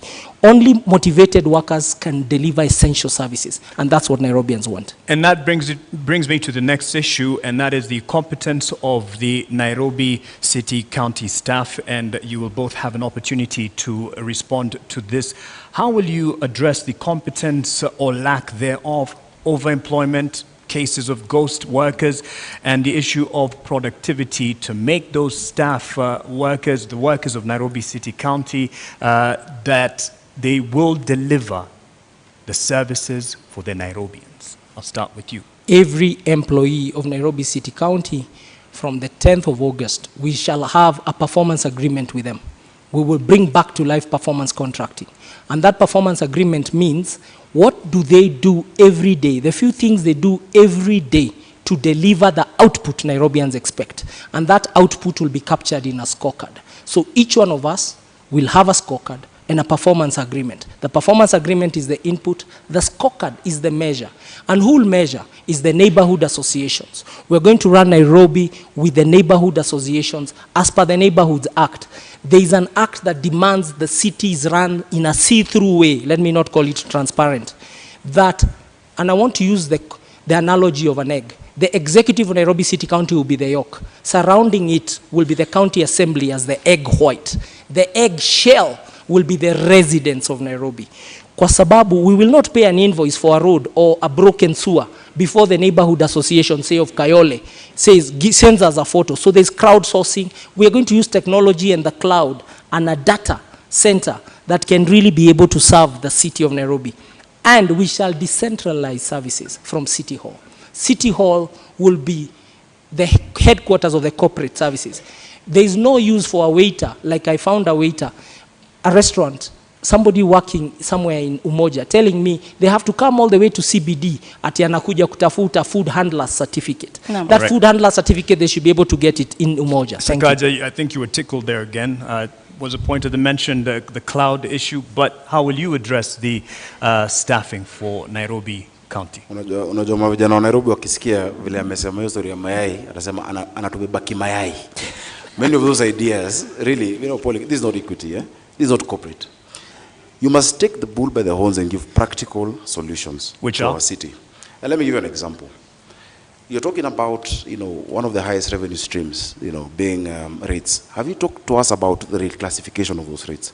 Why is it that people in Githogoro are paying the same rate as people in Runda, which is just, you know, a doorstep away, yet they have Mabati structures and these ones have 5-star houses? You know, let's be practical, because that is what Nairobians want to be able to hear. Now, the sectional properties bill that was passed in Parliament recently prevents an opportunity. I've heard him saying he's done a study with Professor Kaloki.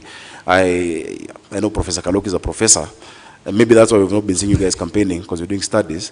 But look at what KPMG has spoken about Nairobi, look at what PwC have said, and the CRA. It is not just 6 revenue streams that are going to increase how much we collect. Just the sectional properties realignment and the revaluation that starts in January 2023 is going to take us up another 50 to 53 billion shillings. Every other revenue stream then must be geared towards making Nairobians more productive. The NMS that you praise has been going around this city with GSU, harassing our traders and our hawkers, throwing them into, you know, those pickups, tetanus field pickups and roadworthy. By the way, on the 9th, if you're listening and you're a scrap metal dealer, come to City Hall. Revenue has gone down to 7 billion. Why is that? Because you're not explaining to the people of Nairobi the services you're offering with the money you collect from them. We will have a people-centered leadership. Cloud is a tool. Na muda umekwisha. Your focus must be on the people you're serving. You can't be. Muda umekwisha bwana seneta, lakini umekuwa seneta wa kaunti ya Nairobi. Umewajibika vipi katika kuona kwamba pesa za kaunti ya Nairobi zinatumika namna inavyostahili, hakuna wizi, hakuna watu wasiofanya kazi ambao wanalipwa? Umekuwa seneta, wewe ndiye macho ya kaunti ya Nairobi. Zubeda, umewajibika vipi? Hapa mlifanya utafiti. Umewajibika vipi seneta katika kuhakikisha kwamba pesa za kaunti ya Nairobi zimetumika vyema? My time is counting while you're talking. Kama mlifanya utafiti, ungeona zile report ambazo nimewasilisha, zile miswada na hoja ambazo nimezileta kwa bunge. Hapo kati ya hizo miswada na hoja, kuna ile ambayo inaitwa prompt payment bill, ambayo pia wale wengine walijaribu kuweka katika mswada wa BBI walikuwa wanaleta. Ilikuwa nimeshapitisha kwa bunge. Ukiangalia yale unajua zile report ambazo nimewasilisha kwa bunge, zinazungumza itakuwa ni njia gani tutatumia, mbinu gani, form itakuwa vipi kwa kisha ule jamaa. There's a guy who works just across over here in Cultivar. He's called Fred. He's one of the procurement people. Akona wines and spirits Buruburu. Anasema kwamba wakati akiwa job anasikia hawa watu wa NMS na GSU wamekuja, in their WhatsApp group they tell each other that hawa watu wamekam. Kuna wimbo wanasemanga walikam na kinini, vijana wa Nairobi wanajua. Wamekam na Subaru. Na wakikuja hapo they tell each other in the WhatsApp group, they close all the shops. That's why this military you're praising has not collected 7 billion this year. Let's take power back to the people. And he tried to define this election. It's not about liars and who don't lie. It's about a state project and a people's governor. Speaking about people's governor, power to the people, let's give some power to the people who weighed in on this debate. We had asked some questions from Nairobians, and I believe we're ready to sample them right now.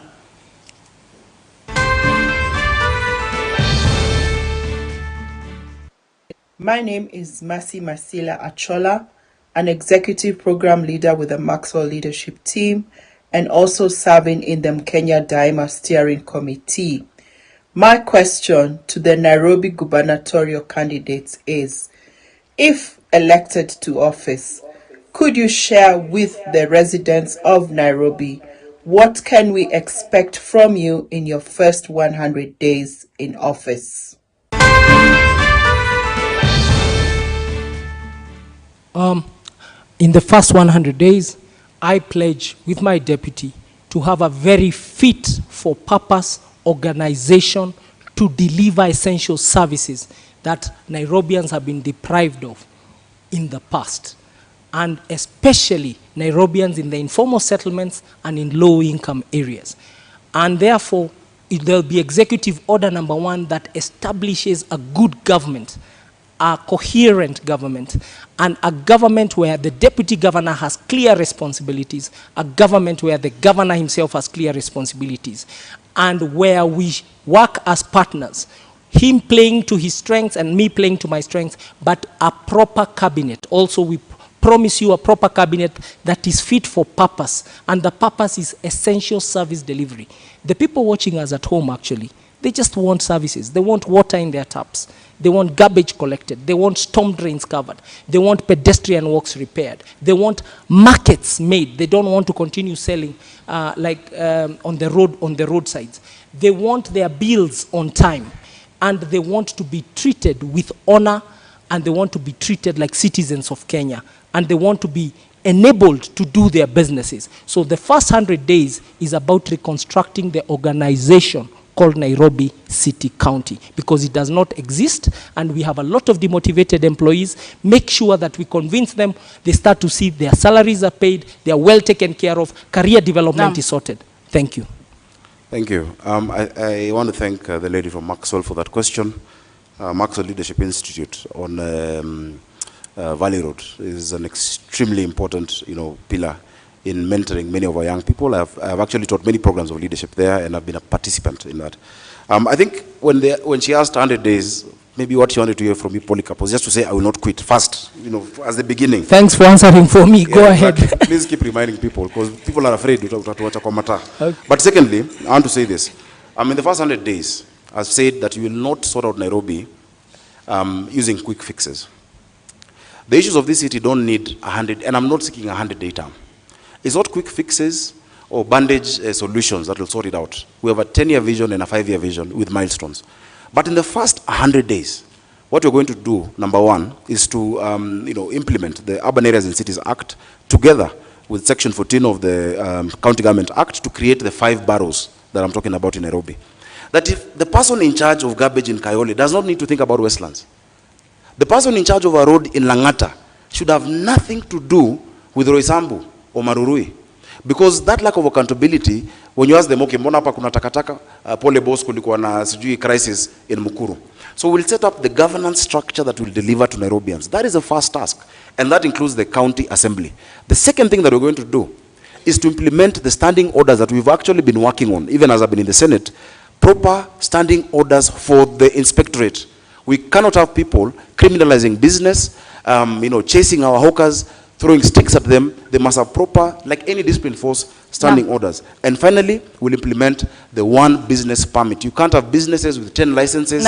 Today there is fire, tomorrow there is water. It will be 1 license. Right. And I will pay every other entity that needs to be paid from that 1 license that you pay in Nairobi. Bwana Polycarp, mmekuwa mkizungumza kuhusu tatizo la maji taka katika kaunti ya Nairobi. Awali ulitaja kuhusu cartels. Je, unaamini kwamba ubinafsishaji wa huduma hizi katika kaunti ya Nairobi utasaidia katika kusuluhisha baadhi ya matatizo ambayo yamekuwepo kuhusu usimamizi wa huduma hizi?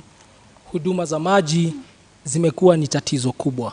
Juzi nimetembea kule Ruai na muliona picha.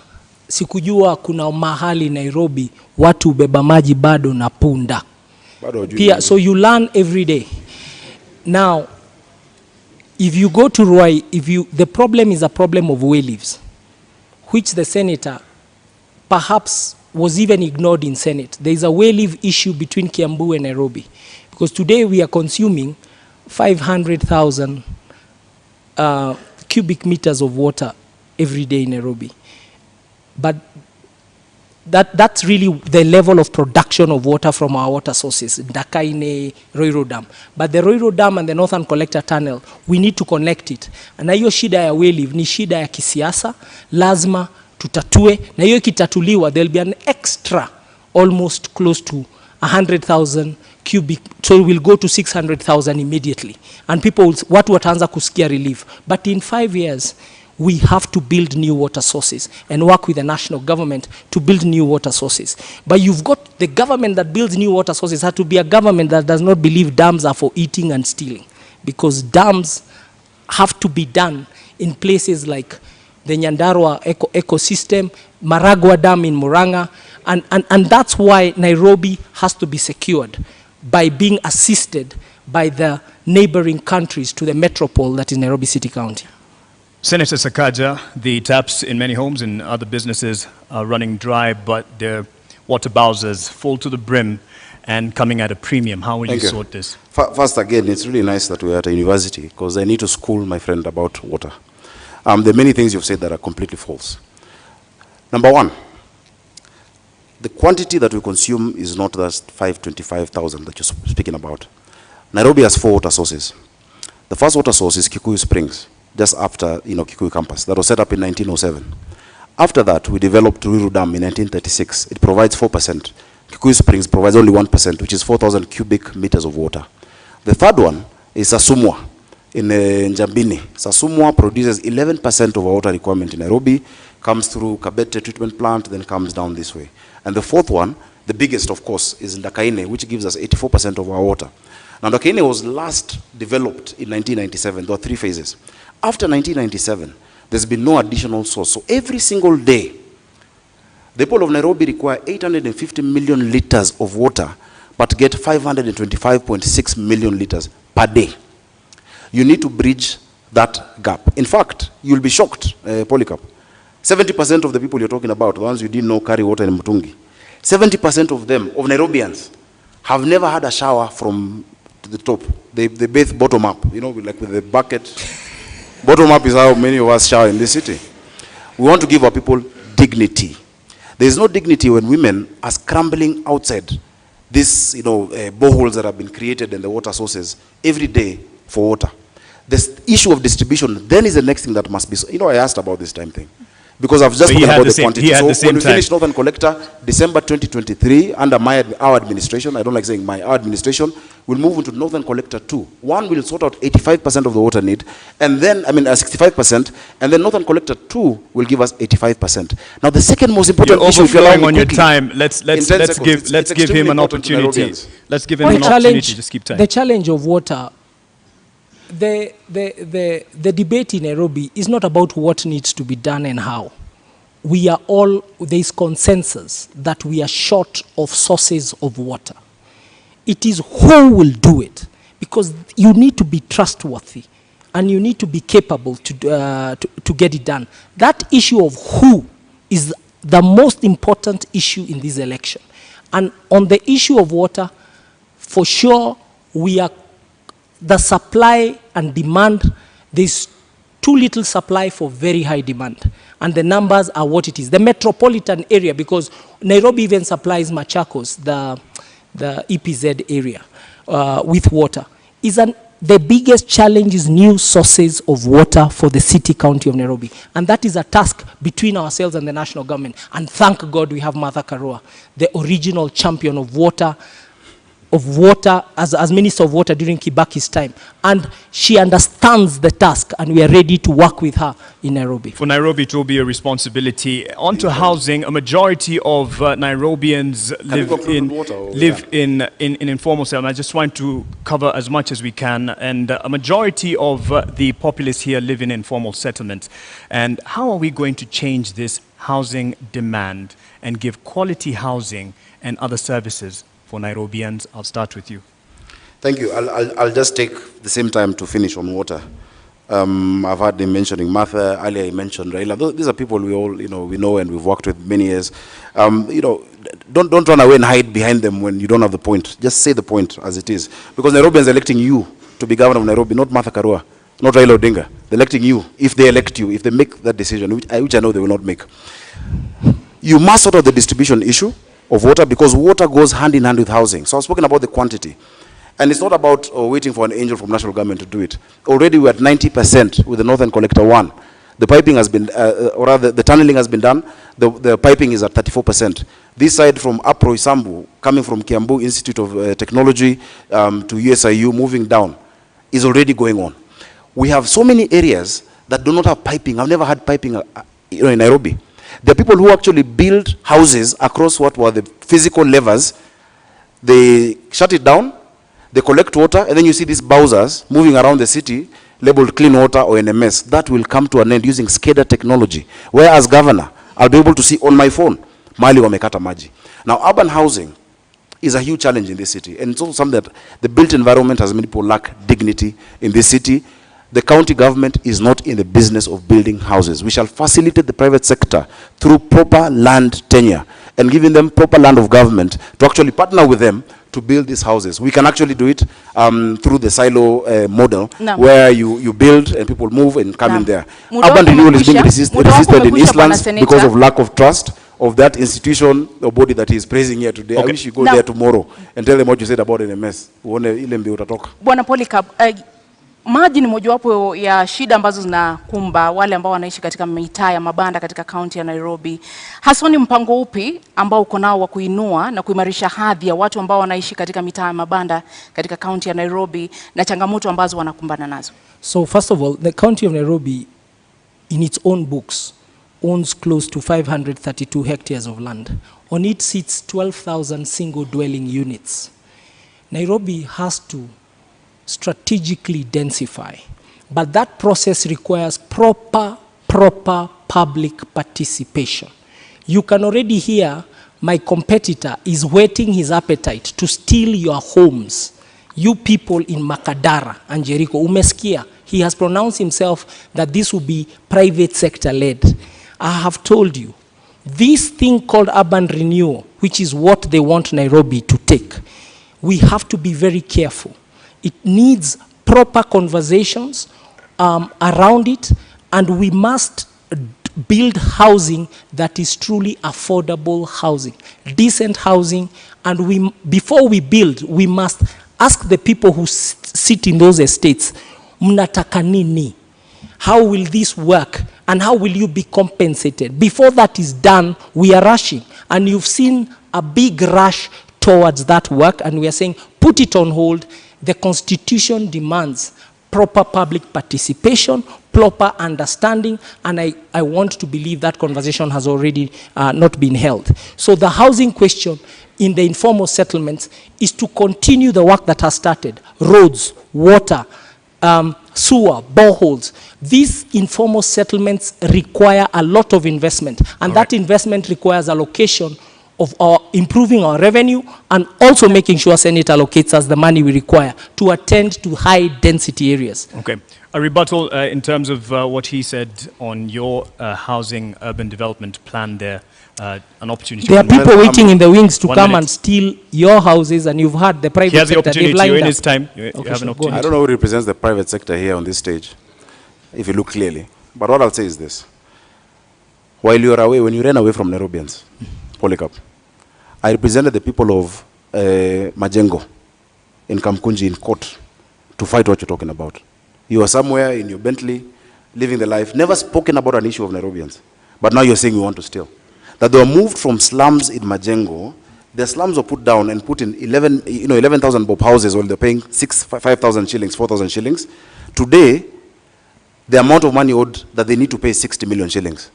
That's what someone wants to steal the houses.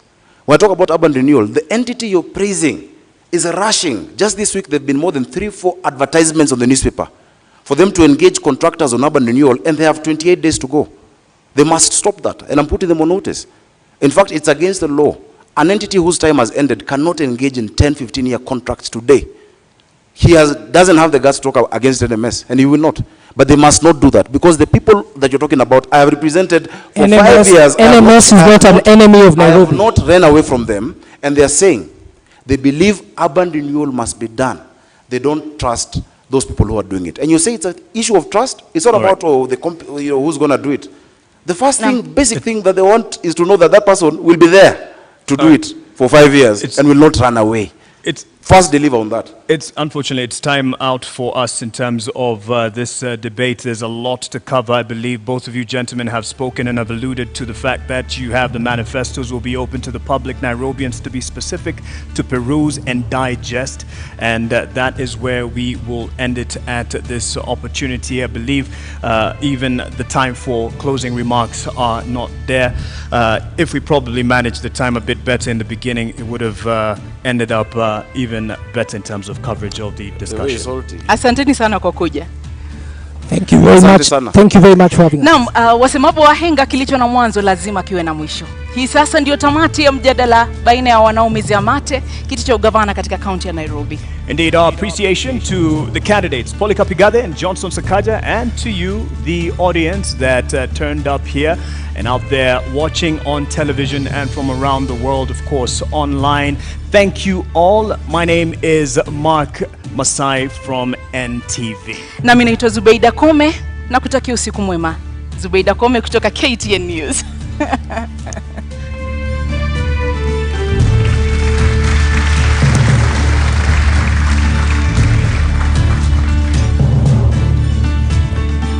And the teams are invited to join.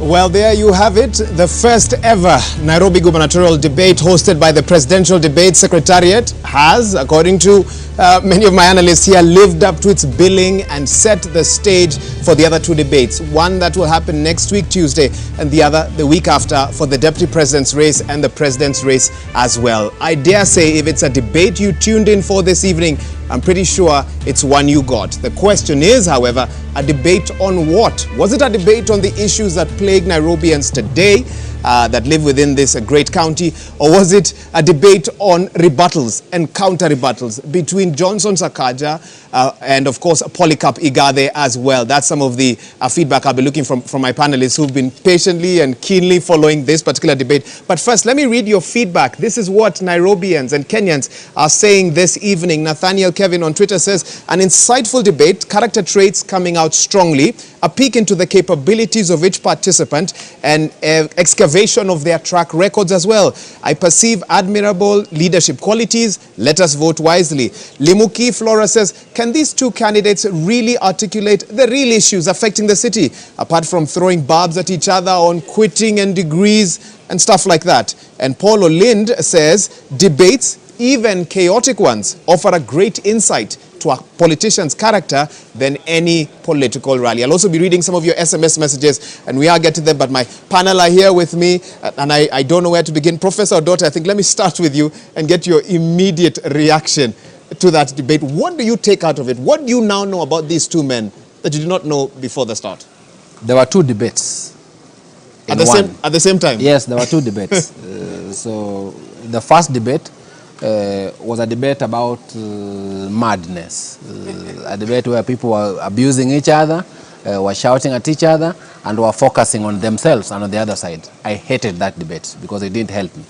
I liked the second part of the debate because in the second part of the debate, I started hearing issues. Unfortunately, there were too few issues. The issues that I had that for me made me happy. I like the ideas from Governor Sakaja about governance. The ideas about barrows, I think, was an excellent idea. I like his grasp of Nairobi. He knows Nairobi and he knows the facts. That for me was extremely nice. Professor Dote, I have the unfortunate task of interrupting you. I promise I will give you a chance to finish your point. Frederick Mutiriri, I do have a debt that I owe this man, but I'll come back and repay it. Frederick Mutiriri, I'm told you're on standby with one of the candidates. Let's hear that immediate reaction minutes after that debate concluded. Shukran sana Wahiga Mora kutoka Citizen TV. Nashukuru sana mie Frederick Mutiriri kutoka TV 47. Ninaye hapa mwaniaji wa kiti cha ugavana Polycarp Igathe, na pale ndani mwaniaji kulikuwa kipute ambacho kilikuwa kikubwa sana. Unahisi kwamba zile miezi 6 ambazo zimekuwa zikitajwa sana, huenda wa Nairobi wakawa wanakuona kwa njia tofauti kutokana na wakati ambao ulihudumu kama naibu gavana? Wacha niseme hivi. Umeona wapinzani wetu, kazi yao kubwa ni kuamini kwamba wewe unatakikana ufanye kazi, wewe unatakikana ukae kwa ofisi upate mshahara bila kupata kazi. Hiyo ndio swala kubwa sana ambalo wamegusia leo. Lakini sisi ni waadilifu, sisi ni waaminifu, sisi tunaajibika, sisi ni wachapakazi, na ni heshima kwa katiba na kwa wananchi wa taifa la Kenya. Wewe ukiona hauwezi fanya kazi, uachane na mshahara wa kiserikali. Lakini hilo ndio jambo ambalo wanaona ni kubwa sana. Jambo la kudanganyana makaratasi, jambo la ukosefu wa masomo, jambo ya wizi. Hao masuala hawaoni kama ni makubwa kama hilo swala la lingine. Lakini ndivyo hivyo, ni wenzetu, tutaendelea na tutawashinda. Asante. Lakini kabla haujondoka nikuulize kwamba wakazi takriban ama wapiga kura takriban milioni 2.4 wamekuwa wakitazama mjadala wa jioni ya leo. Unadhani kwamba umeweza kujieleza kama kiongozi ambaye ataweza kupigana na ufisadi vilivyo, kwa sababu lilikuwa ni jambo ambalo limeleta tumbo joto hapo ndani? Natumai nimewaeleza na pia tutaendelea kuwaeleza katika kampeni zetu. Inajulikana vizuri sana hapa Nairobi mambo ambayo yanaendelea ya ufisadi. Ni mambo ambayo yameandikiwa maripoti mengi, kuna nakala mingi ambazo zimeandikwa na institutions mingi sana, na hiyo kazi inajulikana. Kwa hivyo hakuna debate about kupigana na ufisadi. Asante. Tunakutakia kila laheri. Wa Kenya wana Nairobi wataamua ifikapo tarehe 9. Tuelekee sasa upande ule mwingine. Leila Mohamed pamoja na Francis Gashuri ambao kwa sasa wako na seneta wa Nairobi Johnson Sakaja. Twende kule. Thank you very much, Beatrice and Frederick. It's been 180 minutes, 90 minutes of the second debate. Quite a heated one, Francis. Quite an encounter, a banter that many Nairobians this evening were hoping for. Senator, good evening. For a moment there, we were skipping our heartbeats, hoping you would come, you would not come. You're here. Do you feel you have punched above or below your weight? I feel we needed more time to talk about the real issues of the people of Nairobi. Those issues are real. Today, their families sleeping hungry. There are people who don't know where to go to tomorrow. We have millions of young people without jobs. I wish we had more time to focus on that, apart from the side shows that are, of course, choreographed by those I'm running against. But all the same, I'm glad with the time we've had. We've been able to at least speak about certain policy proposals that we have for the city. Nairobi is for all of us. Politics is not an enmity. I believe in siasa safi. Politics is not an enmity. After the election, we'll have one county that we must remain in. And let us also not be divided in terms of parties. Let's not be divided in terms of tribe. Let's remember that we're one tribe called Nairobi. Thank you very much. Absolutely. And Sakaja, feels like a rematch should be coming up because that was a real debate. Is there something that you felt that probably you needed to respond to, particularly that touches on people of Nairobi, in a minute? At some point last year, I went to donate desks in Dagoretti, in a school called Gatina Primary. And when I gave them desks, normally you ask the children, what would you like to get from me? And they say, oh, Super Senator, and I thought they'd ask for sweets or for a bowl or for a school bus, even when they're ambitious, and they said they wanted food. We have, as a parent, that broke my heart. We have too many children who are out of school because of food, because of the COVID era and the poverty in Nairobi. As I said, urban poverty is the worst. And so I wanted to talk about the school feeding program that we're going to institute in Nairobi for all our children. That at least you'll be able to lower the cost of living for those parents. You save them close to 3,000 shillings a month, and attendance goes up. Many schools at 12:30 they tell the kids to go look for a meal. They don't come back. They're missing a third of the education. If you want to finish a country, you finish the children. So I really want to talk about school feeding. I want to talk about how to clean up Nairobi. I want to talk about the recycling plant and waste to energy in Dandora, and just moving that away. We have an entire wing at Kenyatta and Igathe for respiratory illnesses for the people of Dandora. I want to talk about CHVs, our community health volunteers who are doing an amazing job across the county of Nairobi, who need to be incorporated, and from the day we get into office, they'll be part of our health system. Thank you very much, Sakaja. The person to ask for a rematch is Clifford Machoka. I think actually there's a rematch on the 9th of August. And that will be now a technical knockout at 9 a.m. The voters Thank will you. decide. The 22.1, Thank you very 24 much. million of, or 22.1 million in the country and the 2.4 million in Nairobi County. Thank you. We wish you Back the to very you. best of Asante luck. sana. Thank you very much. Thank you. Leila, VAR imetembea kidogo. So we take it back to Wahiga. Wahiga, take it away. Wahiga, talk to us about the facts and the figures. Has this debate build up to its expectations of 2.4 million registered voters in this great county of Nairobi? Not forgetting that at least 24% of them are undecided, and I don't know whether this debate helped a few of them to make their minds up. Professor Odote, did you get that sense in the second part of the debate? Because you said you saw two debates. In the second part of the debate, but unfortunately, I don't think that it will help a lot because they spent too much time on the other things. So let me finish my conversation in terms of... and I'll ask you to be brief in the Yes, interest of very time. brief in terms of what I liked also about Polycarp. I liked his conversation about involving citizens. I think that was a good conversation. I also like his debate about the unique status of Nairobi in terms of the relationship between national and county government. The things I did not like, I didn't like the fact that Johnson, my good friend, did not apologize for coming late. Shockingly, despite his conversation about Siasa Safi, I didn't like his arrogance. And lastly, I did not like the conversations from Igathe of over-focusing on Johnson and not himself. So those are the things I didn't like about the debate. What you call arrogance, others call confidence, but depends on which side of the table you're seated. Let's hear from you, Wanjiru. Bruising, exciting to listen to. I'm not sure the 26% will be able to decipher, but we definitely got a lot. Igathe, I got a sense that he had prepared and articulated his implementation strategies pretty well. I liked his revenue strategy, breaking down the streams, sealing the loopholes. I found that to be very pragmatic and a low-hanging fruit. Whether he links it into the cloud, I got a sense that he imagines digitizing is going to cure the governance culture gap. That's not necessarily accurate. I liked the eggs, the neighborhoods, of course. Yeah, I liked the decentralization. Of course, his take on NMS, for me, is, in fact, the word I would use, it's odious. Because this is Igathe. Yes, Igathe's take on NMS is totally misplaced. And I think Sakaja brought that out very well, because the situation on the ground is that NMS has really, it hasn't been accountable. Contrary to what Igathe is espousing in public participation, it hasn't had public participation, it hasn't had accountability. There's been a lot of coercion of citizens. On Sakaja's side, I think he got the NMS very accurately. I think I also like the argument around the 5 boroughs. I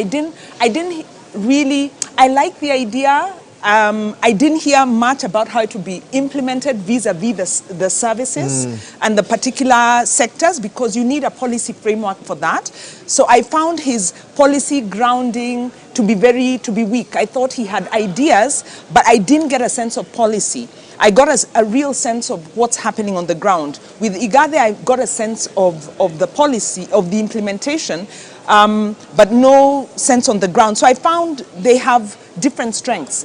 With Sakaja also, I didn't hear the governance coming out as a major problem. Come out strongly. Yeah. Okay. Philip Kisia, if things had gone your way, you may have been one of the individuals on that panel today. But life has a way sometimes of taking a different tangent. So how do you then rate the two men that stood before Kenyans and Nairobians this evening? I mean, I would be unfair. But, I mean, rating is something that we cannot avoid. One, like my two colleagues have said, I think Sakaja performed quite well. He seems to be understanding the issues affecting Nairobi. But on the flip side, he doesn't seem to have a clear implementation strategy. How do you deliver what you're talking about? On the other side, Polycarp could have been a bit weak on policy and on strategy, developing strategy. But he seemed to be very clear on how it can be implemented. You sound like you want a candidate with both. You want to merge the two. Yeah, you must have both. Must have both. Would that be the perfect governor for Nairobi? But what was disappointing is the fact, like what Prof said, is the fact that somebody who is expecting to provide leadership to a county like Nairobi comes in late. He doesn't apologize. In fact, he appears to be quite arrogant. And I'm telling you this because Sakaja is my friend. I'll tell him even tomorrow if he's not listening to me. On the other side, like just as Prof said, as I've said, they spend almost 60% of their time on personality issues. And very little time was spent on the real issues. At the tail end, they started talking about water, they started talking about housing, they started talking about public transport, and so on and so forth. They were just mentioning. They did, mentioning something and telling us how you intend to go about implementation is quite different. So now, leadership. And I'm one of those people who don't believe that there is somebody called a leader. But I believe there's somebody, a human being, at a point in time who exercises leadership.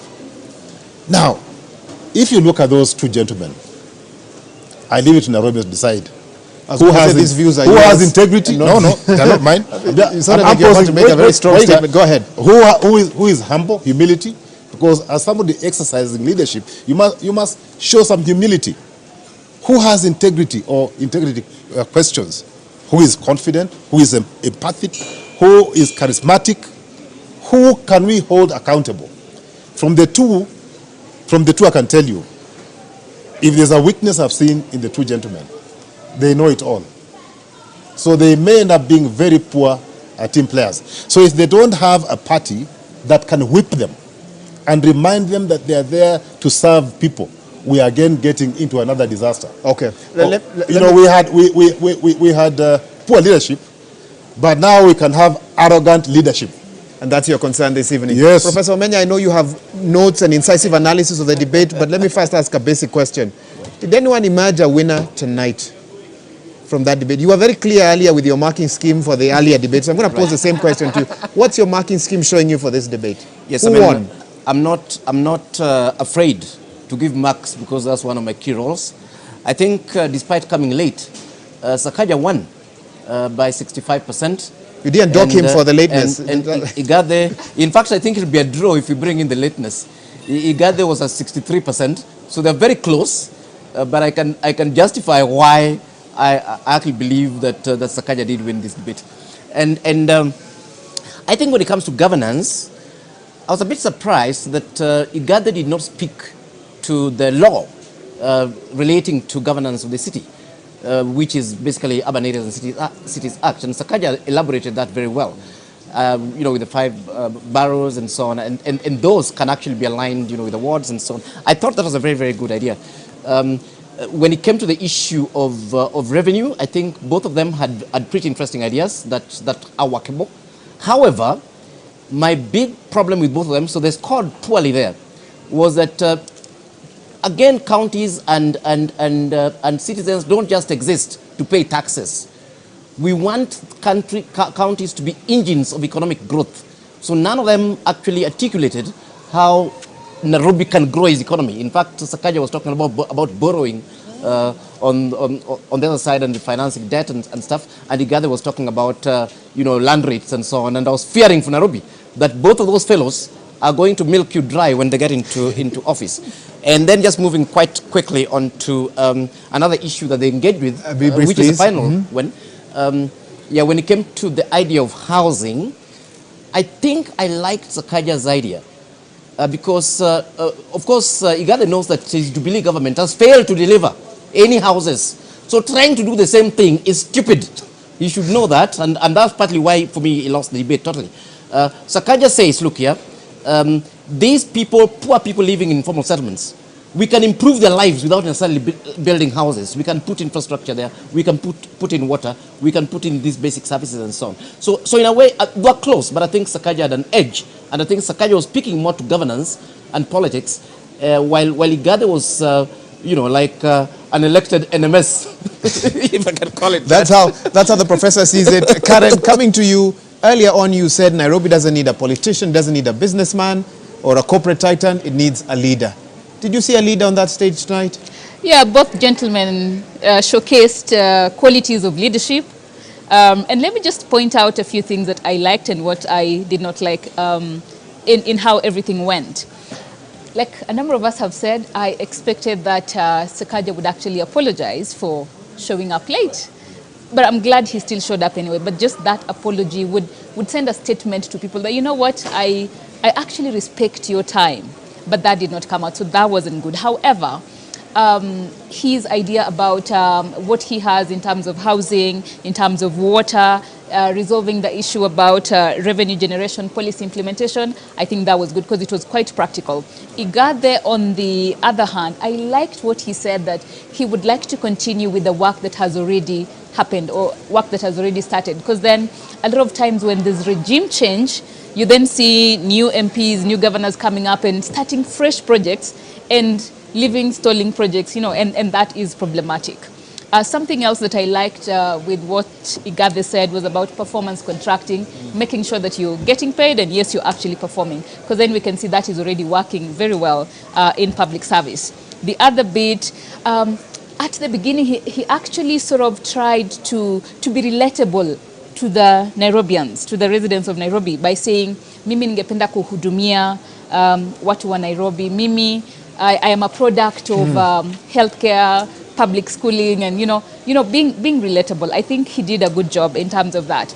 A potential danger, though, although I think maybe it could have been just him getting back at Sakaja by saying wale watu ambao hawakwenda shule wanakosa nidhamu and stuff like that, because then we have a number of individuals, especially young people, who dropped out of school, who are not in training, not in education, and they are like over 40% of the population of the unemployed young people. So I think hapo kuna shida kidogo, but generally this was such a hot, heated debate. It was really good. I like the way you've put it. Go ahead. I think it's only unfortunate that we didn't have choices. We have either Sakaja or Igathe. What do you mean you didn't have choices? There are no choices. Four other candidates, duly cleared by the IBC, those guys with manifestos. The entire panel gave them 3 out of 10. Now, you see, if we had more choices, and this is why I regret why Timothy Wanyonyi was denied this opportunity.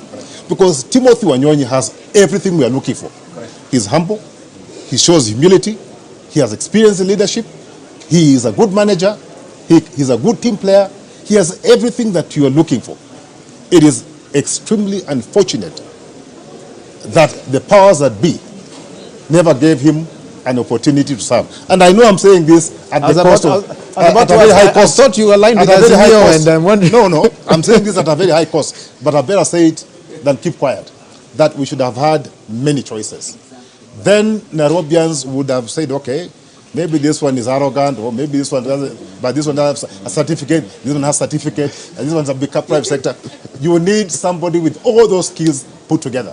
And that should have been Timothy. Wanjiru is vehemently agreeing. Yes. It was a point. I think the 26%, I think the 26%, a large number of those are unhappy with the choices. Exactly. Because they are saying we deserved better. Exactly. We've invested. We've seen Tim Wanyonyi grow his career. He's been MP now for 2 terms. He's done very well. Been a councillor. And there was an expectation. But what guarantee do you have that if he was here today, you wouldn't be putting him through the same scrutiny that you've put through? No, he would be put. He would be put, but it's the expectation that we would have a choice. Now we have a tailor-made. We've got a project, and we have, somebody else, and we have to choose between these. And like you said, it's not cut and dried. Hence the 26%. Prof. Omenya? That is what happens when you have good people who are qualified, who have a track record, who don't present themselves up to run for office. He did present himself, but then there was the party rigged him out. Prof. Omenya, go ahead. Yeah, I think I agree 100%. I'm just adding to those sentiments that, again, overall, tonight we've been disappointed because Nairobi is the biggest economy outside of Kenya. And the governor of Nairobi, we expect to be a person capable of running this country. And there are expectations we have of that individual in terms of the way they carry themselves, in terms of duty of care, in terms of the depth with which they think through things that affect Wananchi and so on.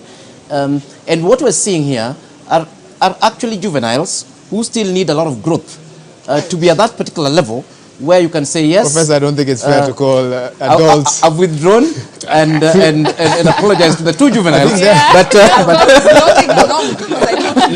Can I put it differently? Professor Dote, please. Let me put it differently. Don't make it worse. No, I actually want to tell you something that was written in my class WhatsApp group as the debate was going on. They say the two boys can govern the city. They use the word boys. Yeah, but then they go into a better place. Both still remain fine gentlemen, but the city needs more. And that last part that I want to focus on. If we forget the analogies, I think the critical thing, and you hear the percentage 65, 63, if we got a half of what we had in Igathe and a half of what we had in Polycarp, we would be able to get the governor we need. And that is possible. Unfortunately, we are going to get half full as opposed to the complete governor that we need. And I think that's the challenge that we're having in terms of Nairobi. As I said when we were starting this conversation, and remember when I was comparing with my county, Homa Bay, I was making the point that we need governors, good governors across the country, but we need an exceptional governor in Nairobi. Because Nairobi is not just one of the 47 counties. It is the city, the capital city, international city. Unfortunately, watching today, and if you are looking for that international status, you're looking for that super status, you still don't get it from the two gentlemen. And I think that's the challenge. Let me cross over because I now have 7 minutes or less and immediately hear from you. Karen, I'll start with you. What do the 7 who then showed up, 6 who showed up for this debate now do moving forward? In one word, what more can they do to build up from what's happened here tonight? I think do some research and get more information and factual information about what needs to be done in the city, for the residents of the city, and actually go out and do that. So just a little more research. The two final candidates definitely did their homework, especially Sakaja has the information and all that stuff. But just the bit to go out there, do a little more research about what needs to be done, align themselves, and make sure they get to do that when they get elected. And Prof, just as briefly, some would say, look at previous debates. Some didn't even show up and they won the elections. Yes. Your panel is talking as if winning debates is winning elections. No, not at all. In fact, I think really to be fair to the two gentlemen, we are very happy that you've got people that you can actually listen to. Yeah, so that was positive. And they did actually engage with the issues. In fact, for me, it's an issue of I'm happy that I had high expectations of them. And those expectations are not totally destroyed. Okay. There are some candidates that I would not even have bothered having an expectation about. But my only message to them is this. And your final message, please. And that's my final message. That this is an extremely serious job, governing Nairobians. Please think through your ideas and your policies, especially the critical ones that will take this county forward. Okay, I'll stop you there. I have 5 minutes. Final comment from you. What more can the candidates do? Okay, now for the ones you're calling fringe candidates. 28 days to go. I would suggest that they just pack off and go home. And, you know... Philip Kisia, surely. You know, no, I'm telling you. And it came from Wanjiru. Let them pack off, go home. You're telling Kenneth Nyamwamu, you're telling Herman, you're telling Mwadime. Then start from somewhere. You can start from Member of Parliament or MCA, or then grow, get experience, okay? For the two gentlemen, they need to appreciate that leadership is about inspiring people. Leadership is about being able to get people in one basket to move in one direction willingly, competently, enthusiastically. Okay, I'll take that as your final comment, and that's a good place to leave it.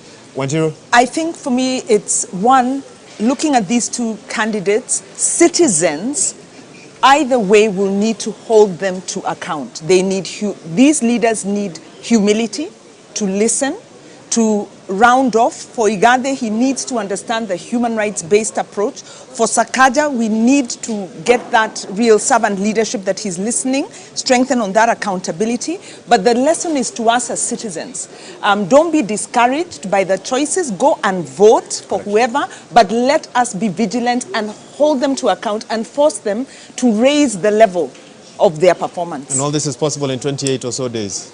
Well, they need to be reflecting. You see, they're out on the campaign trail. They need to practice humility. They need to learn human rights-based approach. Okay. Citizens need to vote and choose and hold leaders to account, because we've seen what we are working with. We need to keep growing and forcing them to grow and come closer to our expectation. And keep them accountable. Professor Dote. I think some very few things. Number one, for Herman, I think this was a great opportunity that he used well. I think he needs to continue doing what he did. The future is bright for him. For these other two candidates, I think I just have three things for them. Number one, they need to speak to us much more in the remaining 28 days. And as they do, they need to focus on the 24% undecided. I think today they didn't do enough on that 24%. I think they focused much on their base, but they need to focus on the 24%. And I think the last thing, which I struggled with, the 100 days. As we said at the start, what is critical is implementation. They need to sharpen what they will do quickly to be able to turn the ship around. That for me would be critical. Okay, and we certainly hope that they did not change. I have my parting shot. Just one. Let Nairobi residents be involved, get to know your candidates, understand what the issues are, and go and vote. It is important, and your vote does count. Your vote does count, and that's a good place to leave it. We are going to have to wrap it here. Let me thank my panelists. This has been phenomenal. I'm glad to have had each of you here. Karen Wakoli, who's the founder and executive director, Emerging Leaders Foundation. Professor Alfred Omenya, an urban development expert. We've had Philip Kisia, former Nairobi town clerk.